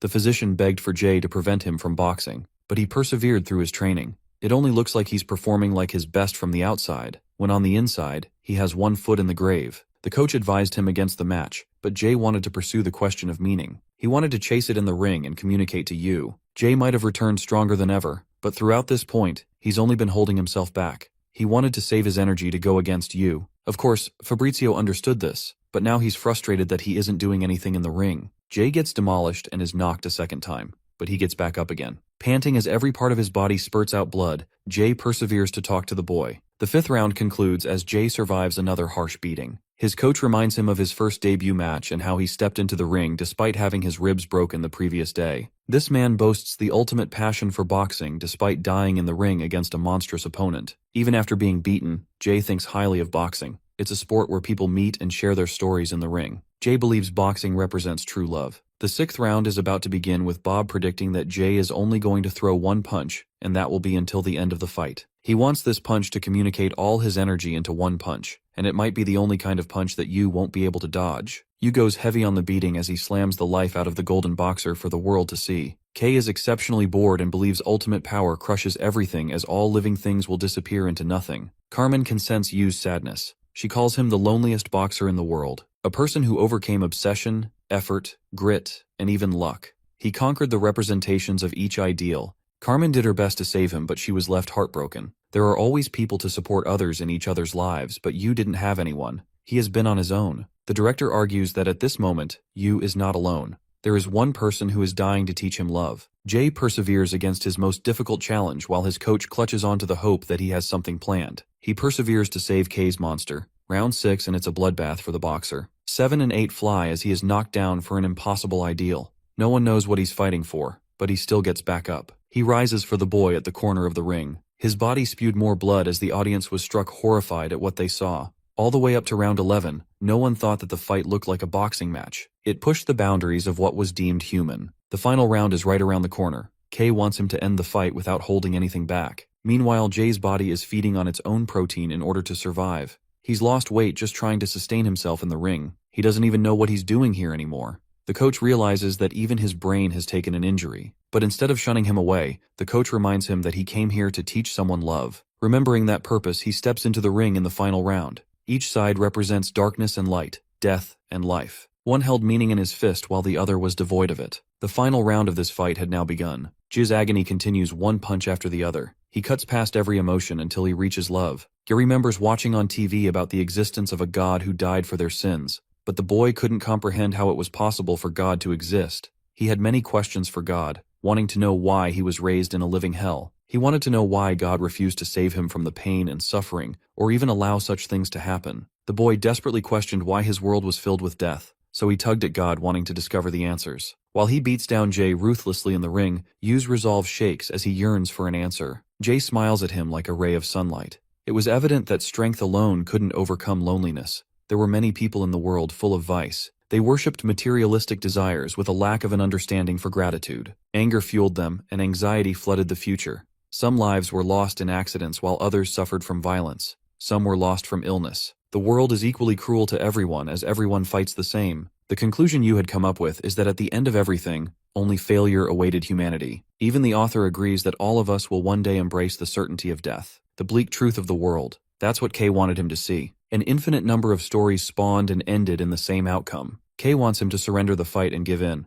The director of the orphanage tells Carmen that death is near when one is lonely. Despite the plentiful relationships built over the course of a lifetime, facing death implies that you are truly alone. At the same time, in the case of a god, he would sacrifice his life to do anything for love. Jay is the representation of such a being as he is painted with pools of blood over his body and still refuses to stop.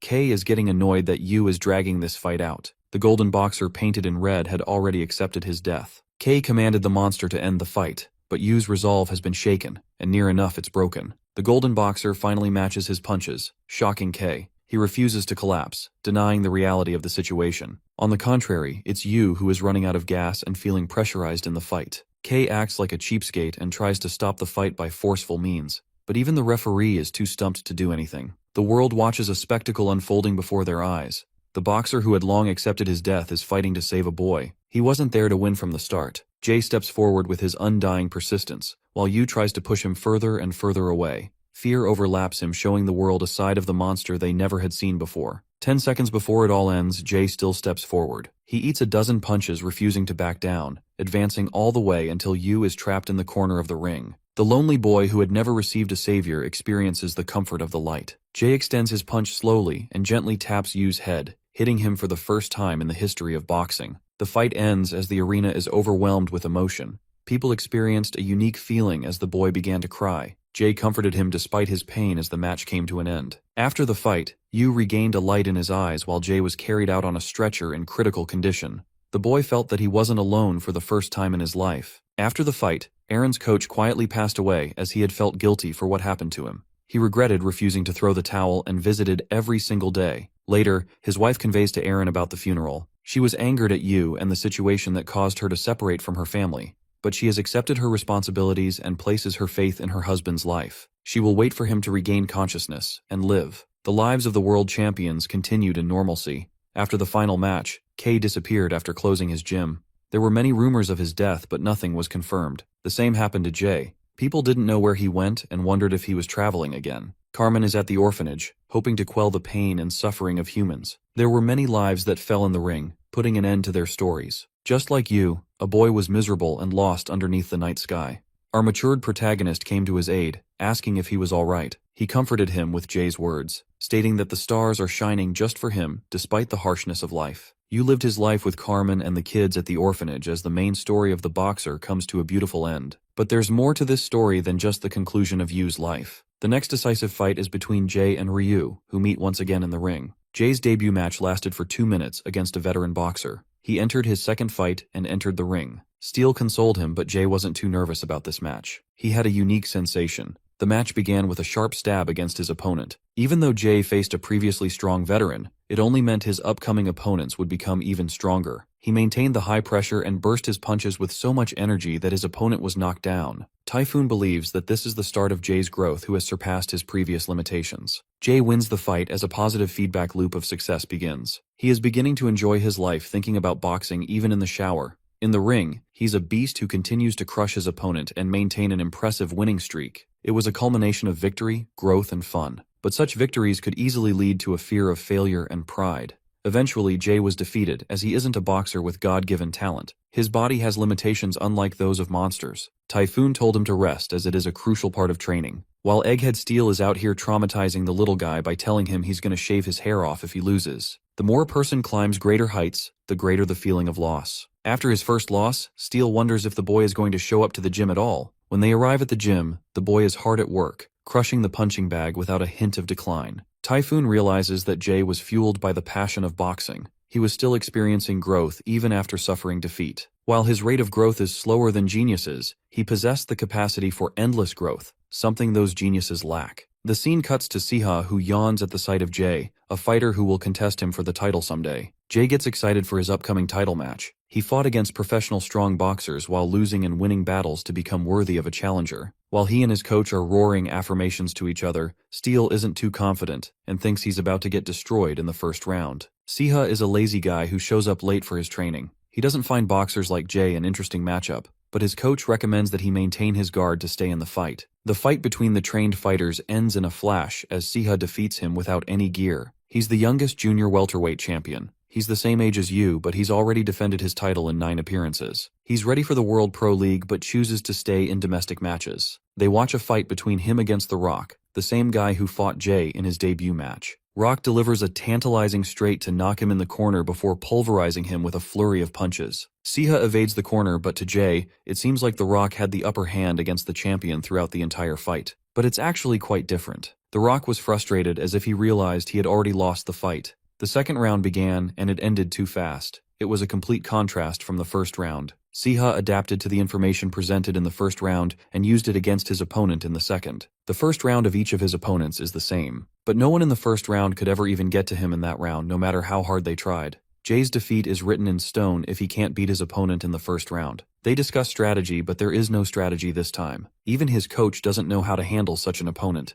Jay lacks destructive power and doesn't really have a decisive means to end the match. His opponent is basically a nemesis for boxers who follow a traditional style. Techniques always become habits, and he's the kind of person who adapts to such a movement with robotic precision. Jay's honed techniques will work against him in a match against such a boxer. So his coach just tells him to do basic training while he comes up with a strategy against their opponent. Jay shadow boxes, pretending it's the junior welterweight champion, but he can't fight an opening. He knows 4 basic boxing movements that he has practiced in his life, but such weapons will fail to stop his opponent. When he's in a pinch, Rock sees him and catches up with Jay. He realizes it's because of the champion. The boy faces despair for his upcoming match, thinking all his efforts will betray him. Rock reads him like a book and explains having regrets about the fight. It's because he refused to believe in his hard work that he suffered a crushing defeat. He thought that he was the one who betrayed his hard work instead, as he could have left no regrets by trying harder. Before leaving, Rock asked the boy about his final dodges in their debut match. Jay mentions that his body moved without thought, and it wasn't just luck that decided the outcome of the match, it was his hard work. Rock wants him to give it his 100% in the upcoming match, reigniting his spirit. Jay runs back to his coach, having found the solution to his problem,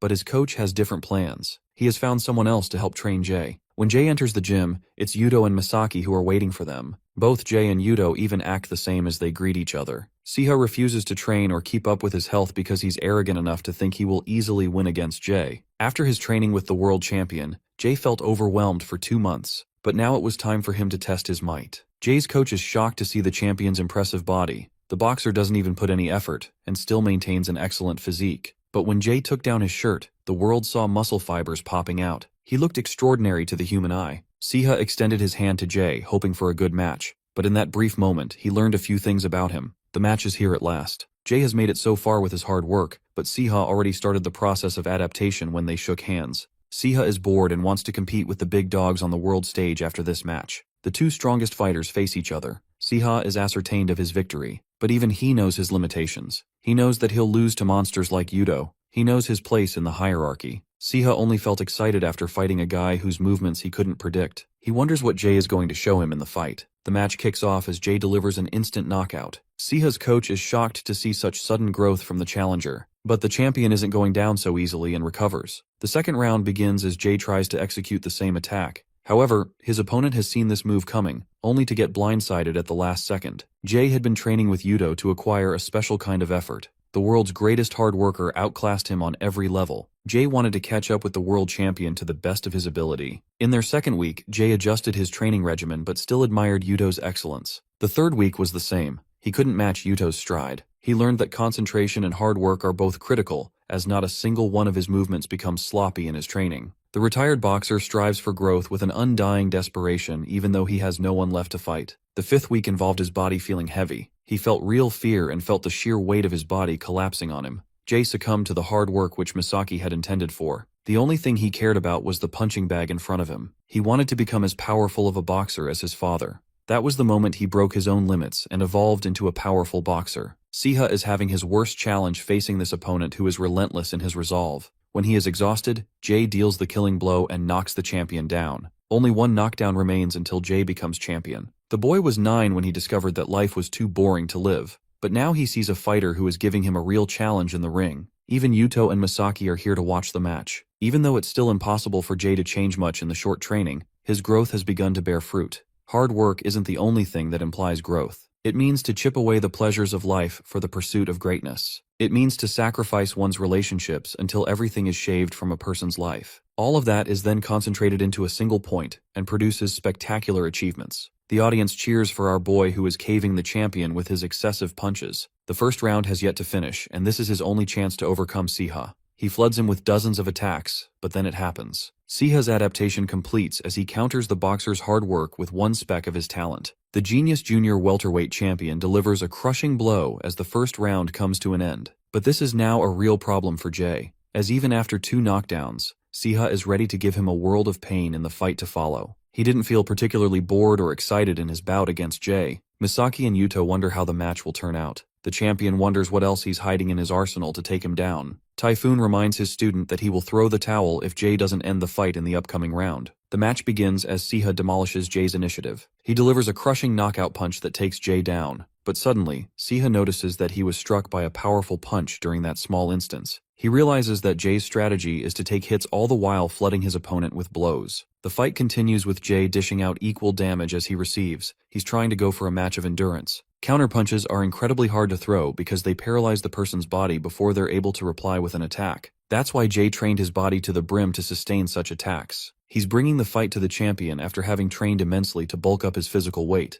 It's a fight between a natural predator against the common man. But even with those muscles, he's taking brutal damage with each hit. Jay's movements are beginning to stagger as the damage accumulates. It's now or never. His persistence keeps him at bay, so Siha targets his livers, as they're the most sensitive part of the body. Tremendous pain floods him, but in that brief moment he delivers a counterpunch that knocks down the champion. It's a counter to a counter with both fighters barely hanging in the fight. Jay delivered an attack that nearly made him collapse. He capitalized in this moment to destroy Siha. Both fighters perfectly counter the other, but Jay receives a caning strike from the champion as he is taken down yet again. A memory of Ryu flashes in his mind. It was the fight where he actually struggled against an opponent, a fighter who fought freely without having a particular stance. Siha used the exact same movement of Ryu when he dodged steel. Though he's back up, Jay has faced tremendous damage with very little to rely on. Siha senses that there is nothing left for Jay to offer. He smashes him around the ring and thinks he should end the fight. But right before he does, the round comes to an end. Siha recommends him to surrender for his own good. Blonde Boy, on the other hand, is traumatized from his fight. Typhoon wants him to quit, but he's still in the game. Round 3 begins, and Siha easily handles Jay and his slow movements.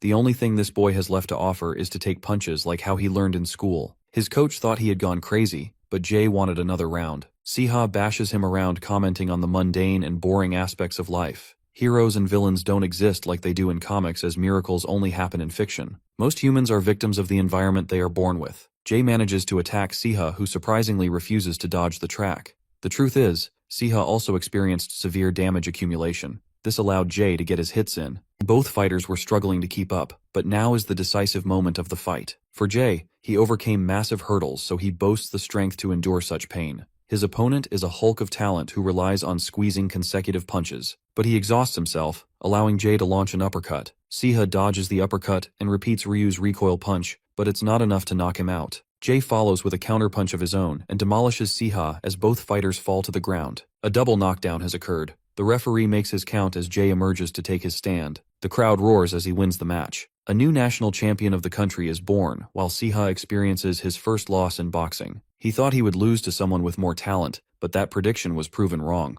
One of them boxed to entertain himself while the other overcame it. It was clear that Jay was deserving of this victory. Jay wins the titleship match in the junior welterweight division. The scene cuts to a face we've all been dying to see. It's Ryu, who has been freed after receiving his sentence. He returns to his boss and no longer wants to work for the thugs, but he experiences a sudden dizziness as they drug his meal. Ryu's still as good as he once was and doesn't mind slaughtering them. The entire gang rushed to attack him as he demolished everyone. After defeating them and reminding the vermin of their place, he is ready to kill anyone who stands in his way. Ryu wonders where his life took a downward spiral. He doesn't know if it started with the feeling of humiliation, loss, or hitting someone. Ryu at his lowest became a nobody until Josh discovered him outside his bar. He begged for food before collapsing. Josh fed him with a good meal and learned that they were the same age. He even offered Ryu a chance to work at the bar, but he refused, stating it wasn't like him to work that kind of job. He glanced to spot Josh's trophies and realized he was a boxer. Curiously, Ryu asked if Josh had any merit in the professional boxing world. He answered that he's only good in local matches, as the world stage is a different beast. Something took over Ryu as he begged to fight him. A frustrated Josh took him to the alleyway to fight.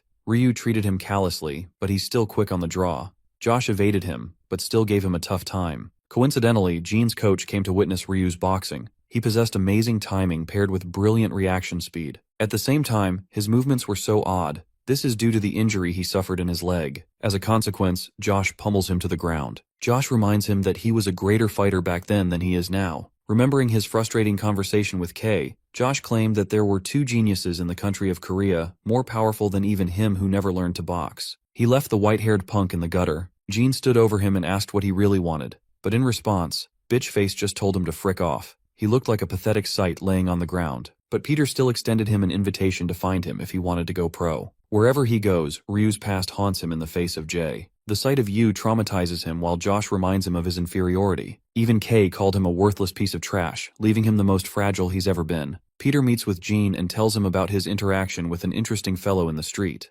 Ryu follows a path that Peter has sculpted for him. Back then, he saw Yu's fight against Jay. The world froze in its place. Ryu eventually arrived at the gym and expressed wanting to become a professional boxer. Peter wanted to hear it in his heart and soul. Ryu gave the old geezer what he wanted, but he wasn't going to receive the privilege of being trained for free. After all, he's one of the best coaches in the world, but he's ready to give him a discount if he works at a local restaurant. Bro gets tossed outside so that he can learn the value of work. The next day, he shows up to Josh's bar and earnestly states that he wants to work in his kitchen. Josh demands that he apologize for his actions. Ryu had never in his life thought that he could apologize to anyone, but he was forced to chew his words and uttered the words of apology. He felt embarrassed with a bit of freedom. He was finally experiencing the growth he had never experienced before. Ryu starts at once doing dishes, but this dude is secretly plotting to destroy Josh in their revenge match. He shaves his hair for a cleaner look and decides to change for the better. When he showed up to the gym, he saw Jean for the first time. The same guy who went up against the best in the whole world. Ryu issues the payment for the gym as Peter teaches him his first boxing lesson. Ryu hates that he's being ridiculed because he already knows such basic movements.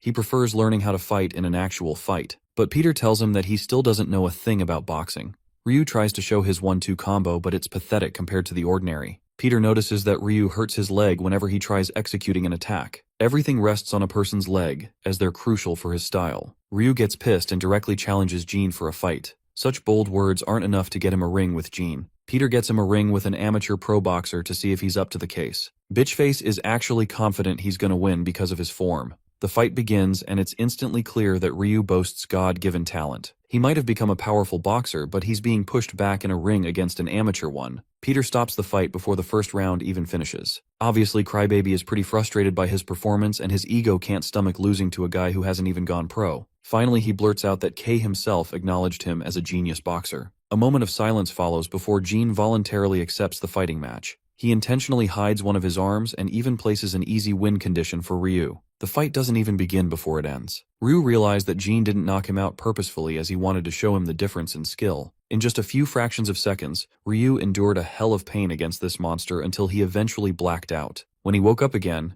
Peter had to give him the cold news. The genius was no longer the genius he thought he was. There was no point in his training if he trained the old way. But after a while, Ryu regained his footing and managed to win a fight. When they were at school, Ryu boasted an exceptional ability in sports, while Yu seemed like a guy who could navigate between a bunch of skills. He was incredible at reactionary sports. He was the kind of person to boast incredible talent, even among the geniuses. Ryu fights Larry, remembering to cast away his old self. His only leverage point is stamina, so he's working to maintain that in a fight. In the pro boxing scene, Ryu crushes his opponents, but he still deploys imperfect techniques in the world arena. Peter scolds him for it and reminds the boxer of his weaknesses. They share a dinner together, and the hopes of living a normal life are starting to set in. Ryu does everything he should and has formed good relationships in life. He thinks normal life is good for him as he's far from beating the monsters of the boxing world. It's plain within sight that he will never become a world champion, but he's fine with that. He's fine with being average. The following day, Peter gives him the good news. Ryu is at the #1 level in his country, so it's good if they try to go for world-level sport now. His first opponent is the boxing king of Korea, Jay. In an unusual manner, he asks to train with Josh, even going as far as to apologize to him. Later, he meets up at the big stage with Typhoon and Jay, and learns that he's been spending time at his old gym. He wanted to apologize to him at first, but Jay's gaze didn't change the slightest. Of course, his personality barely changed, and he refused to shake his hand.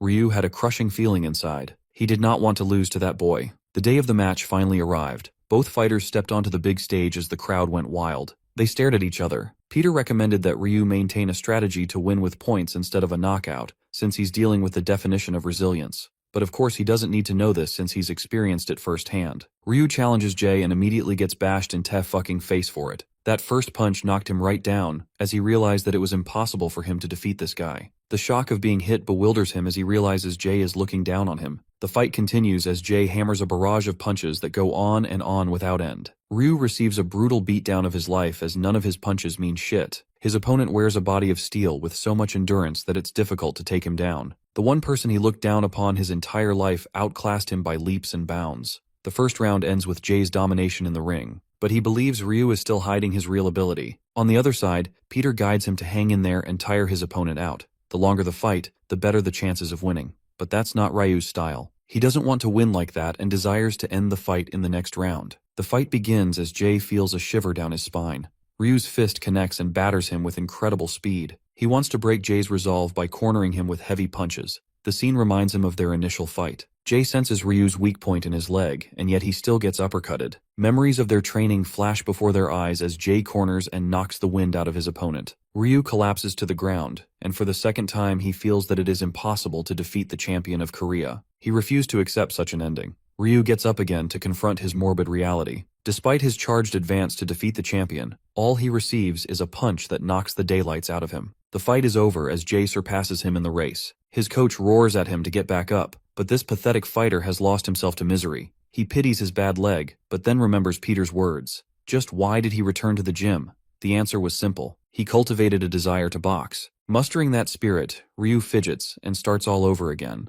The damage accumulation is flooding his body, but Jay still wants to be cautious in this fight. He advances to finish the fight in 30 seconds. He had to endure the brunt of many heavy punches during that time span. The referee commanded the end of the round, letting Ryu survive for a little while longer. The third round began as he prioritized maintaining his guard. This is done to recover from the damage, but Jay isn't going to do that. Surprisingly, Ryu executed a clinch that stopped the flow of his movement. Then when it became tough, Ryu executed a second clinch. He was finally following Peter's strategy to win the fight. Finally, it was possible for him to win as the underdog of the ring. But even with that strategy, he gets destroyed by Jay. The little guy came back for some hardcore revenge. Ryu regains consciousness, but it's not enough as the difference in their effort is too vast. The third round comes to an end, and he doesn't even have a game plan. 3 more rounds fly past as Ryu is beginning to question how long this match will go. Peter even calls him a punching bag and thinks he should opt out of the fight if he wants. But Ryu reminds his coach of his own words. He doesn't want to leave anything in his tank before calling it quits. Round 7 begins with Ryu's envy for Jay, who became a successful boxer after putting in hours of effort into the sport. He was blessed with talent and took his talent for granted. The boy was just an idiot child from back then. He watched Gene and learned from him. He too had traversed the path of growth. Ryu finally executed a successful punch, but in response he got countered by impressive blows from his opponent. Ryu accepts getting overpowered. He's fine with losing, but a miracle occurs as Jay slips and suffers from a critical wound. Now that his vision has been compromised, Ryu hammers to attack him. Instead of slowing down, Jay goes even faster on the attack. But this nervousness is clear. The goddess of victory has decided for a different outcome in this match. Ryu senses a brief moment for an opportunity and lands a critical counterpunch, knocking down his opponent. Jay doesn't want to quit and gets right back up. The round continues, but Ryu is easily maneuvering against his opponent. He realizes that Jay's sight is so bad he can't see properly. The world was never fair even in competition. This fight wasn't supposed to end this way. A silly accident couldn't have equalized them. Ryu strikes Jay with a thunderous hook. The injury is getting more pronounced for the boxer. Ryu wants him to just stop as he's already overcome the advantage. But he keeps going, eating a dozen punches from his opponent. It comes to a point Jay goes completely blind in both his eyes. He tracks his opponent based on instinct. Ryu was fine with being alone and didn't require a family. Even when he was a little boy, he thought he was everything. He thought he was the best, and that no one could overpower him. That's how he used to feel, but ever since their fight,